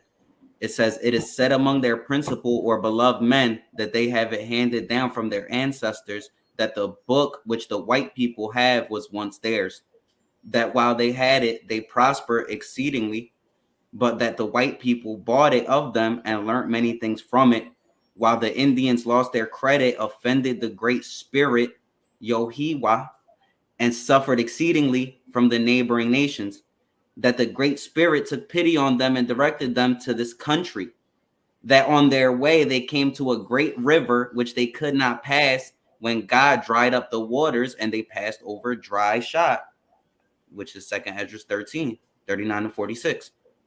They also say that their forefathers were possessed of an extraordinary divine spirit by which they foretold future events and confronted the common course of nature, right? Like Moses parting the Red Sea, right? And this they transmitted to their offspring on condition of their obeying the sacred laws, that they did by those means bring down showers of plenty on the beloved people, but that this power for a long time past had entirely ceased. Just further substantiating that point. That is the Tsar Bomba. Who's ever, you know, the Tsar Bomba is? The Tsar Bomba is the biggest hydrogen bomb that's ever been detonated on the earth by the Soviet Union, right? That was the Tsar Bomba. Like somebody said, that what else is there to say after that? I would just read that 100 times. That is emphatic proof of everything that we say. I don't know what to say about that. If I may bring out another source too, just to add another shot to it. This is a book by Diego Duran. I believe the officer brought it out earlier. I don't know if you read it or not, but again, same account. And this is Diego Duran, Spanish that was in Mexico in the 1500s.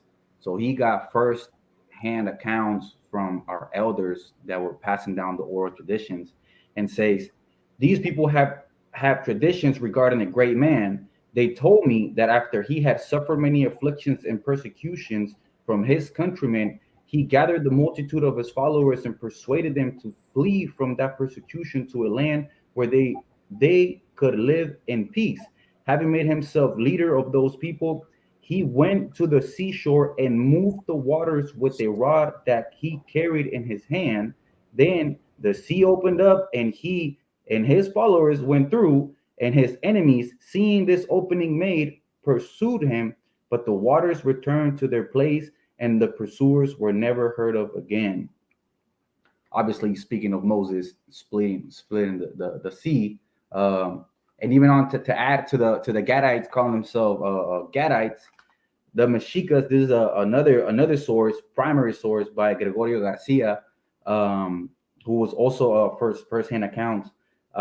It's in Spanish, but I'll translate. It says, en la Nueva España hay este nombre México, el cual, como lo advierte el padre Fray Esteban de Salazar, es hebreo, y así se pone en el Salmo segundo y quiere decir Christus. So he's saying that there's this name Mexico, which is Hebrew, because it's Mexica, goes back to Hamashiach, which means anointed. Our people were already calling themselves the anointed. And that same source that Hassar brought out is the same story that Diego Duran brings out too, about the Mexicas literally having an ark. Actually, here's the account. It says the Aztecs brought with them an idol called Huitzilopochtli, who had 4 custodians to serve him. He prophesied to them in secret all the events that would take place on their journey. The people held this idol in such reverence and awe that no one but his keepers dare approach or touch him. He came concealed in a coffer of rushes so that not one of the natives had ever seen the form of their idol. The priests made the people adore the idol as a god, preaching to them the conduct that they were to follow and the ceremonies and rites to be observed in honor of their divinity. This they did in all the places where they set up camp, just as the children of Israel did when they wandered in the wilderness. They literally had a quote unquote Ark of the Covenant. The question now is, okay, how did they learn all this stuff? How did they learn to speak Hebrew? How did they learn to not eat swine? How did they learn to not eat blood? How did they learn about Passover and Day of Atonement and Feast of Tabernacles and Feast of First Fruits? How did they figure all this stuff out? And if they, let's say they somehow, some angel, just they're not Israelites, and some angel said, hey, these are things that the Israelites did. What makes them think, okay, well, let's all just start practicing it? Why do they all follow these customs so vehemently? For fun? So these are, Law, Yahweh Shabbat. what does it say in Acts? Undeniable proofs. What does it say? And if I may bring this other part of the book too, because that's one question that has to be posted, and another one is, how come nobody speaks about it now in the schools or knows about it? And the same author quotes says, a cedula of April 22nd, 1577, sent by Philip II to Viceroy Martin Enriquez, prohibited all writings referring to superstitions and the way of life of the Indians in any language, and specifically ordered the confiscation of the extensive works of Sahagún, as well as of other writings of similar characters. Many major chroniclers were effectively repressed, some of them unknown until their rediscovery in the 19th century. Among the works hitting lost of or mutilated are those written by Olmos, Motelina, Sahagún, Las Navas, Martín de la Corona, Francisco Hernández, Mendieta, and López de Gomara, as well as the Relación de Michoacán and even the letters of Cortés. The writings of the documents were, of course, included. So they were literally, as we know, the Catholic priests burned a ton of things that our elders had. And here it also speaks about paintings that they had of a time in their history where the land opened up and swallowed up a bunch of evildoers within the country. And they had these paintings, but they were burned up by the Catholic priests. They said that all the codices and history books that we had, they gathered them all up, and it was pretty much a hill that burnt for 8 days. So all that history that we had that collaborates with everything that we're talking about, scriptures, was just burnt up by the Spaniards when they conquered us. Yeah, and they did that on purpose, and a lot of it they took, and a lot of it they got in there. They got their greedy paws on a lot of the information as well. And they refused to surrender. You're gonna think how crazy it is once the Most High really opens this whole thing up. At the end, and we really see everything for how it played out. It's gonna be mind-boggling, man. These devils have done a lot. But the main mission that the so-called white man has embarked on the earth is suppressing this information from us. It's keeping us as far away from the fact that we're the Israelites as absolutely humanly possible. But the Most High, see, he had other plans. That's all. He had other plans. I remember, Naquan, I don't know if you was a part of the camp at that time. Remember when this great brother came by and he was off into Santa Muerte? On the bike. On the bike? Yeah. That sounds familiar. Yeah, right. You might have been around. It might have been a little bit before your time. You probably have at least seen the video, right? But he said something very key when I was talking to him, and I was talking about well, you know how blacks and Hispanics are the main ones in the church, and he said if we weren't in, he said if it wasn't for us, no one would praise God. That's what he said, right? Like that's how dedicated to religion blacks and Latinos are. And I was speaking to a brother. I said earlier, I said, you think it's a coincidence that we, as a people, constantly, subconsciously, are tying ourselves to this Bible, right? We're constantly, and you have to understand something. Even when you have a black or Latino, oh, we're Gentiles. You know, we're just, you know, we're grafted in through Jesus Christ. Yet, and still, our people still like identify with the people in the book still somehow, some way, right? And it's innate. It's nothing that's taught. It's just something that we do, and it's not coincidence. Even like if you take a look at that last Power Hour premiere from Tuesday, right? The video titled "One Mexican Girl Advocates Swirling, the Other Regrets It." Right? If anybody's taking a look at that video, we have the sister that comes up, and she's like, "Man," she's crying, looking at the information. Sister from the tribe of Issachar, she's crying. And she says, I love the Bible and I want to be connected to God, but the more I read it, the more I find out you got to be an Israelite to be connected to God. And damn it, I'm not an Israelite. I'm a Mexican, right? So then she sees the chart and she goes, oh my God, I'm an Israelite after all, right? So she had that zeal in her spirit to go this way, but she just didn't have the knowledge to understand that it pertained to her, that it was pertinent to her, but it almost like subconsciously she understood that. Some of our people will resist us and fight us tooth and nail, but subconsciously we understand that we are these people that's in this book. Even though we called everything else. Go ahead, Salakia. Salakia, Chief, I want to add to that, speaking to our nature, we're very, very meticulous and ritualistic with the way we conduct ourselves, with the culture that we've surrounded ourselves with. You know, brothers got to wear their hat a certain way, dress a certain way, lace their shoes up a certain way, wear certain colors. You can't go to this block, but this block is okay. You can eat these foods. These foods are not okay. We develop this culture of ours, you know, that's based in our nature to follow law, to follow rules, right? Speaking on gang culture, it's very methodical, it's very meticulous. There's even to the speech pattern and the words you say, and there's certain letters you don't employ, there's certain things you don't write because it's law and you hold yourself strictly to it. And the penalty for breaking laws is violence and death, right? It's our nature to conduct ourselves in a lawful way, but it's not according to the scriptures, man. You know what I mean? It's that Romans 10:2. Right. It's so important at this point because what you were saying, Chief, the Most High, he had a plan. And at this point, down here in Mexico, down south more so, around the Yucatan area, all of our people are going back to their heritage, which is, you know, the Mexica, the indigenous culture. And they're even building schools to teach Nahua.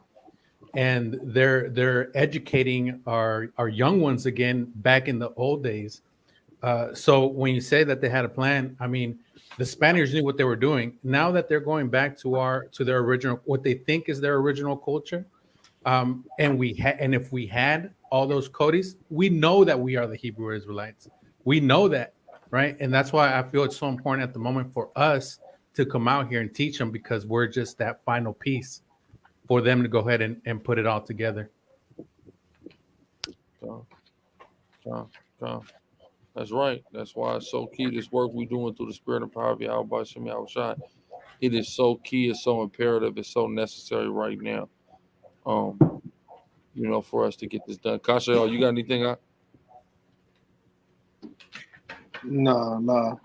I was looking for. I had some literature on some of the Taínos and the Arawak, and I was finding. I can't find it. I don't know if it was deleted by mistake, but there was when you look into the word Arawak or Arawakan, it has similarities into the ancient Paleo Hebrew.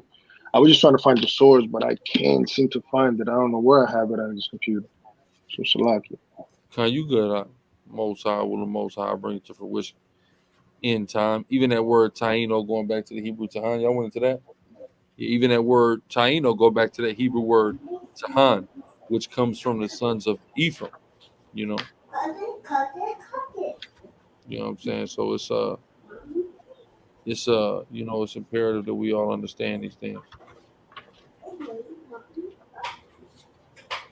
Sayar? Khan. All right, You so say something? I got a source. Let me put it on the screen real quick. The same book that I've been bringing out, just Christopher Columbus and the participation of the Jews in the Spanish and Portuguese conquest. Right? We was on page 154. All right, so here it says, así Cuba es nombre hebraico. Right? Cuba is a Hebrew name. Right? I'm gonna skip down. Salakia, it says, la isla española se llamó en la lengua Haití fuerte a Haití, que es nombre hebraico. So now it said the island Hispaniola is called in its native language Haiti, which comes from Haiti, which is a Hebrew name. Right? Háyanse los nombres de tierras y ríos de las dichas islas derivados del hebraico, de hombres o de mujeres de sus ritos. And then now there's also names of land masses and rivers in these islands of the Caribbean that are Hebrew names from the Indians that populated them. Yeah, that's very clear amongst those that era, what they call the so-called Arawak Tainos and things of that nature. And that's why all those artifacts have been found up over there. Even when you take a look at the Bahamas, the word Bahama, that's a Hebrew word, right, which means cattle, right? They were describing the people that they brought there, cattle.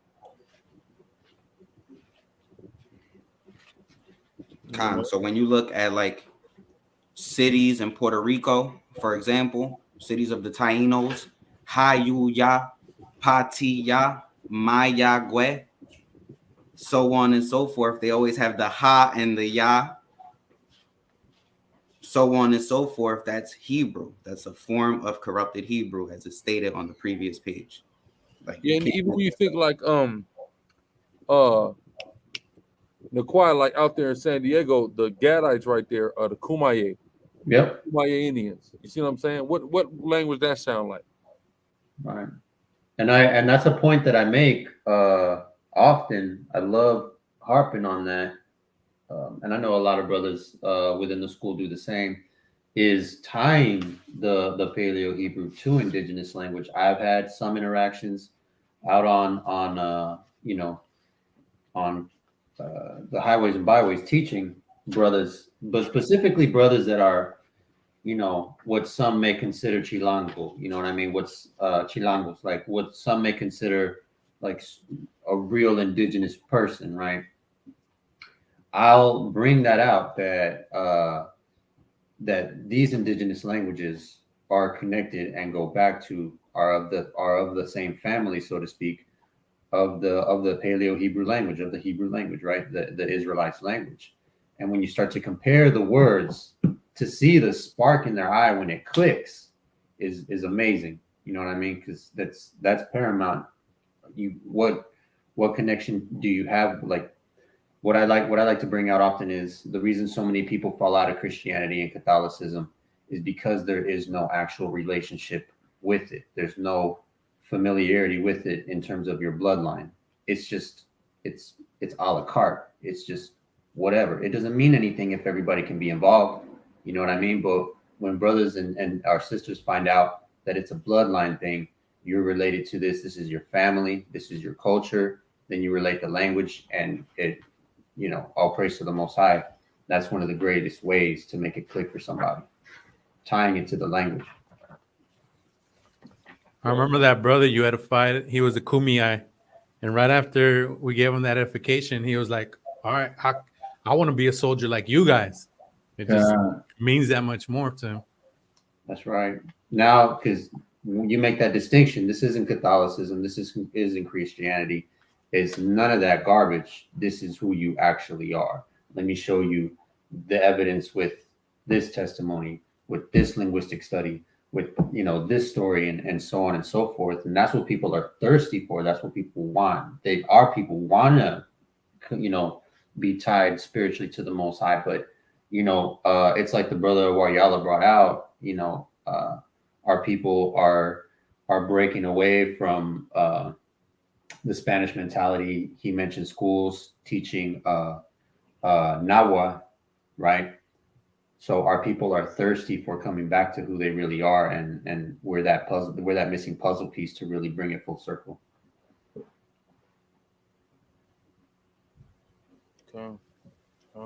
They're coming back so heavy in it that they're starting to do away with all the statues, the Spanish statues, everything that they brought. They're doing away with it. It's gonna get to the point where they're gonna start realize, hey, the Spanish brought Catholicism. The Spanish brought the Virgin Mary, where they're gonna start doing away with that also. If I may even add to that, that's something that, because it's like our people know it, but because they're not talking about it amongst each other, because in like within my family, my experience when I brought this truth to them, it was I was like, they looked at me like I was Satan in flesh and bone. Like, you're gonna talk bad about Catholicism, like about my Virgin Mary? Like, the hell with you? Like, hell no. Like, everybody started gossiping about me like I was going crazy, and that's when I realized how sensitive the topic is. Even though they can't put two precepts together, they're gonna die for Catholicism because they've been brainwashed generation after generation. But when you start to ask them simple questions, like one of the questions that we like to ask them in the streets is, how many Catholic churches are in Mexico? And obviously they'll be like, oh no, thousands of them there all over Mexico. And then it's like, well, does it look like God's in Mexico? Does it look like God's blessed in Mexico? Like the streets are being blessed right now from how much Catholicism there's here? And that's when it kind of like, they're like, well, nah, God damn it, like, damn, it seems like ever since they got here, we, the people from the land, have gotten worse and shittier and more poor. And that's when it starts to like, oh damn, like, you're right. Like, nobody's bettering except for them. They're still here, thriving. And then another question that I would like to pose is, it's like, you're prideful in the indigenous roots. What if our ancestors were to come back to life right now? Moctezuma, Cuauhtémoc, etc. You think they'll be proud of you? You think they'll be proud of you, going into this Catholic churches, trying to be like Spaniards, saying that you descend from Spanish people, trying to be like the white man? Hell no, they wouldn't be proud of you. They would look down on you like, yo, we got slaughtered, murdered, raped, robbed, for you to end up trying to be like the people that came and did this to us. Like, come on, man. And setting those questions up is, at least I myself have noticed, maybe I can't go directly into the scriptures because it might be too hard with them. But going around with history and just basic questions, they start to wake up. They start to realize, like, well, damn, yeah, like, I'm 50 years old, been going to the Catholic Church, and nothing's changed. And also that goes to like when people talk about like slavery and chattel slavery and stuff like that. Like, I asked something else that I asked in the Dominican Republic about when I was talking to some of the brothers out there. I was like, what happened to the Taínos? What happened to Araucan in the island? Like, what happened to, there were over hundreds of thousands of them as population in the island at one point, and then all of a sudden it goes down to less than 40,000 after the colonizers came over there. So it's like a lot of these OT people talk about, oh, well, these people didn't go through slavery and didn't go through chattels and didn't go through the things we went through. Bro, the same way that the so-called indigenous people in North America were almost extinct to an extent, right? 111 million, and the census says that 111 million were here prior to colonization, and then when they got here afterwards, less than 1 million survived that kind of slavery. The same thing you see, like brothers bring it out. Mexico happened the same thing. The Caribbeans, it definitely happened. The Caribbeans, particularly talking about Cuba, talking about what you consider to be hate. Well, not hate particularly, but Dominican Republic, Puerto Rico, etc. Like, Literally, when you look into the history of these people, they were slaughtered. And then the same thing that happened is they invited Columbus when they came around here, all these colonizers, they with open arms, right? And that's what we always tell you. You have to know who your enemy is. And then, like brother was saying, Catholicism is prevalent, particularly in Dominican Republic, right? Because that's where what my where I was born at. But Catholicism, and then when I ask about how did Catholicism even integrated into the culture of what we consider to be Dominican Republic today, because it was robbed, raped, slaughtered, and murdered. The history book says that these people, the Arawak, had such a strong culture that they had to go above and beyond and use ruthless tactics to be able to break that bond, right? So, like, a lot of people gotta really cut it out. Like, a lot of things that you see that happen to the so-called Negro in America is literally the same thing that happened to these indigenous people in the Caribbean, the same way. That's right. That's right, Con. But yeah, with that, we're gonna pass it over to Captain Tazama. Tazama, you ready? Yes. Salak. Go ahead. Yeah, we ready. Last point, Pagayala. Yeah, last point, just to close off. I think I got a perfect scripture just to close off on the topic tonight, so-called Hispanic heritage. Right, this is Ecclesiasticus 24 and 23. All these things are the book of the covenant of the Most High God, even the law which Moses commanded for an heritage unto the congregations of Jacob. Right, so us as so-called Latinos, so-called Hispanics, we got to understand that the brothers eloquently presented source material, right, archaeology, history, and of course the trump card, biblical prophecy and biblical law, showing that in our pre-Columbian culture and heritage, we had Hebraic customs, Mosaic laws, and all that stuff prior to the white man coming over here and doing what he did to us. So we got to understand we are these people, and this is our customs. These are our customs. This is our heritage, those so-called law of Moses, the Bible in general, and our king is Yahweh Shai Mashiach of the tribe of Judah, man. With that. That's right. With that, we're gonna give all praise on go to Yahweh Shem Yahushua. Turn it over to Captain Tazama. Shalom. Shalom.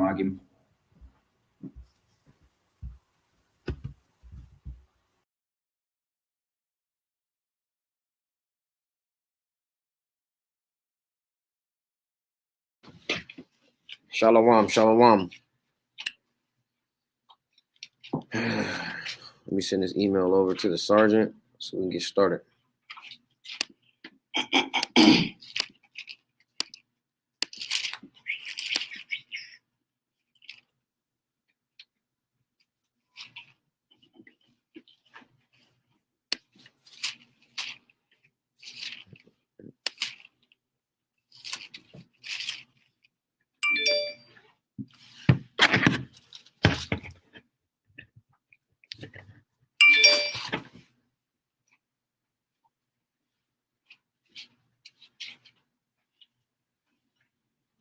Proverbs 18:24.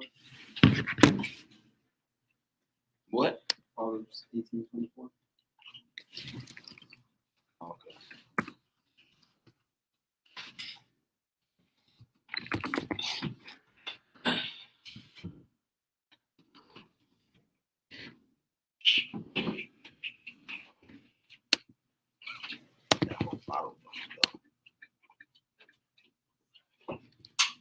I need some water too. I said I need some water too.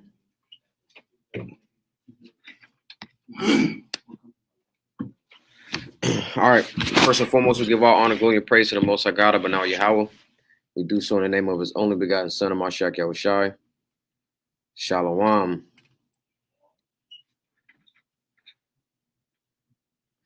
Shalom to Thea. If you're out here in San Diego, if you're in Chula Vista, man, maybe one day you can make it out to class. We over in Lemon Grove. What is it? 2741? 2741 Lemon Grove Avenue, Unit 105. Yeah, man. Every Friday, starting about 7 o'clock, we'll be in the classroom till about 10.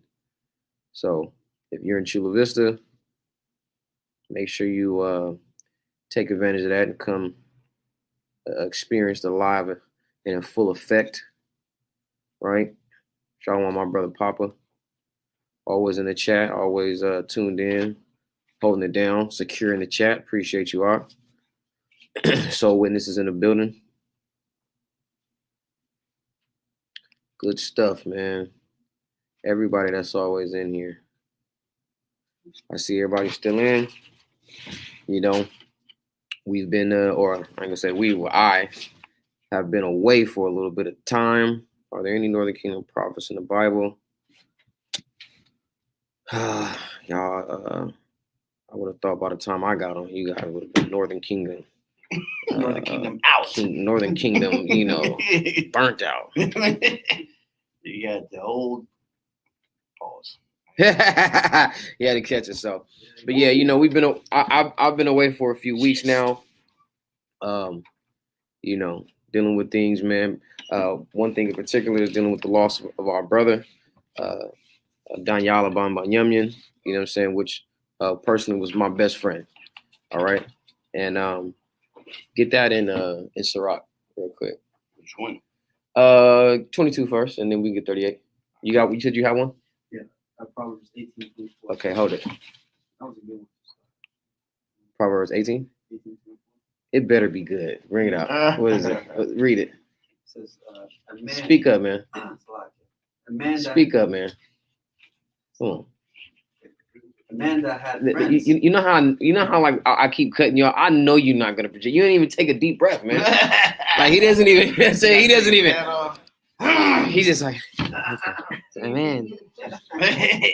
There was a man in a garden, and his name was Adam. All right, man. Let's bring it up. Proverbs 18, verse 24. Bring it out. A man that had friends must show himself friendly, and there is a friend that sticketh closer than the brother. You know what? This man was right. That was a great precept to bring out and to start off with because, you know, since the brother passed away, I immediately knew I was going to dedicate a class just speaking about my brother, right? Because he was just that good of a brother, honestly, you know, through and through. And I kept imagining to myself, like, you know what? How am I going to address the guy? Am I going to address him as my brother or am I going to address him as my friend because of that scripture right there, right? There is a friend that sticks closer than a brother, you know, and that definitely explains and describes the type of relationship that we had. You know what I'm saying? It was definitely something of a Jonathan and David. You know, when it's get that of 1,000 take counsel one.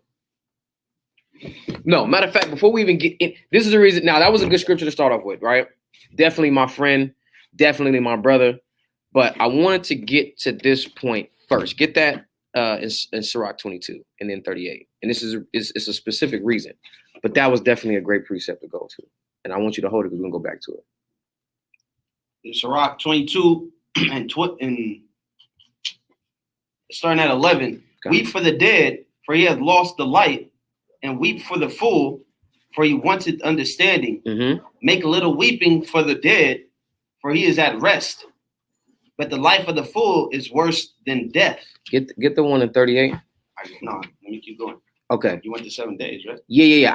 I read that one first and then go up because I like that part. I want to get to this point first to kind of just establish this. Sirach 22:12. 7 days do men mourn for him that is dead. But for a fool and an ungodly man, all the days of his life. So it says 7 days do a man mourn for the dead, but a fool will mourn all the days of his life, right? So I've taken my 7 days, and again, in my mind, when I knew that I was going to designate a class speaking about my brother, you know, I didn't want to come in a time where I was mourning. You know, I wanted to come in a time of celebration where I could definitely speak about my brother very candidly and very positively, right? And we're not going to be sobbing, we're not going to be crying, but we're going to be enjoying a few things that I can kind of remember on the spot right now. And if any other brother has anything that they want to chime in and bring out as well, then we can do that. You know what I'm saying? Last night, me and a brother, and this is another one of my best friends. Y'all got to understand this, right? Cap has a lot of best friends, but there was only 3 in the truth, right? One that sticks closer than a brother, right? And this is why I told the brother right there, Proverbs 18 was a perfect way to, kind of, I guess, catapult us into the discussion or into the, the class for the night. But I wanted to get that out because, again, this is definitely a class of celebration. This is not a class of mourning. So, I don't want anybody feeling sorry for Cap or, feeling like I'm down. I'm not. I'm good. I'm definitely at peace. And I do not weep for the brother because this brother is at rest. Get that Ecclesiastes 3:21. It's Ecclesiastes 3:21. It says, who knoweth the spirit of man that goeth upward, and the spirit of the beast that goeth downward to the earth. Get that our body goes back to the earth and our spirit returns back to the Father. It says, who knoweth the spirit of man that goeth upward?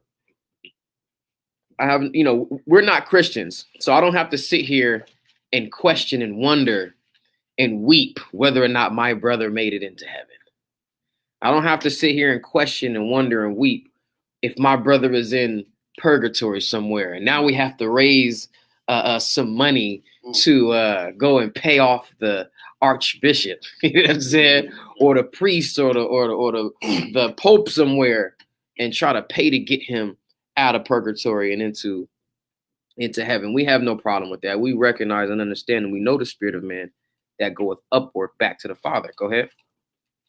You want me to keep going in that? Is it some more? Nah, just Ecclesiastes 12:7. 12:7. Bring it out. Then shall the dust return to the earth. It says, then shall the dust return to the earth. Read. As it was. As it was. That's talking about our flesh. Ashes to ashes, dust to dust. Right? We were formed from the dust. And to the dust shall we return upon our demise. Right? Read. And the spirit. And our spirit, though, who you are, right? Your life force, your persona, your character, who you are, right? Does what? It says, and the spirit shall return unto the Most High who gave it. And your spirit is going to return back unto the Most High that gave it. So, one thing that allows me to rest and allows me to have the comfort that I do have is knowing that everything that we're here on the earth right now, contemplating, everything that we're on the earth right now, trying to figure out, everything that, we question, everything that we study for, our brother has returned back into the Father and he has that knowledge, wisdom, and understanding completely. Right. And, Lord willing, hey, as we always say, until the kingdom, right? We'll see that brother in the kingdom, whether we get to usher it in or whether, we are born into it afterwards. But we know that our spirit goes back to the Father. We know that the brother's spirit is back with the Father. So, these are the things that we can see. These are things that we can understand and realize that gives us the comfort that we need. We took our 7 days some more. Now it's time to celebrate the brother and also to continue the spirit that the brother had when he was here, in this world with us, which off bat was a loving, energetic, positive spirit of mirth, right? That can turn a spirit of mourning around as fast as you could, try to feel bad about yourself, right? We can get into a serious, deep conversation and the brother throw a joke out or the brother say something that'll just kind of take over the whole spirit of the conversation that was down and that was something that was loathing and he turned it into the spirit of mirth. So again, this is one of the things that drew me and the brother close. And I appreciate that, brother, man. And there's so many times where I've wanted to, reach out to him, and it just goes to show what the brother left behind, the impression, right? And the imprint that he left behind, right? Keep reading. That was it on that one? Yeah, 12:7 was it. Get Ecclesiastes 7. It's Ecclesiastes 7 from the top. It says a good name is better than precious ointment. It says a good name is better than precious ointment. Read. It says, in the day of death, Salah, in the day of death, than the day of one's birth. A good name is better than precious ointment, right? Who you are, again, what type of imprint, what type of effect you left on the people, right, that you leave behind. It's another scripture that I'm really looking for right now. Look up, get Sirach 11:28. Your name is everything. It's your legacy. It's your reputation, right? This is why the Most High is always talking about his name. He's always talking about his name. He always talks about what's on his name, what he puts on his name, what his name is, right? Because your name is going to stretch farther than your arms can reach. It's going to stretch farther than your voice can reach, right? And the words that you speak and the manner in which you carry yourself and how you operate, your mode of operation is your character, and that's your name, and that's what's stamped on it. And that's going to, again, live longer than you. It's going to reach out farther than you can reach or touch or see or speak. And those things are important. But it also follows to say that the day you die is better than the day that you're born. Because you fulfilled the course, the objective, right, that the Most High has created you to be. And guess what? At that point, you are now at rest, which is what we just read in the book of Sirach. You're at rest. When we're born as Israelites in today's times, when we're born immediately into what? No, not necessarily a sin. We're born immediately into a curse. That's fair. I'll give it to you, but we're looking for specific words, right? We're born immediately into a curse. So the day you pass on and go back and be with the Father, where your spirit returns to the Father, you're now at rest. And only a fool is going to just sit up here and mourn all the days of his life. Why? Because that's selfish. If anything, the brother should be mourning for us, because we haven't gotten out of the chains and shackles of the curses that's been upon us, or that's been brought upon us, and we can't shake as a collective. We're not talking about individuals, because I know people can go in and say, but Christ said, and when you get into Brother Paul, I understand how we spiritually shake those things, but it's still a vexation to our spirit. For what? To go in to see another black man say what? That a so-called Hispanic, a so-called Native Indian is not an Israelite. That's still a vexation of a spirit right there. So when we still have to deal with all of the trial and tribulation and error that we, possess in this physical realm, why would we want to feel bad or mourn for someone for so long, for someone who has escaped that and is now at rest? If anything, that brother's looking down at us like, man, I was just there. I can't wait for us to get out of the position that we're in, being at the bottom, being divided, right? Having so much envy, having so much hatred and guile, right, in our heart for one another. Brother don't have to deal with any of that anymore. You ain't got to deal with your wife giving you issues. You ain't got to deal with questioning whether or not your brother gives you, is going to really be on your side and really be there for you. The brother's literally at rest. The brother has the understanding that we do these things. We do these things. We've done these things a few times already. He understands the necessity that we have to go through. He understands the necessity of what we have to go through in this life to understand and to know and to be dedicated to the ways of the Most High God. These things are important. And I've learned a lot, man. I keep making a joke, right? You got brothers that you cool with, and you always tell them, hey, bro, you already know, man. If anything ever happens, man, I got you, right? And I say, this piece of trash cashed in on it. You know what I'm saying? Like, damn. It's funny. If you knew to me and the brother's relationship, you'd understand, right? That this is a funny joke, right? Captain G's funny. But it's so funny that when you say those things, you're not anticipating this stuff happening. You say it because you're a brother and you know that's your dog, it's your boy, but you don't think that this type of stuff is going to happen. And when it does, this is where who you are, your name, you know what I'm saying, comes into play, and to say, what are you going to do? Are you going to stand on what you said, or are you going to fold and start making excuses and all of these other different things? And, you know, this is something that I've never had to experience. I've never had to, you know, be there for someone in this manner. You know, I've always just been the person where you hop on the phone, you know, you need to talk. Cool. I'm here to listen. You need a couple words of advice, share a little bit of my experience and from my perspective. I can give you that. But, you know, to step in and to now be an example or a, you know,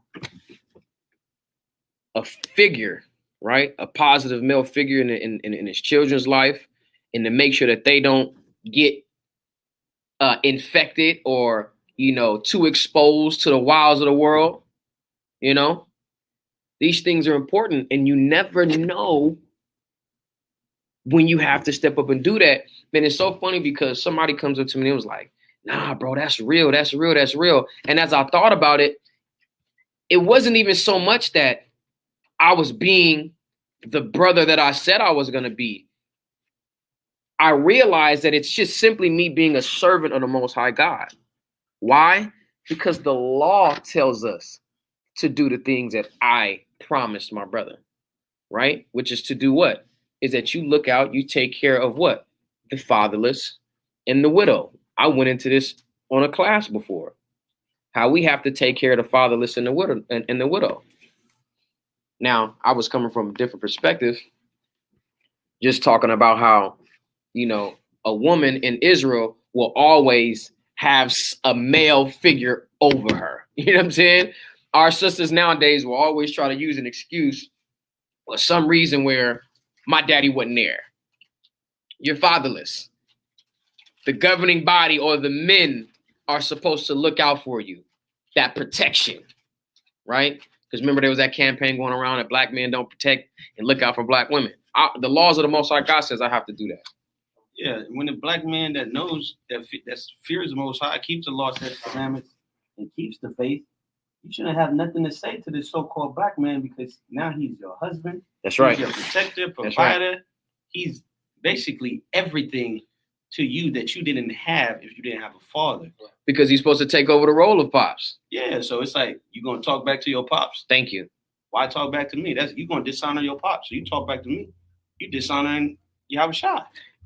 Exactly. So, you know, that was the manner or the reason that I brought taking care of the fatherless and the widow before, but now you see how it can be multi-folded, right? Now we have to look at it in a different way, and even for a quick minute, I thought, I was like, man, I gotta be a brother. No, I gotta just be a servant of the Most High. He has all of this stuff lined out. He's got plan C, you know what I'm saying, D, E, E, F, all the way down, where we're all supposed to be looking out for each other, being our brother's keeper. And it's so funny how we use that verse as if the Lord told us to. That verse or that saying comes from Cain being a smart ass. Cain, where's thy brother Abel? I don't know. Am I my brother's keeper? Well, you should be, nigga. You know what I'm saying? You should be. You see what I'm saying? And from there, you now look at your brothers differently. It's like, hey, let me know you made it to the house. We all out. We all chilling, drinking. I ran into a brother at Passover. No, it wasn't at Passover. For Warringer weekend. And the brother comes up to me and says, Cap, you know who I am. And I said, yeah, you're a brother in our camp. We got a lot of brothers in the camp. I don't know everybody's name like that. I barely know the brother's name in my own camp, okay? Because it's easy to just say, bro, Ak, A. You know what I'm saying? So, but I knew who he was. I've definitely seen him before. I know I've conversed with the brother before. And make a long story short, he shared something with me to say, you know, man, I got into a car accident, you know, the last time that I seen you. And it's not to say that you knew about it or need to know about it, but I'm glad to be here to be able to just see you again and to be around the Akim again, man. It just feels good. And again, these are the things that come to my mind now, right? Being your brother's keeper, taking care of the fatherless and the widow, and the widow, right? And all of the different ways that the Lord requires us to look out for each other. You know what I'm saying? I remember I spoke on this before. I said, if everybody just does what they're supposed to, I would never have to worry about the man to my left or the man to my right transgressing against me. If we all just come in the spirit of knowing, like, I got to look out for this dude. And I know he's going to look out for me. I know if anything happens to me, I'm going to look out for my kids. You're going to look out for my wife. You're going to look out for everybody and make sure that everybody's good. That's just what the scriptures say. I was going to do that regardless of me and the brother having this conversation, period. Right? So I just, you know, you start to really get further into the scriptures, man, and you learn from the experiences, you know, that happen to you, whether they be something that's considered negative or whether you consider it positive. Right? And that goes into the whole taking your time to mourn. Take your time to actually embrace the feeling of pain, embrace the feeling of hurt, embrace that anguish, that anxiety. Embrace it. It ain't gonna go nowhere. If you try to run from it and stay busy and ignore, it ain't gonna go nowhere. It's gonna just go and roam through the land of your brain and find a nice plot of land and set up shop and set up camp.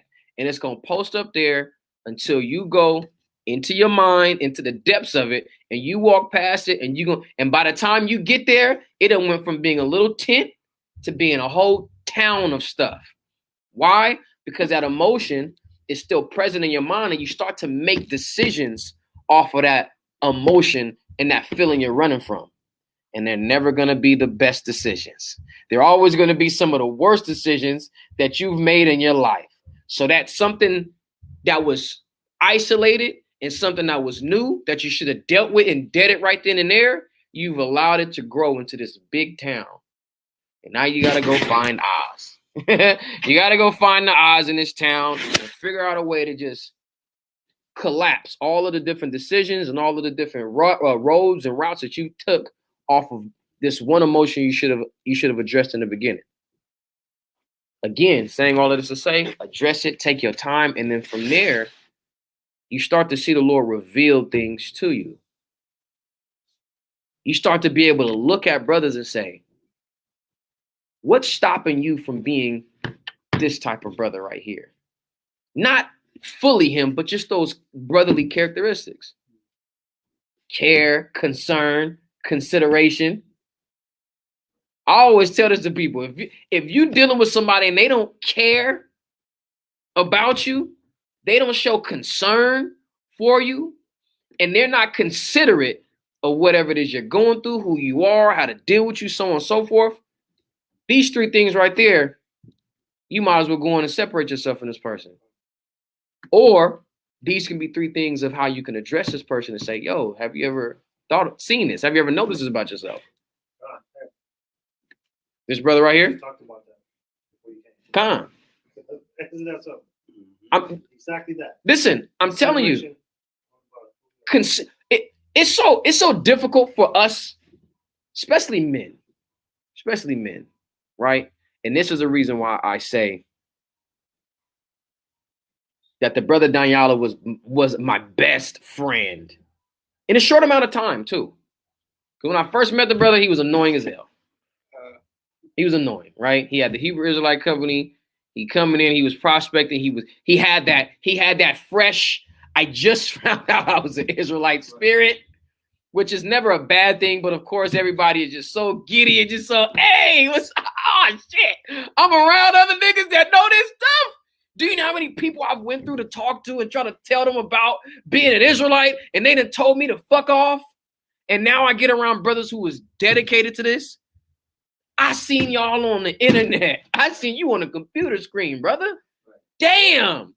And then he goes, hey, take a picture of my shirt. Nigga, what? Who is this guy? Right? Hey. And I gotta look like this. You got the picture on, bro. It's on his page too. I'm on there? Yeah, I gotta go find it. The very first picture you took. It's so funny, man, because again, I was looking through all the pictures rolling. It was awkward. Listen, man, me and bro hung out from the jump. When I found out he was Dom. If y'all brothers know the Hebrew, you know about the Dom. But other than that, the brother was, you could tell and feel, the brother's spirit, man. Very high spirited guy, very loving. Like the brother said, he'll never let you be down. He always used to tell me, "Fuck up, Bart." And Fuck up, Bart. And it's just some shit to just make you laugh, So that's, there's a lot of things we're gonna miss about that brother, man. Everybody follows suit on being a brother to one another. It's like Cap said, to me, San Diego, everybody in San Diego is my best friend. The brothers outside of San Diego camp, you guys are my friends too and my brothers. But I dealing with camaraderie, I can trust these brothers, with my life. I know that if shit comes to worse, brothers have my back. They'll swing before I swing. And that's the type of brother that Don Yala was. You see right there, Levi with it. That's the type of brother Don Yala was. He was always about, protecting, his Akia, man. Being the frontliner when danger's coming, you always see Don Yala in the front. It wasn't because his stature or he's big or anything like that. It's just the spirit that brother carries. King David was little, and he in the front, getting low, right? Killing the heathen. But, like the brother was saying, yeah, he's a giant. Like the brother was saying, man, it's like when we read the scriptures, we mourn for those 7 days. It's like after the 7 days, it's not that, we don't miss the brother, but it's like you just can't cry no more. All those 7 days, I was crying like a baby out the womb. Going to work, taking a break, crying, getting off work, sitting in the car, crying, driving home, crying. Like, damn. And then after the 7 days, it's just like, you want to, but it's like, there's none left. Yeah. There's none left. But it's, we look at it, when you look at death, right, before you get into the truth, and I'm pretty sure there's brothers and sisters that still think this way in the truth, it's like, it's a fear. Because when you want to breathe, you want to breathe. It's like, I want to breathe. But we don't look at it like the best relief is to not breathe and to be with the Father, to actually be at rest. We were speaking about that earlier. We don't get much rest. And when we do get rest, we wake up tired. You wake up tired. Why? Because your mind is racing. So being at rest and being with it, that's why the scripture says it's better. The day of one's death is better than the day of one's birth. Because you're not thinking. Your mind's, your body got to function, breathe. You better breathe. Right? You better do that. You better wake up. You better use the bathroom. Make sure your blood's flowing. When you're with the Father, man, you don't have to worry about things like that. So that's the perks of, I would say death, of dying. Right? It was crazy, right? Mind you, a lot of brothers don't know this about me. San Diego do. But I'll watch cartoons. If there's blood and killing and somebody's head, they're getting ripped off their shoulders and bones breaking, I'm watching it, right? This Manessai says something cold in one of the cartoons, right? Because the damn gook asked him, why are you sleeping in a broom shed? He's like, because I'm a warrior. He said, I'll have plenty of time to lay down when I'm dead. And this is a Manessai speaking. I was like, that's cold. That's pretty cold, right? Even though it's a gook show, but it was pretty cold with the Manessai is cold in that mother too, right? And to the brothers that are into, the cartoons and stuff like that, it's called Baki. That's what it's called, right? Baki Hanma. Yeah, you watch that, listen. But hey, listen, and the cold thing too is Brother Don Yala wasn't too big on, what they call anime, not cartoons, but anime. But I showed that brother that, and listen, he was waiting on the next. He couldn't wait for the next season. I think that was also something. That was also something about bro. I'm talking about he was not afraid to learn and be himself and to learn new things and to really enjoy it. You know what I mean? Like the brother was always trying to just soak up game, find something new. Especially, you know, when me and him became tight, we started talking about a lot of things. And I used to always tell him, bro, you could use everything. You can use everything. So when you see us talking about anime, when you see us talking about Harry Potter, when you see us talk about sports and applying this stuff to the scriptures, it becomes easy when you recognize it because the scriptures is life.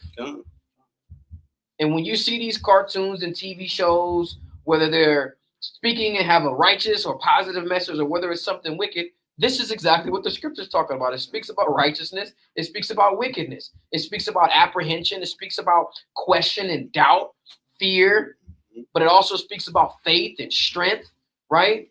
Camaraderie, brotherhood, love. It talks about hatred. It talks about everything you experience in life. So when you see all of these different things in TV shows, how are you not able to apply it? Betrayal, right? Being loyal and being honorable, being frail and flagrant and fraudulent. All of this stuff is what you see in these cartoons and TV shows. You apply this to everything. Then you turn around and you walk out into the world and you sitting there, whether you at a bus stop, whether you at the bank, or whether you in the damn dentist office, you either sitting next to somebody honorable or you sitting next to somebody fake, fraudulent, and phony, like $4 bills, right?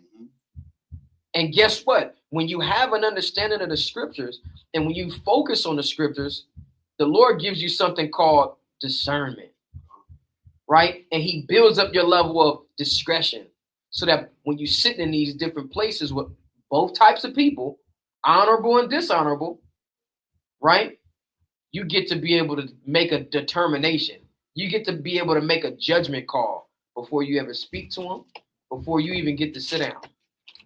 You can look at someone and you be able to read this person's spirit. Sometimes it's unreadable. So you got to inquire. You got to engage. But this is the type of conversation that we would have, man. And, you know, we made a lot of plans to sit down and formulate a segment, right? To sit down and formulate segments, right? To be able to discuss this stuff with you guys. So, you know. It's a lot. And you know, another thing I like to say about bro is that he will always press the issue on you being you. He always used to tell brothers, don't be too cool for school, man. Don't be too cool. Don't be too cool for be yourself, man. Be comfortable with it. And you can see that when how that brother talked to many brothers and told them that, even, you know, telling myself that, cap that, be yourself. It made you, you know, be more comfortable around a brother. That's trust, right? That's brotherhood right there. That brother can sit here, look you in your face and be like, man, don't be too cool for school. You ain't cool. I ain't cool. Right? We pieces of shit. Right? We like cartoons, right? we'll watch little kid shows with our nieces, nephews, sons, daughters, right? Then do the whole dance and sing and the whole nine, right? You might come across a damn ad on YouTube. Listen, Brother So Cold, he will always send me videos of his children, Mike, right, Mira, Mara, and I'm talking about just the illest kids, right? Especially when bro's around. Before you speak to that, Sirach 11, get it. Okay. Before you even get into that part right there, because this is I got it. This is the point. Bring it out. This is Sirach 11 and 28. It says, "Judge none blessed before his death, for a man shall be known in his children." Judge none blessed before his death, right? Don't look at a brother and just automatically give him the credit before the day of his death, right? Which is better than the day you're born, because you're a fresh canvas at that point. Mm-hmm. Nobody even know who you are. You could veer off and go to the left, right? So the day you're born is the opportunity, and the day you die is what's solidified. Who were you? That's why it says a good name is better. This is why it says a good name is better than precious ointment. The day you born, blank canvas is fresh. You got to figure out with the time that the Most High has allotted to you, what you gonna do, who you gonna be. And the day you die is the day again. It's stamped, approved or unapproved. Simple and plain. Right? And one thing I'll tell y'all right now, that my brother Daniel Bambanyamian was stamped, approved upon his departure on this earth. And I dare any nigga to come out and say he wasn't. All right? Good name. Right? Ain't nobody got nothing. Nothing. He had a big ass head though. He had a big ass head though. And his kid, listen, and a man shall be known in his children, and them kids got that big ass head. I mean, come on, he knew that. He knew it. He stopped rocking fitteds, all right? Because he's like, listen, I don't have to go in there and ask for an 8, right? But even then, on top of it, judge not a man blessed before his death. And the way that I'm telling you that I'm stamping this brother approved is because I know who he is through his kids. His daughter tells us, Uncle Taz. Matter of fact, said it to her dad, but has been reaffirming it even to me. Uncle Taz, why we don't speak Hebrew enough? Why we don't speak enough Hebrew? Right? She knows Hebrew better than she knows English. Right? We homeschool them. So we at the house and I'm trying to, explain the concepts of English to these kids. And it's just, what? How do you explain grammatically, right? The word 8. How can you explain that to a kid? I done already told them, right? All of the different sounds of the individual letters. And then you got EIGHT 8. That don't make no sense. How do you explain that? It's confusing. It's retarded as hell. Right? Yeah, I get. Listen. Yeah, I get. I'm trying to figure out different ways to explain, when the E is at the end of the word, right? Like the word make, right? They keep saying makeh. You say sound it out. Makeh.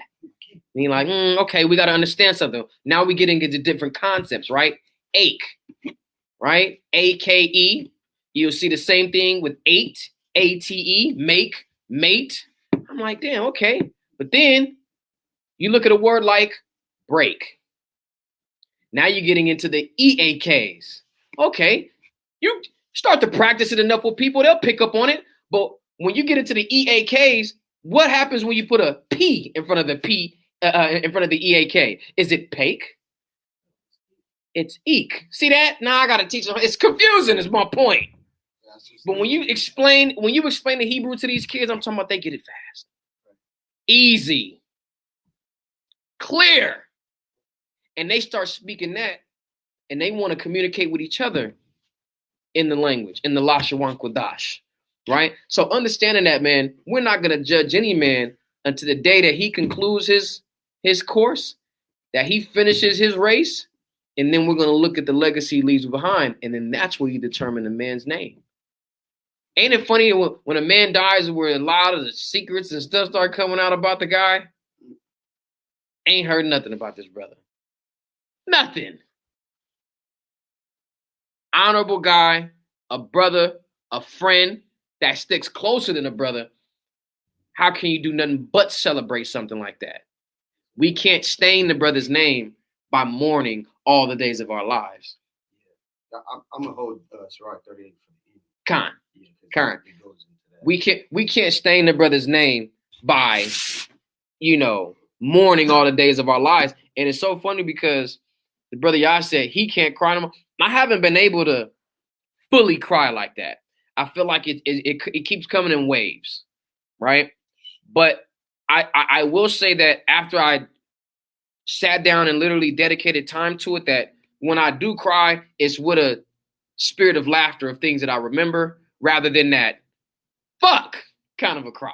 You know what I'm saying? That's the only way I can explain it if y'all understand what I mean. Like, damn, Now it's more so like, man, this dude, asshole. Hey, like I was telling you the other day, bro, it's like, because bro, it's always about jokes and pranks and always making somebody. It just don't feel. I told bro, I was like, bro, it still doesn't feel real. It feels like he's gonna pop up on us and be like, you fucking dumbass. Definitely feels like a joke. And it's like, man, hey, fuck you. Listen. It's like almost, except for the 3 prospects in here right now, he got all y'all on tape.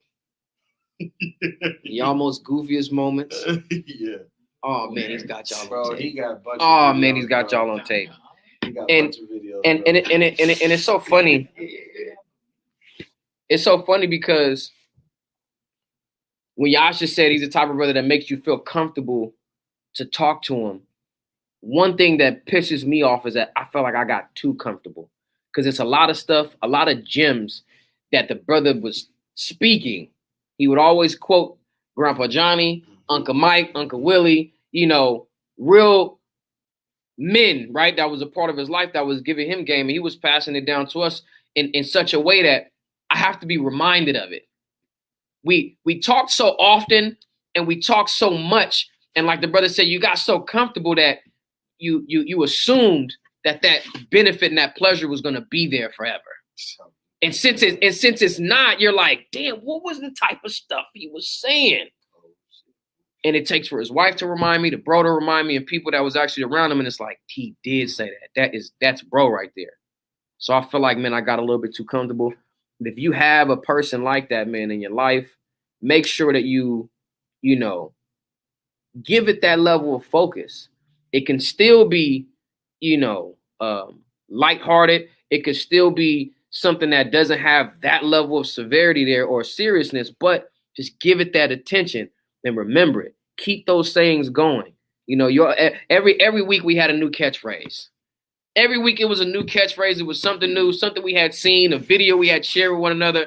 And I'm talking about we would abuse it and run it into the ground. You know what I'm saying? I remember that. And we would run it into the ground. Right? Did he ever used to do the wowzers? Listen, wowzers. What do you say? He said, hey man, he'll call me. He says, bro, what's up, man? Why you taking so long? Right? We supposed to link up and go hang out. He's like, we take so long, man. We supposed to go get soy sauce martinis. We supposed to go get soy sauce martinis.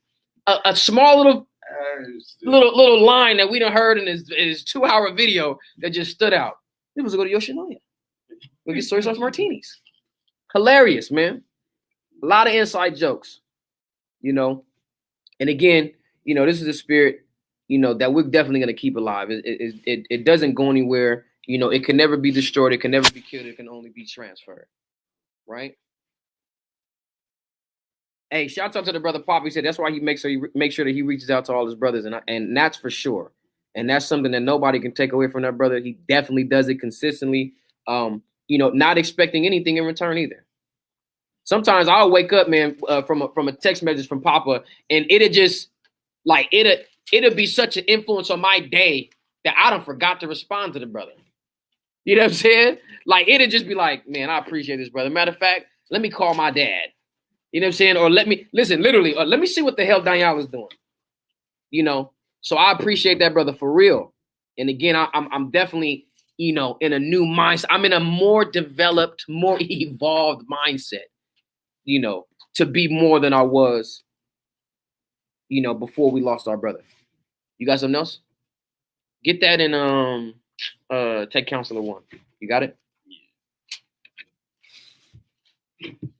Tonight I didn't really have too many scriptures. I knew once we got into it,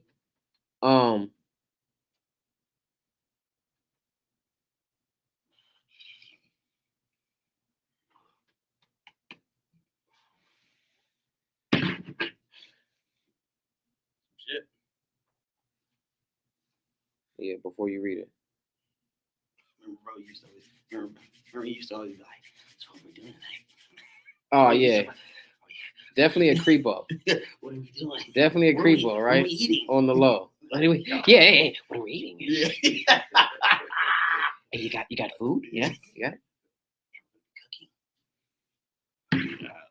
But yeah, whenever you're ready. Whenever you're ready.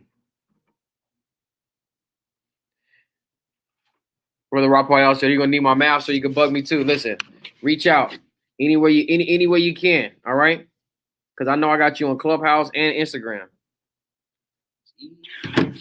Ain't that funny though? That's some weird stuff. That's weird. Bring it up. Sirach 6:6. It says, be in peace with many, nevertheless, have but one counselor of 1,000. Be at peace with many, but of 1,000 have one counselor. Man, so many damn times where I done sent this brother Instagram videos, TikTok videos. So many times I don't want to call the brother, pick up the phone and call the brother on the phone and just be like, "Hey, did you see what I just sent you?"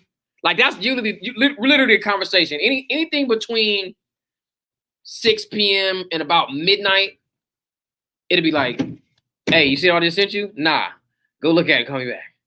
All right, I'll look at it. I don't call him back. Right? Like I said, till about midnight, 1 in the morning. Then that's when we'll get on the phone. His household doesn't kind of calm down. My household doesn't kind of calm down, and then we sit there, and that's when you have your conversations. You know. But you know, things like that, man, it's we definitely take it for granted. We definitely got to show more appreciation. I'm gonna tell you this too. Live streams, you know, y'all being able to just see brothers every week consistently, you know, and us doing our best to connect with you guys giving your feedback, you know, and we're having these dialogues like the brother Raphael. He said, "Hey man, what's your math, bro? What's your number? So I can bug you as well." You know what I'm saying? This is all through this is all virtual relationships, right? That are honest and still genuine and still hold a level of integrity to them where, you know, if that brother's ever in my town or if I'm ever, you know, where he's from, that there's a connection there. I have a support system somewhere. And this is what Israel should have everywhere you go. It's like when your mom, it's like growing up and you start to actually branch out away from the house and you start to travel. And my mom would always tell me, "Boy, let me know where you're going when you travel." Because I'll call my mom and she'd be like, "Where you at?" And I'm like, "I'm on my way back to the house. I mean, back to San Diego."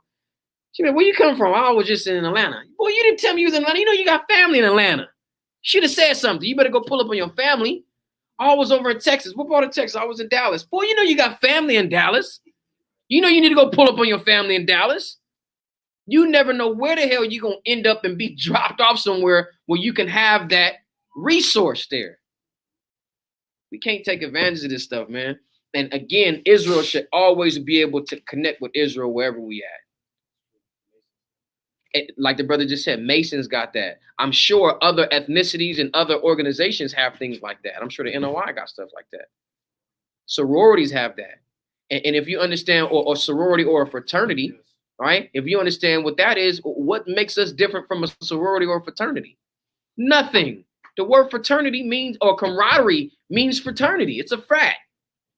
So we got camaraderie here, which is what? A mutual level of trust between those who are constantly, you know, occupying each other's time on the same accord. Why shouldn't we have that connection? Brothers, you ain't never even met.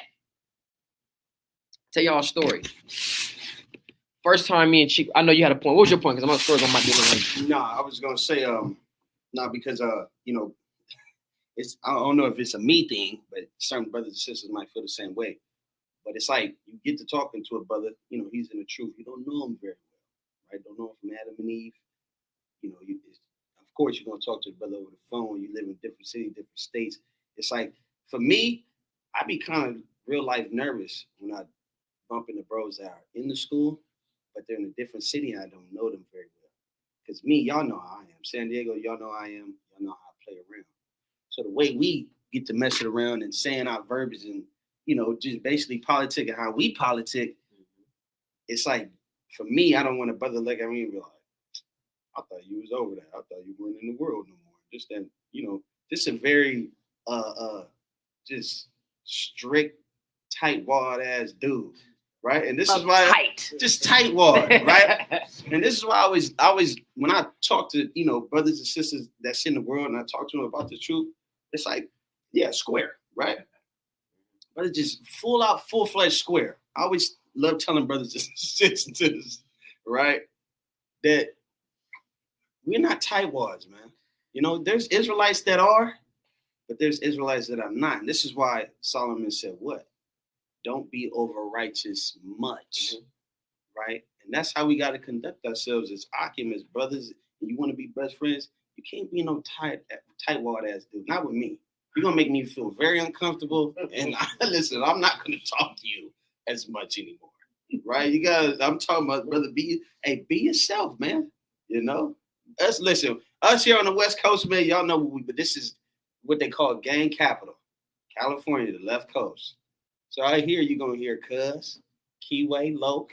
You're going to hear Blood, Damu, right? But it's all in love because, again, we understand the history that comes behind the Bloods and the Crips. The Bloods and the Crips didn't start off, oh, I'm going to kill you because you from the 6-0. I'm going to kill you because you from 4-0. I'm going to kill you because you Paru.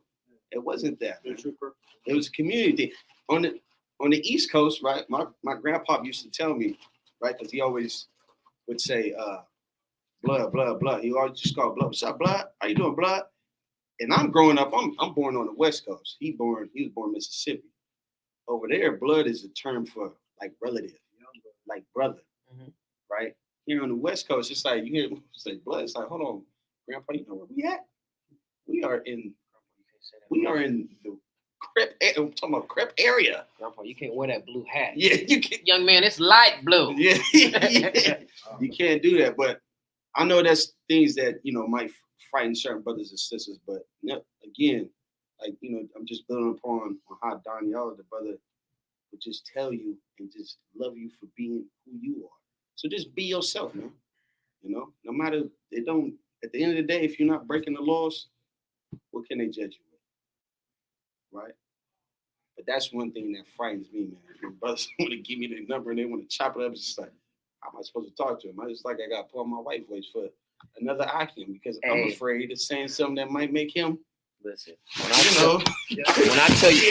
I tell you that what this brother just said, if y'all didn't catch that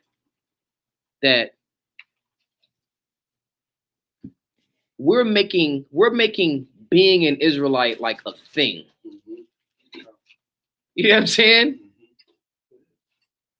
No, it's not. It's not. It's not a thing. Hear him out. It just is. Like brothers will draw a separation between themselves, knowing and understanding that they're an Israelite, and an Israelite that don't know that. Like they'll say, "I'm an Israelite. What are you? What you mean? Why you ask somebody that question? Nigga, they're an Israelite whether they like it or not.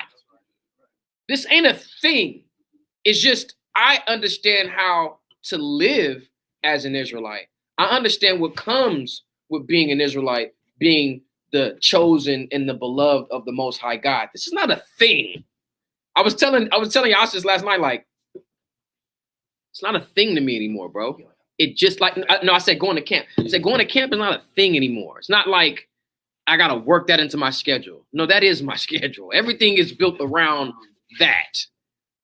This is my life. It's like almost like being handicapped. You know what I'm saying? If I had a prosthetic leg, after a while, it's not a thing. I know I hop up. If I want to walk around, I got to have my leg. This is me. You know what I'm saying? Here, man, this is me. This has become who I am. And I'm never going to change. It's never going to grow back. You know what I'm saying? I'm used to it. I know how it works. And when you see me, make sure you recognize all of me, right? That's a lot. And before you get to your story too, it's the reason why I love bringing out. I want to say it's Ezekiel 37, I believe, where it talks about, the Most High gathering us from each and every country for His name's sake. I always when I broke it down to Bro and Bayan, I always break it down in the senses of you being part of a gang. You're a gang affiliate or a gang member. When you get a name, is it your own name? No. Unless you first generation, then you get your own name. But when you come into this gang life, 14, 13, 12 years old, you get jumped in, you call what? It's either you call it young something or little something, or it goes young, little, baby, then you get tiny, right? You get 4, 5 generations of names, and you got to put on for that name, and that name carries a what? A reputation. We carry the name of who? The Most High. Yahweh, Yashar, Allah, Prince of the Power. We the princes of the Most High, so we have a reputation to keep. And the Most High saying, I'm taking you out of these countries for my name, because the Most High got a reputation to keep, to show that, listen, I ain't going nowhere. I'm the undefeated. I am the Alpha and the Omega, the first and the beginning. There's nobody and nothing like me. And I always tell brothers and sisters, that's how they got to carry themselves. Because if you walk in your life in wickedness, or you just sinning willfully after you gain the knowledge, wisdom, understanding, you literally spitting and throwing dirt on the Most High's name. It's a bad reputation. So this is why when the brother brought out Ecclesiastes 7:1, right? A name is better than precious women. Most High's name is better than anything that's been created. Same with us. That's how the Most High looks at us. And that's why I said earlier, we should start bringing out Deuteronomy 7:6 more when we talk to Israelites, to show them how precious, how much a peculiar treasure that they are, how so much better they are than everything else in this world. Because we have been chosen by the only living power, the undefeated God. The undefeated power that created other powers for these other nations to have. And he chose us. Not because we was many in number, but because we was few. But that's the whole thing, man. It's carrying a reputation. And if you walking around with fringes, you got a beard, right? You got a shirt on with a border of blue, and with your friend, when I said fringes, I'm talking about tassels, right? But you got the border of blue and you got the fringes. That's a reputation to keep. You got to walk blameless and without spot, right? Not to say, that you never sinned before, because a lot of people will say that. You say you've never sinned, you're a liar. But we don't say that. I'm not telling you that I've never sinned. I'm telling you that when I gain the knowledge of this word, I'm not going to sin no more. That's the whole sole purpose of being reborn again. And that was Don Yalla, like Cap said. Don Yalla came into this thing. He was just, like I always used to tell him, it's like when you used to go hang out with your little cousins and you get Sprite and McDonald's. You are full of sugar and salt, and you just can't stay still. So when that brother Don Yalla came into watching Sakari and then came out to camp, that's how that brother was. He wanted to carry he wanted his name to be known. That's something he's always told me. That when I go, I just want people to, see me as a righteous man. And that's how the brother presented himself, right? Keeping the stones. Why do you think he always used to tell y'all, give me stones? The 12 stones. Because the stones, man, it's permanent in the school. And it should be a permanent, mark in the seal for every brother that's in Sakari, or for those who follow Sakari or know the 12 stones. Because how else are you going to present yourself any better than by keeping those stones? Because in those stones, you got to love the Most High first, which is doing what? Making sure you keeping the Most High's reputation, his name, clean, right? Polished. You're taking care of it, right? And by doing that, you got to do that with your temple. That's why the Most High says what? If you the Most High's temple, right? You defile your temple, the Most High going to destroy you. Most High doesn't dwell in defiled temples, right? So it's like I was saying, man, reputation is a big thing for me, and that's why Ezekiel 37 is one of my favorite chapters, because it's like, damn, Most High doing things for His name, because He's known, like the brother said, you want your name to go out in the world and get to many cities. Everybody know about the Most High.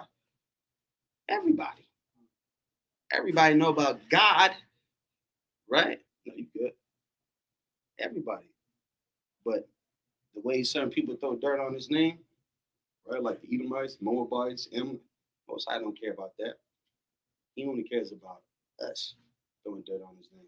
We the only ones that's going to get judged the way we get judged for throwing dirt on His name. Daniel said it himself. Daniel the prophet, right? There's no evil that has been done in the world that has been done to Jerusalem, Israel, Jacob.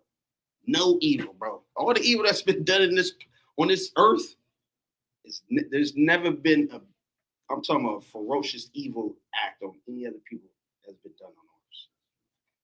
And that's all for his name. You're not putting in the work. You're not getting your strap. We're getting DP'd on the daily. I'll teach you about that after class. Right. DP'd? No. I'm not talking about that. Keep going. Yeah, I got you, right, brother. But again, hey, like I said, but again, this is why I just can't call brothers and be like, yeah, man, you know, so I blood was, you know, I can't, you know, I just can't. I'll be afraid. Like, hold on, double what? Double what? What did he say? Go ahead, up. Yeah, something said. It's funny you say that about the name. Because last night I had a dream that I don't know where I was at. I was on some heathens and I was playing some jigs. Okay. They mocked the Most High name. Uh-huh. And I got mad. And I praised the Most High, like, to be attention on it for mocking it. Okay. And I remember in the dream I said a prayer. Everybody dropped dead around me. Damn. And I was like, I woke up and I was like, damn, that was crazy. You know what I'm saying? It was like the Most High listened to my prayer because I was angry because they was mocking me. And then I just remember in the dream I was like, praising the Most High, and then everybody around me dropped dead. That's great. But see, that's the power that the Most High's name possesses. When them heathens, when you read the book of Samuel, and them heathens took the Ark of the Covenant, what was happening to them? God was getting beat up. They was getting diseases. They was dying. They was, listen, we just need to get rid of this thing. Yeah. This belongs to Israelite. This is your house. Yeah. Now, Most High, it's like, again, you live on the left coast, you go to certain hoods, right? You can say a name. Okay. You know such and such? Hey, you good with me. Oh, that you know, big homie? You good with me. That's the Most High's name, man. And that's how Samuel was walking. When he was in a part of, you know, some part of the rulership during his walk, Israel would be like, did you come to judge us, or what's up? Like, what's up, big bro? What's going on? Like, what we do? What do you need? You need anything? You need anything? You good? But we don't, you know, we should, again, that's why I told y'all, I gave y'all brothers that reverence the priest speech, because brothers should be, you know, really, you know, fearing the Most High, man. And it just goes for any brother that come around, you know, especially our elders are, you know, or even, you know, elders that put in 40 years, 30 years putting in this work, man. It's a level of respect. And the level of respect that we got to show the Most High is, you know, something that we can't even fathom or even imagine. That's the type of respect that we got to have for the Most High, for his name's sake, because we carry that name. It's owners, right? And other people, they look at us as spittle. This is why the Most High looks at these other nations as spittle. You gonna look at my people as spit, you're spit, right? You gonna look at my people like they, you know, that they'll never be nobody. And listen, one day you ain't gonna be nobody. I was gonna say too, real quick, and even with the brother just talking about the way that we supposed to reverence the Most High, the way we reverence the Most High is the way we reverence each other. You know what I'm saying? So it's just looking back on things and being able to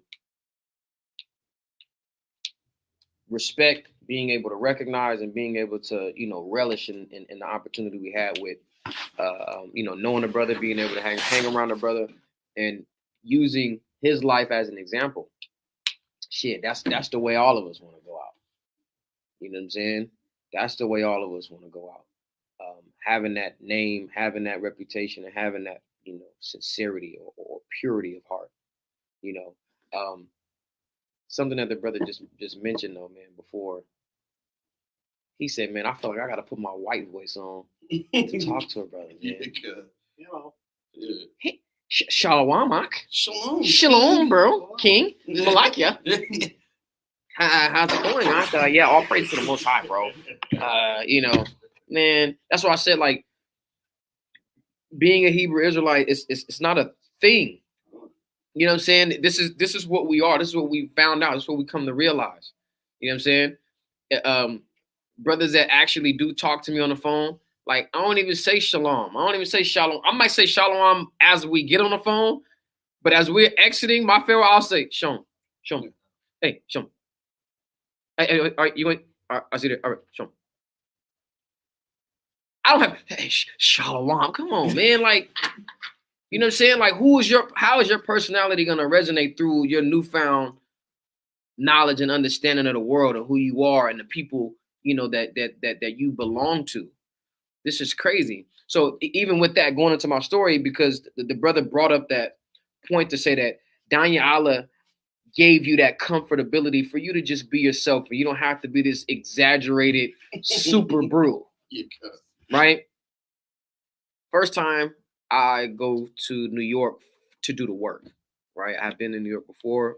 My pops is from New York, but my pops is he's from upstate New York. He's upstate. First time I went to the city to do the work. He's literally 45 minutes from Buffalo.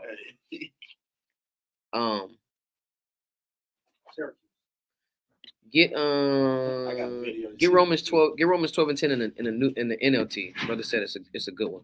But first time we're there, right? So I had my dad drive from where he's from down to the city. It's about 5-6 hours. He met us there. It was me, my son's mother, my dad, and his girl at the time. So we all chilling. I hadn't seen my dad in probably like 2 years at the time. He had moved back, you know, to where he was from. We all chilling. Me and Chief was out there. We was supposed to go cut up the Kemetic niggas, you know, and it was the summit. It was the 7th Mashra Yasharala Summit. This was 2017, I believe. And so you was out there for the summit? Nah, that was the summit, the New York takeover thing. No, okay, that one the summit. But so when we get out there, you know, I chilled with my dad for a little bit, boom, and then I had him drop me off where Chief was. Chief was staying with all of the elders. I mean, like if I told you all of the brothers that was in that house, I'm talking about it was, you know, Elder Thawam, Elder Kahan, Elder Shalamah, Elder Paula Pawaz, which is my brother who's gonna be the main person of this story. It was Elder Masha. I'm talking about it was about 500 years worth of knowledge and experience of being in this truth in that house. I mean, it was crazy. And this is the first time I had met them. So, you know, you kind of come in there, you're intimidated a little bit. You're a bit timid, like white voice. You know what I'm saying? That's my white voice. And so you come in there, Shalom Mak, you know, and you're saluting everybody. And then, you know, the brother's like, first of all, I'm not saluting, you know, you ain't got to do that, bro. Just one, thumb, and then all the brothers salute you, and it's cool. All right. So I can exhale a little bit, right? So me and Chief, I only get dropped off there to meet up with Chief, which we're in Brooklyn. We're in Flatbush. I'm supposed to link up with Chief. We're going to hop on a plane. We're going to Harlem, right? We're about to go to 125th Street, go cut up Sonetta and anybody that want to smoke at the time. We was prepared. We was out there, two-edged sword. I get there. I salute everybody. We chop it up. Chief looks at me and says, man, I want to go to Harlem, but and the brother Paula Pawaz, he goes, oh, what? Paula Pawaz at the time, he didn't cut his hair, right? He looks like Bookham from All About the Benjamins. He looked like Ice Cube, All About the Benjamins, right? Stocky, straight back braids, right? Chinky eyes, but real gangster looking. You feel me? But he was cool though, and he talked real slow like this. Right? He said, y'all going to Harlem? Oh man, I got some. He literally said, I got some, my folks is out there in Harlem. I need to go out there. So it's funny that as I'm remembering the story, it goes into hand of literally what I'm talking about, having that brotherly spirit and just not making this a thing rather than recognizing who we are. And then you have that network and that resource everywhere you go because Israelites are everywhere. He's like, I got my people in Harlem. Matter of fact, let me put my clothes on and I'm going to go roll with y'all. He's like, all right, cool. As he go get dressed, Chief goes, man, I'm sleepy. We done been traveling, brother, that had layovers. He's like, man, I'm tired. So I'm like, you tired? He's like, bro, I ain't gonna lie, man. I think I need to take a nap for a couple hours before we leave. And I'm like, Nigga, what? Like, first of all, I was just kicking it with my pops. I ain't seen my pops in like 2 years. We was kicking it. You know what I'm saying? My son was probably like 1. So they spending, grandpa, and grandson time. I want to be a part of that. I'm like, why you gonna have me come over here? And then you talking about you see me about to go take a nap. And I'd already told you I'm a little intimidated because I'm here with all the elders. These ain't just elders, people I'm talking about. These are elders. I'm talking about these dudes been in the truth since the 80s. Still doing the work. Thawam looking like a damn, what is it? A Venetian couch. This brother has the coldest garments you've ever seen. And Chief about to go to sleep, and I got to sit around here and do what? Sit on my phone? And if you ever been in one of these New York damn brownstones, they're structured real weird.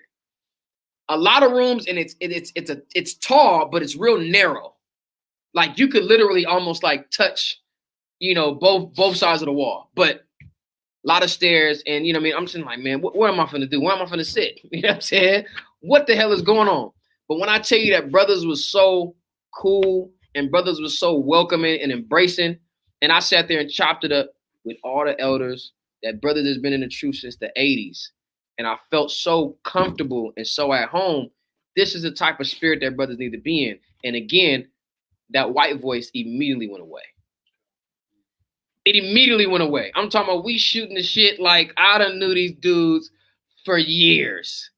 You know what I mean? And again, the brother Paula Pawaz, the elder Paula Pawaz, my guy, my brother, still love that brother. I seen him, and this is so funny because I seen him last October for the first time since then. And my brother Daniela was with me. We went out to Miami for the opening of the school. You know what I'm saying? And I kept telling her the whole time, like, bro, we gotta meet Paula Pawaz. And, just how me telling this story, how it connects, because this is the spirit that brother had when I was in New York. And this is the spirit that my brother Daniela had just in general. So when I'm telling them this and then they was able to meet, it was just a good thing, man. It's just good stories to tell and things to be reminded of. And this is what brothers should have everywhere we go. I can't say this enough. This is not a thing. You know what I'm saying? And we joke about it, say, man, this thing we call the truth, this thing we call being a Hebrew Israelite, this thing we call life, because people make it that. Instead of you just embracing it and allowing it to just be what it is, you try to, put certain stipulations, or you try to put certain your own ideas on these things, and it's not. Just be you. Follow the law, statutes, and commandments. Be a brother. Be a servant of the Most High. And again, the way you serve the Most High is the way that you serve your brethren. The way you serve the Most High is serving your brethren and your sisters and your kids, all these different things. And it makes it really easy, man. And again, I pity everybody that is on here that didn't get a chance to meet the brother, because this is what you saw from him every single time you were around him. If you had the opportunity to go and see how the brother lived, if you was able to sup with the brother, you would see that, and he made it easy. One thing I told him was, I'm talking about, me and my wife will be sitting there chilling. It'll be about, again, midnight, about 1 a.m. His wife and my wife got cool, and then me and him developed a strong bond relationship. I'm on the phone with him, his wife and my wife texting each other. And I'm like, bro, I ain't gonna lie, man. I took a nap earlier, man. I'm kind of like wide awake. You know what I'm saying? You awake? He's like, yeah, bro, I went to sleep earlier. I'm awake. Where your wife at? She in there. She probably just put the kids down because our kids go to bed late. I go, bro, we about to pull up. I'm talking about it's literally 1 a.m. He's like, bro, I'm about to pull up. He's like, you lying. Son goes, listen, me too. Listen, hey, bro, I'm asleep. Listen, I'm asleep. Listen, I'm asleep. Come on. So did you know I got to work in like 2 hours? Bro, I got to work in 2 hours. You know what I'm saying? Like, I'm not fortunate. Good thing we didn't have, you know what I'm saying? We didn't have to clock in, clock out. So, not rich. Boom. He's like, listen. Like, here, I don't know if y'all heard what he said. Listen, he said he's not rich. Remember, I used to always, if anybody that's really, our faithful tuner enters, no, I used to always say, my rich friend over here to the left. All right? We're talking about the brother Daniel right there, right? Okay, he left his kids a lot of coins. He left his kid a lot of coins. Okay. Another inside joke, y'all probably ain't gonna catch on, but saying all that to say, we'll pop up 12, 1 in the morning, 2 in the morning. You know what I'm saying? But it was so funny because if y'all could see this light right here, if y'all can see this light right there, right? He had this weird ass, like the, what do you call it? It's like a, no, it wasn't a chandelier. It was a window on the ceiling, but it's a skylight. He had a damn skylight in his house, right? So I could never go over there and really kind of like chill. You know, you fall asleep on the couch. You can't really sleep into the day. If I got there at 1 and we parlay until about 3 or 4, and then we all doze off, go to sleep, I'm up by like 6 or 7. I'm ready to go home because of this damn skylight. Son, I'm talking about beaming right in your face. Oh, it was horrible. But I say all of that to say, because I said, if you ever got a chance around him, you'll see the type of spirit that he came in, and him being known in his children and what he leaves behind and the name he leaves behind, and not calling them blessed before his day of death. And in his death, you can see just how blessed he was. And I loved going over there to kick it with him because he established the environment of family. I mean, it just felt so comfortable that I was willing. And mind you, it's so funny that we're talking about this. Do y'all know how far Daniela lives from me? No. 50? About 50 minutes.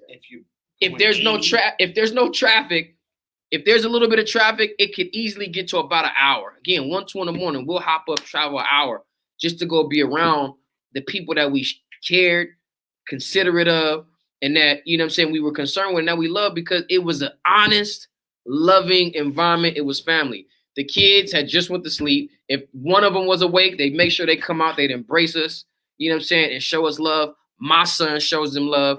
They get along. They with each other right now. You know what I mean? This stuff is important. If a brother's here, if a brother's not here, these things are important, not just for a certain few of us. We need to have this for everybody. At least everybody in Sakari. We can understand how doctrinal differences can cause division. You know, I understand. But it's still got to be a level of love. It's still got to be a level of concern, man. And when you just, you know, are able to experience something like that, and then it's taken away from you, you kind of have this desire to recreate it. And not, I know, it smells like dog. It smells like bad breath weed. It smells like dog. The people next door to us, man, they always really think that they're, you know, they think that they're really artists, huh? And they're smoking some weed. Anybody that used to smoke weed, you know, you done had a partner that you done went to go smoke with, and the nigga don't brush his teeth. It's really coming through the vents. But you know, a brother don't brush his teeth, and the blunt come around in you, and you be like, nigga, if you don't get your ass out of here with this yuck mouth blunt, that shit smells bad. No, because he was like, he said, you know, you passed the blunt. You got this yuck mouth and then blunt. he was all like, I got one in my car. My guy was like, wait, huh? He said, a fan. He looked at him like, what the fuck are you talking about? But like I said, you know, you get to the point where you want to recreate it, and the way that I keep looking at it is, instead of me trying to recreate it in the manner in which I was able to experience it, I would want to create it where it's something bigger, where it's something more, you know, involved with everybody, rather than just, you know, because one thing I said, since this whole situation has happened, you know, we done added another stone, right? So we have 12 general principle stones. We added the 13th stone, which is a soldier doesn't make excuses. But we also added a 14th stone, which is a soldier should not be a fucking weirdo. And everything that we just don't be a weirdo. You know what I'm saying? Don't put your white voice on. You know what I'm saying? Just be you.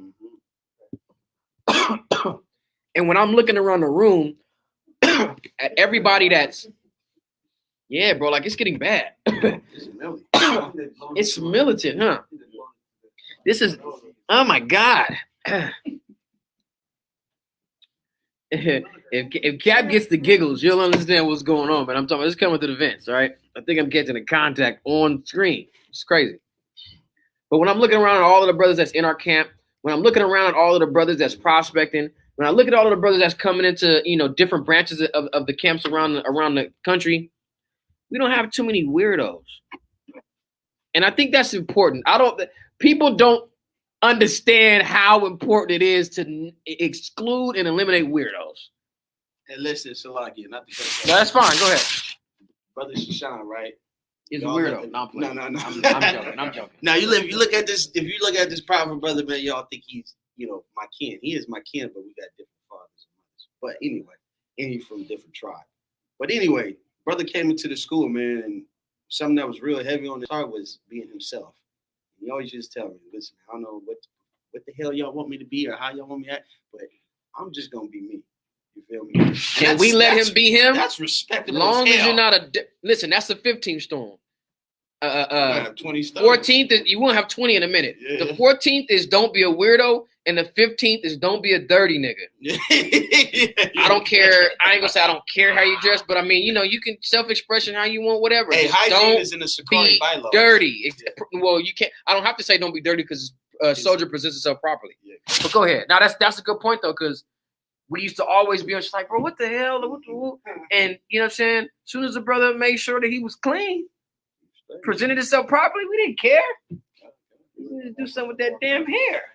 Yeah, That's a listen, bar. but that's Esau. Esau gonna smell like garbage juice. But no, yeah, the brother always, that was always something that was, some heaviness on his heart, man. It's just like it was damn near every weekend he's over here just telling me, how do y'all want me to be? How do I present how can I be just, like you niggas, man? Like I don't want to be like you niggas, but it's like how can I fit in? It's like, and I always used to tell the brother, don't fit in, man. Be yourself. That's how you fit in. You fit in by being you. And again, that's something that Daniel, he would talk to you about. Remember, you used to always go to taco shop, always talk about that stuff. Just be you, brother. Right? Brothers got certain difficulties, man. Like, I really need help with this. Be yourself. And you know what I'm talking about. Be yourself. You understand? And that's the thing that we was talking about earlier. We always want to, as Israelites, we always want to categorize ourselves with everybody else.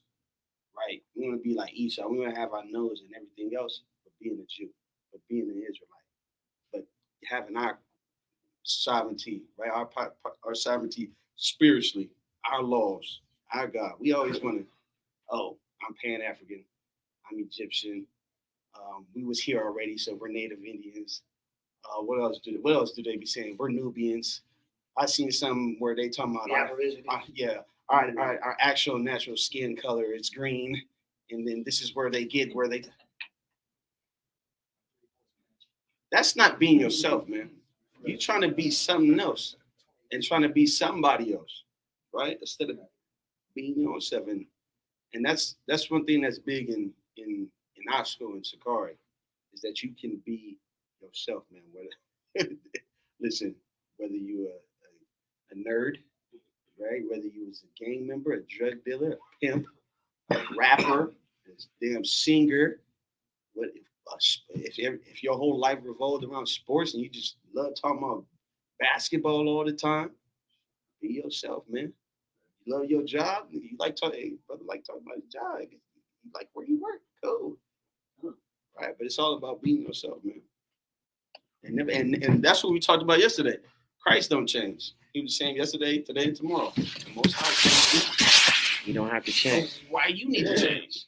What I'm trying to tell you, son, is be yourself. People don't like you to be yourself. Fuck 'em. Now, fuck off this wall with handcuffs on and crazy glue on the lips. Remember that. You got another precept? Anybody got any precepts? I got two.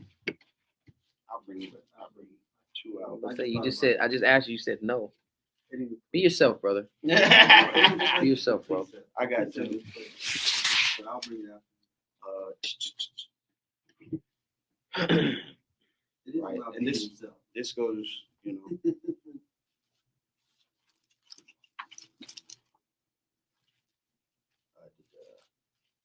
this is Deuteronomy 32:7. It says, remember the days of old, consider the years of many generations, and ask thy father, and he will show thee thy elders, and they will tell thee.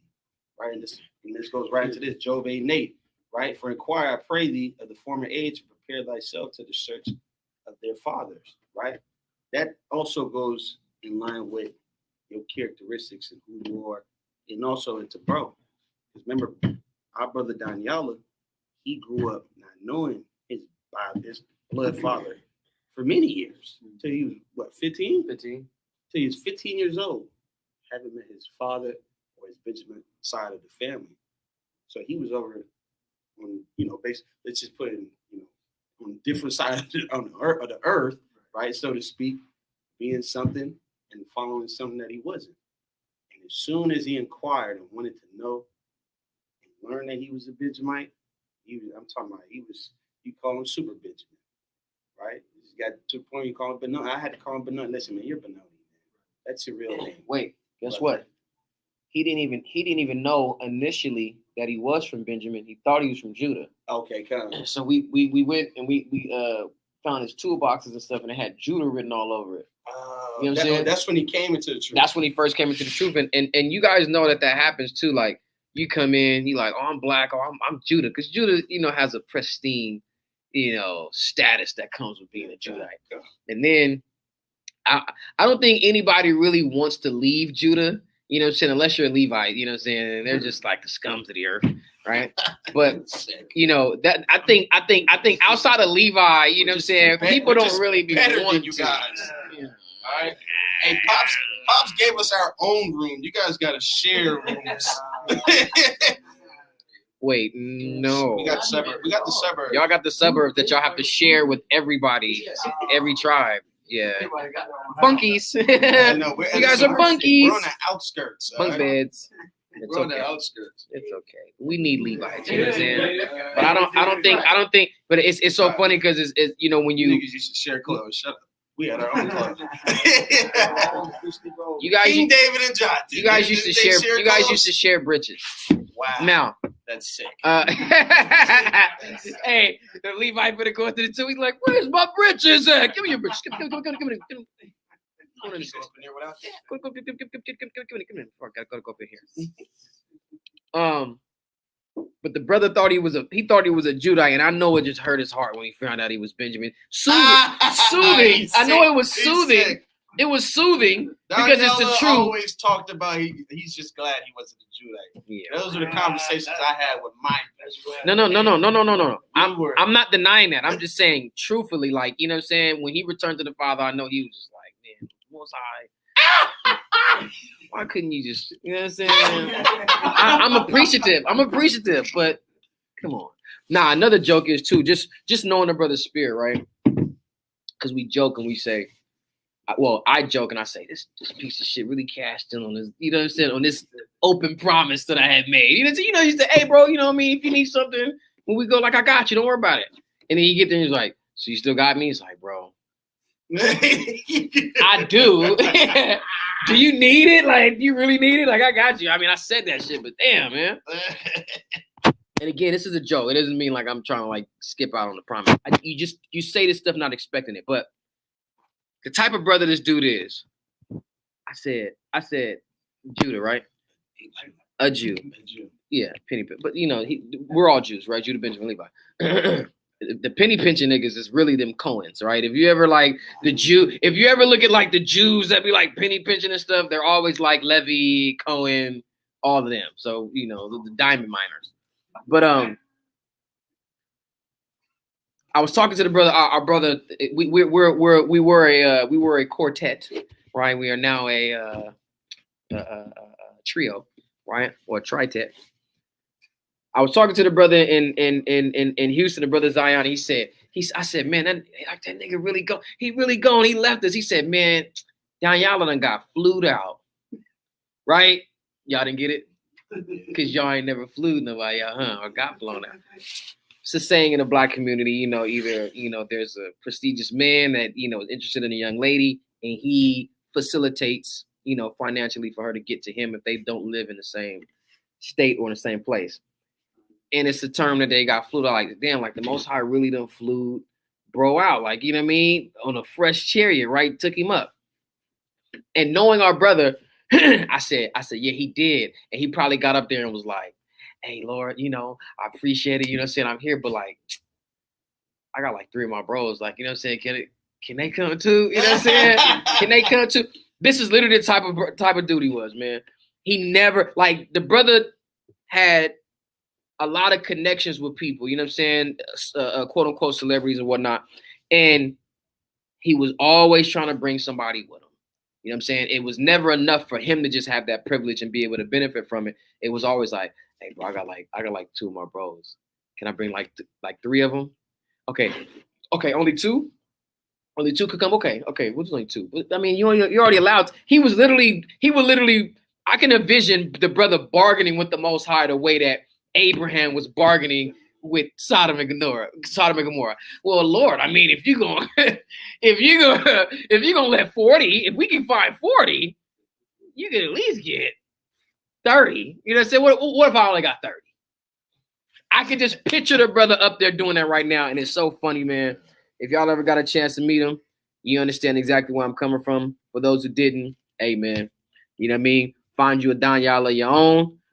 Shouts out, shalom to the brother Ibaja. You got another precept? What was your precept?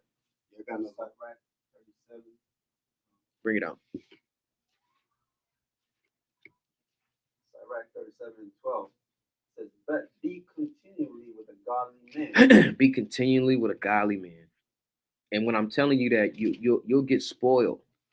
You'll get spoiled to the point when you get around people, and that's just that discernment, you know, that you develop. When you're continuously around a godly individual, man or woman, and when you get around someone who's just not that, you see it. It's clear, you know. And this is what I'm saying. When I look at the men in my San Diego branch, it's, come on. I don't have that feeling amongst nobody that's here.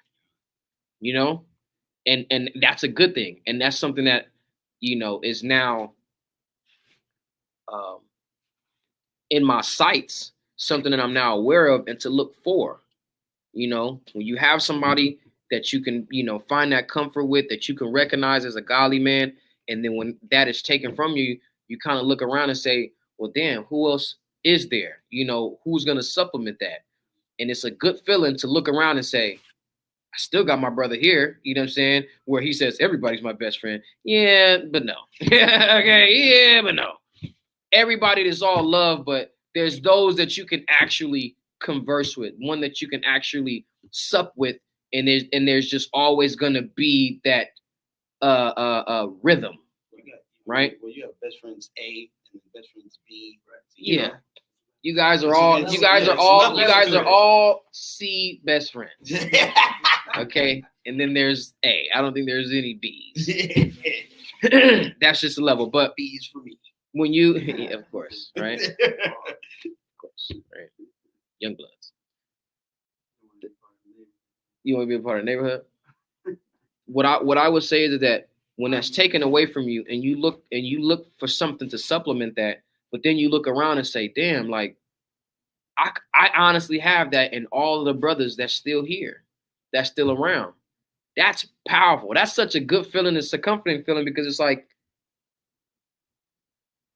I know if anything happened to me, my legacy would be good. I know if anything ever happened to anybody else, y'all legacy be good because of what we have and what we've established here. And if we can just multiply that and carry that spirit, man, you know, let's utilize the situation that has happened to our brother to make sure that we are everything that we saw in the brother or everything that you have ever heard about the brother, and you magnify that. And you make it a point every day when you wake up, you know, when you get the crust out your eyes, the plaque out your teeth, right? All of that gook off of the tongue, okay? That build up. Because a lot of y'all niggas don't floss, okay? It's nasty. You guys need water picks. You guys have a water pick? Who has a water pick? You guys are disgusting. All right? It's not rich. All right? It's basic oral hygiene. All right? But when you see that, man, you know, you want to magnify. You want to make sure that everybody has that opportunity. Everybody has that as you walk in this truth. That's what you should give off. And it should never be anything less. We have an example. It should never be anything less. If you ever get and feel selfish, check that shit. If you ever feeling, you know what I'm saying, just not in the mood or whatever, check that shit. You never know who you are to somebody else. You know what I'm saying? You can be that 1 out of 1,000. You're in the truth now. That can be a thing. Being in the truth. That's the thing.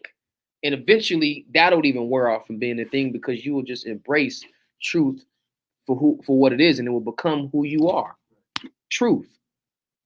You don't have an opportunity to just I don't not now.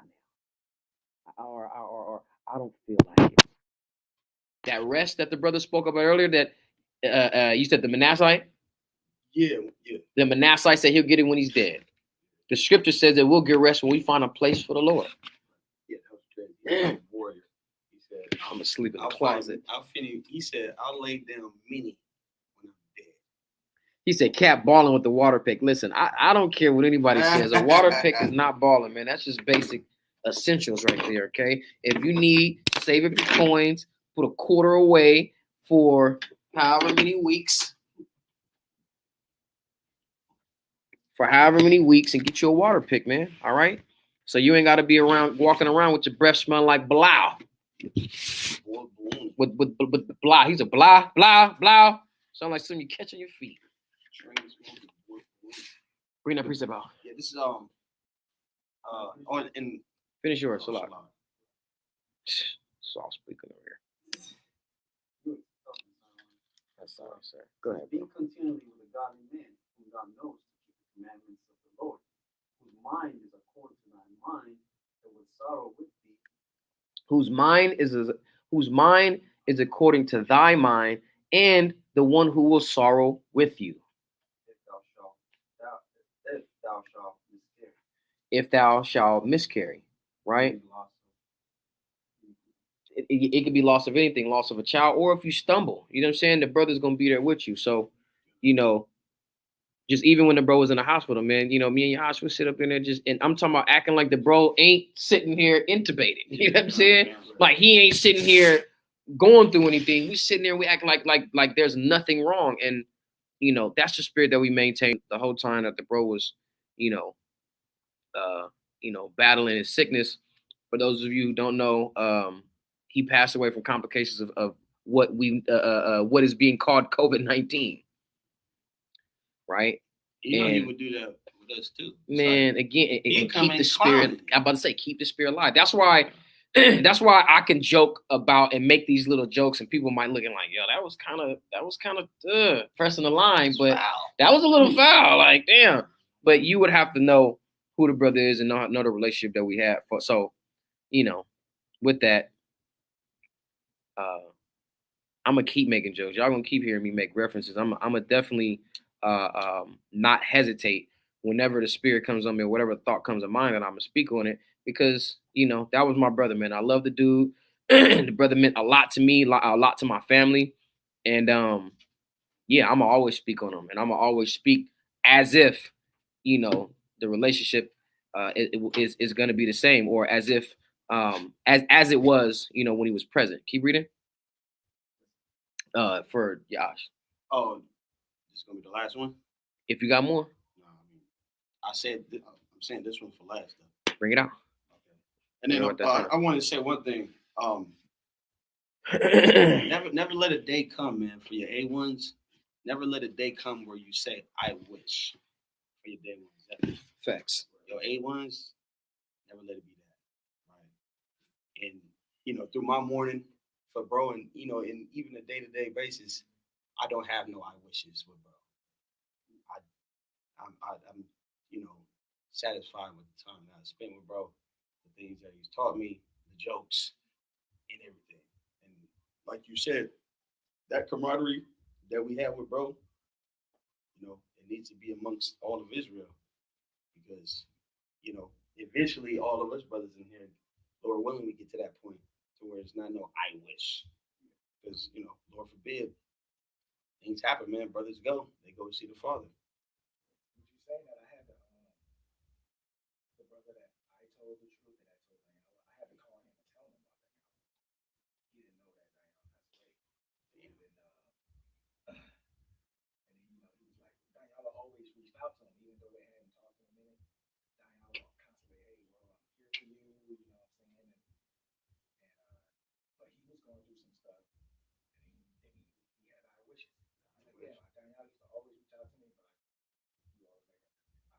you, whatever, and like I didn't get a chance to you know,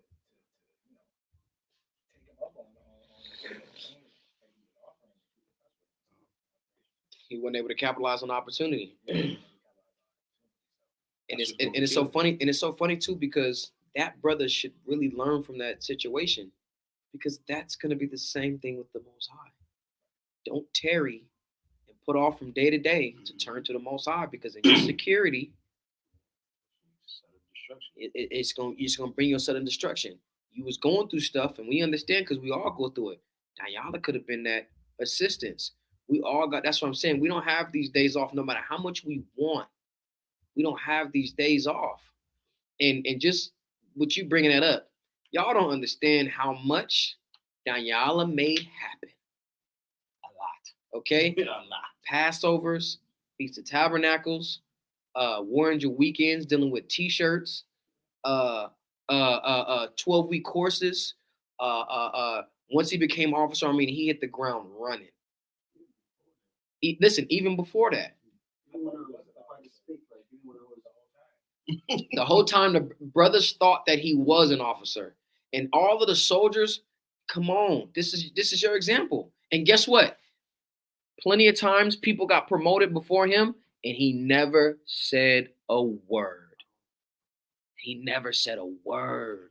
He used to bug the hell out. That's what I gotta do to be officer. He never said that to me. And I would have thought because I'm captain that as soon as the opportunity came, he'd be like, what's up?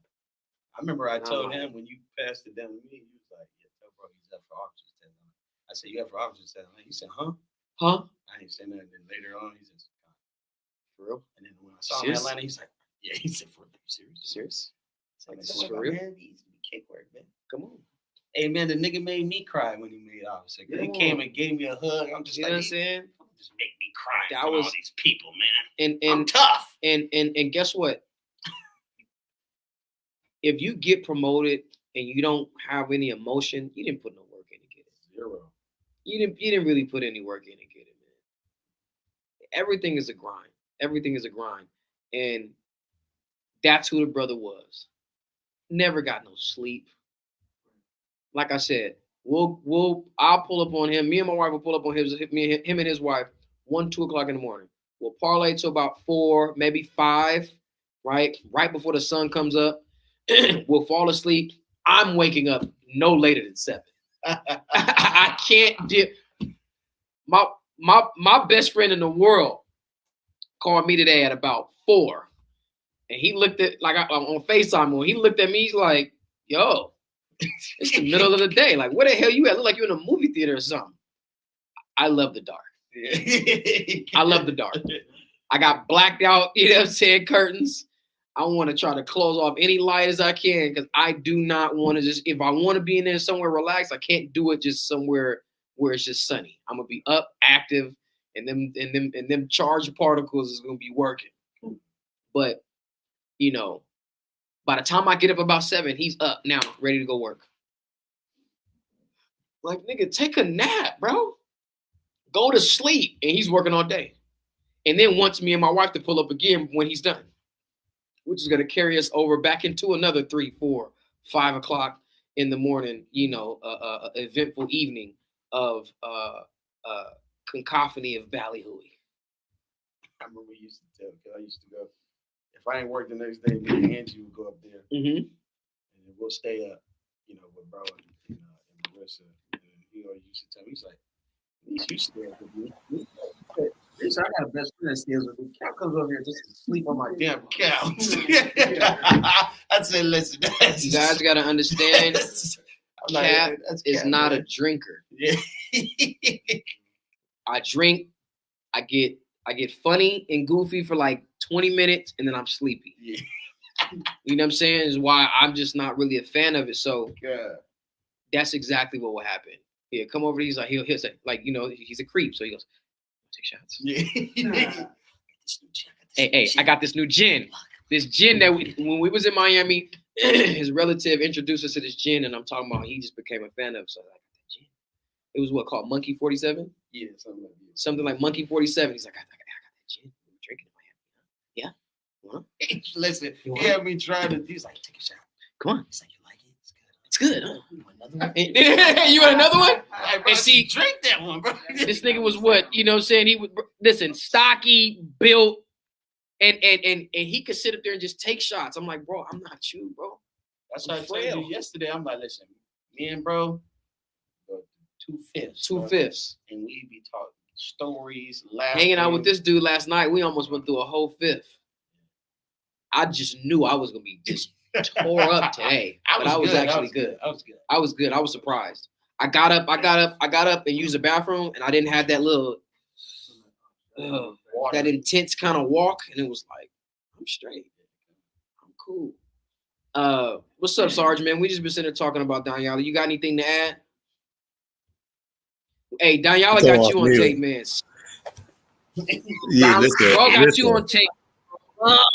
I'm talking about like, hey, I'm talking about like cut, bro. When you some man. Let me tell you something. Hey, since we're reminiscing about the Benjamin King, man, Daniela, let me tell you. See, Cap got cool with him later on in life. You know, when you know his business, you know, started to get successful and he was prosperous. You know what I mean? That's when Cap, you know, built that bond. But I'm talking, we used to have the North County sect. A lot of y'all don't know about that, man. We got videos and all that.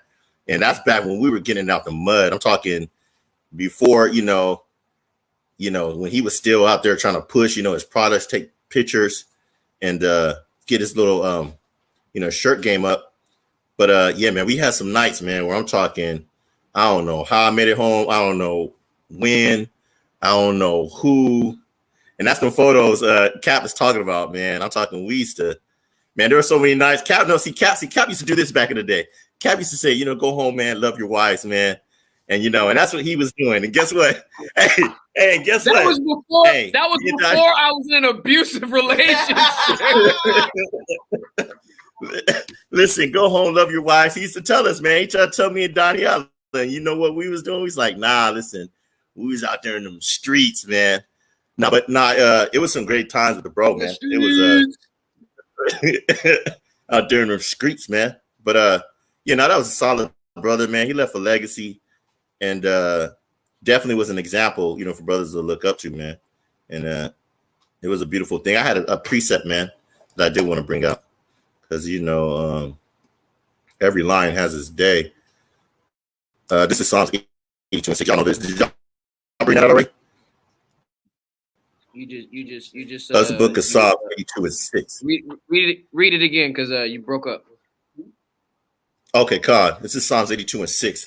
It says, I have said, ye are gods, and all of you are children of the Most High.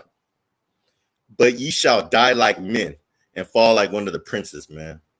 So, you know, that's just when I used to read that, you know, he used to let us know that, you know, yeah, we kings, you know, we kings and priests, you know what I mean? But sometimes when you go out, man, you know, you're gonna die the death like everyone who's came before us, man, you know. And that's life, man. And guess what? Then you go, your spirit, goes back to the Most High, and then you regenerate, man, and do it again. Generate again, man. That was powerful. We are as gods. You're gonna die like men. Mm-hmm. You know, meaning carnally, but even colloquially, the way that we use the term "die like a man," meaning, you know, standing on your cube, right? Standing firmly on the rock of the Most High.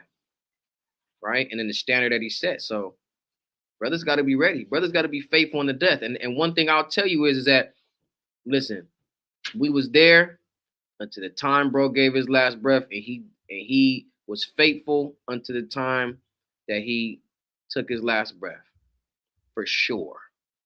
Okay, bring your precept up. God, this is Sirach 38, starting at 16.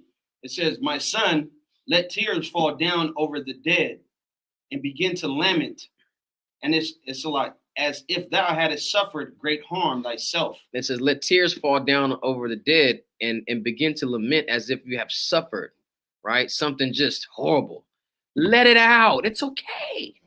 Don't run, but don't be a fool and let that carry out for the rest of your days, right? Go ahead, huh? My bad. We had already said it. I'm just repeating it. Bring it out. It says, It says, and then cover his body according to the custom, and neglect not his burial. And cover his body according to the custom, and neglect not his burial. Read. It says, weep bitterly and make great moan and use lamentation as he is worthy, and that a day or two, it says, lest thou be evil spoken of, and then comfort thyself for thy heaviness. For of heaviness cometh death, and the heaviness of the heart breaketh strength. In affliction also sorrow remaineth. Real quick, it says heaviness of the heart breaketh strength, right? So this is why you kind of have to almost immediately figure out that time, take that time, and get back, because it's other people that draw from your strength. You don't have time to just be sitting here for the longest of, extended amount of time to just have this heaviness of heart, because it's draining your strength, and it's going to affect other people. You see what I'm saying? Funny thing, man. I gotta pause you real quick, bro. Had a conversation with the brother. His wife's mom was about to pass, and he came to me. He was just like, bro, how do I, explain this to my kids? And I said, you just got to be straightforward with them. Straightforward and honest. And the reason I said that is because at that point, you get to control the narrative of how they understand and receive death. See what I'm saying? You get to control it. If you leave it alone and you let them just kind of naturally respond to it, they're going to be looking to be influenced by other people. If they see somebody that's just all torn apart and they can't get it together and all that, then they're going to embrace that same, way of handling things. So you want to be able to control the narrative. And it's just crazy because he ends up passing away later. And then when we have to explain it to the kids, they received it very, very well. Still cried, still was able to, let their emotions go, and they're still dealing with it. But it opened this platform now where his kids actually inquire about it. They ask questions about it. They're not closed off. They're not hiding anything. They're every day. Uncle Taz, so when are we gonna go to be with the most? Wait, chill out, right? You don't want to jump the gun, right? Well, when we get back with him, is he gonna look like my dad? Is it gonna be the same when he's generated again? Is he gonna look like my dad? Is all gonna be the same as it is now? Nah. Questions. But usually, who wants to sit there and talk about how their dad passed away? Nobody. This is what I'm trying to get y'all to understand, that a man is known in his children. You don't bless him before the day of his death. Man, I'm honored to call this man my brother. I'm honored to call this man my friend. I'm honored to say that I knew this brother, and I'm actually seeing his legacy and his children and how they press the line for this truth. And they want to know, they want to understand. He instilled that and planted that seed in them, and you recognize just how you recognize the type of ground that he planted the seed because of how it's flourishing even when he's not here. Come on. That's all that any of us could really ever ask for. And it also makes you feel good about this next generation coming up behind us. Because me and this brother that stands to the left of me right now, we keep saying it. Hey, we gonna be here, and that salvation is gonna that Joshua generation. It doesn't look like it's with us, man. We look like the Moses generation. We listen. That's why we said we hopefully like. Yeah, the hopeful. We might be the ones that make it out of America, but might not make it into the land. Because we have a lot of strongholds on us. And I mean all of us. Some of us might have more of a control on it than others, but if you replace I with we, even illness becomes wellness. We have a problem. That touched you, didn't it? I know.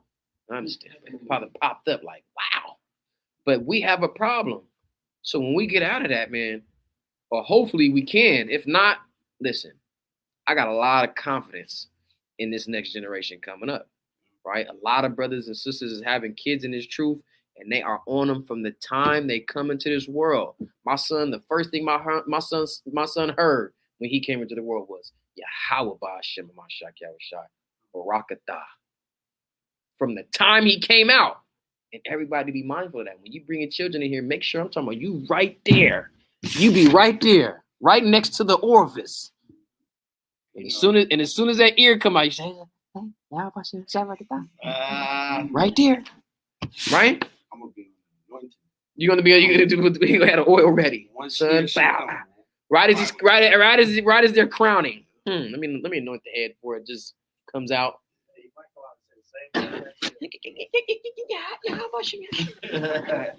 Right, bring it out. I'm a Salah. Let me read. Then the GNT is crazy. Come. Right, I'm gonna start back at 16. It says, "My child," Sirach 38:16, GNT. "My child, when someone dies, you should mourn, weep and wail to show how deeply you feel the loss." How deeply you feel, right? When you just cry out. That's when you're like, man, that brother really meant something to that person, right? Read. "Prepare the body in the proper way and be present at the burial. Weep bitterly and passionately. Observe the proper period of mourning." Observe the proper period of mourning. Read. "For the person. Mourn for a whole day or maybe two to keep people from talking. Right. But then pull yourself together and reconcile yourself to the loss." That's right. "Grief can undermine your health and even lead to your own death."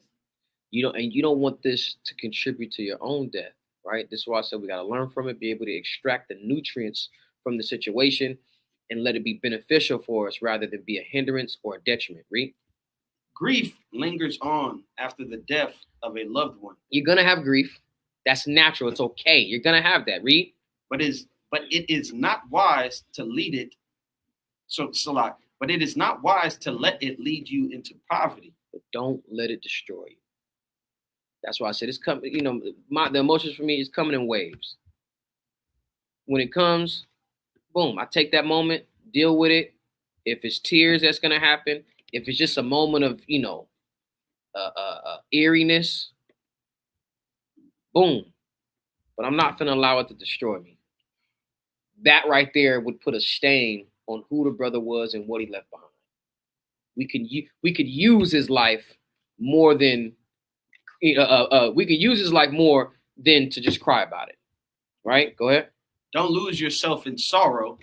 Drive it away. Remember that we must all die sometime." Drive it away. It's not a sorrowful thing like that. We sorrow because we're going to miss the person. We grieve because we're going to miss the person. But it's not a sorrowful thing. Like I said, we're not Christians. We're not sitting here worried and tripping like, I hope he's not in hell. He escaped hell. He escaped hell, right? Read. It says, "There is no way to bring the dead person back." Ain't no way to bring him back. He's not coming back, right? Go ahead. "All your sorrow does him no good, and it hurts you. Don't forget that." And it hurts you. Don't forget it. Read. "You will die. You'll die. Just as he did." Just as he did. And again, this is one of the things that he explained to his kids when the situation happened with his mother-in-law, their grandmother, right? We're all going to have our day, including the kids. They want theirs to come a little bit faster because they want to get back with dad, but we're all going to have our day. They understand it more and more every day. They're processing it well. They're still keeping the faith. None of this has interfered with their walk with the Most High or the seed that the bro has planted. They're still good ground, right?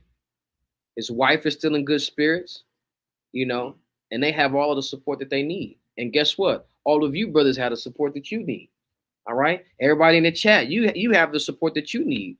Don't be afraid to reach out for it. Right? Go ahead. It says, "You will die just as he did. Today, it was his turn. Tomorrow, it will be yours. When the dead have been laid to rest, let the memory of them fade. Once they are gone, take courage." Take courage.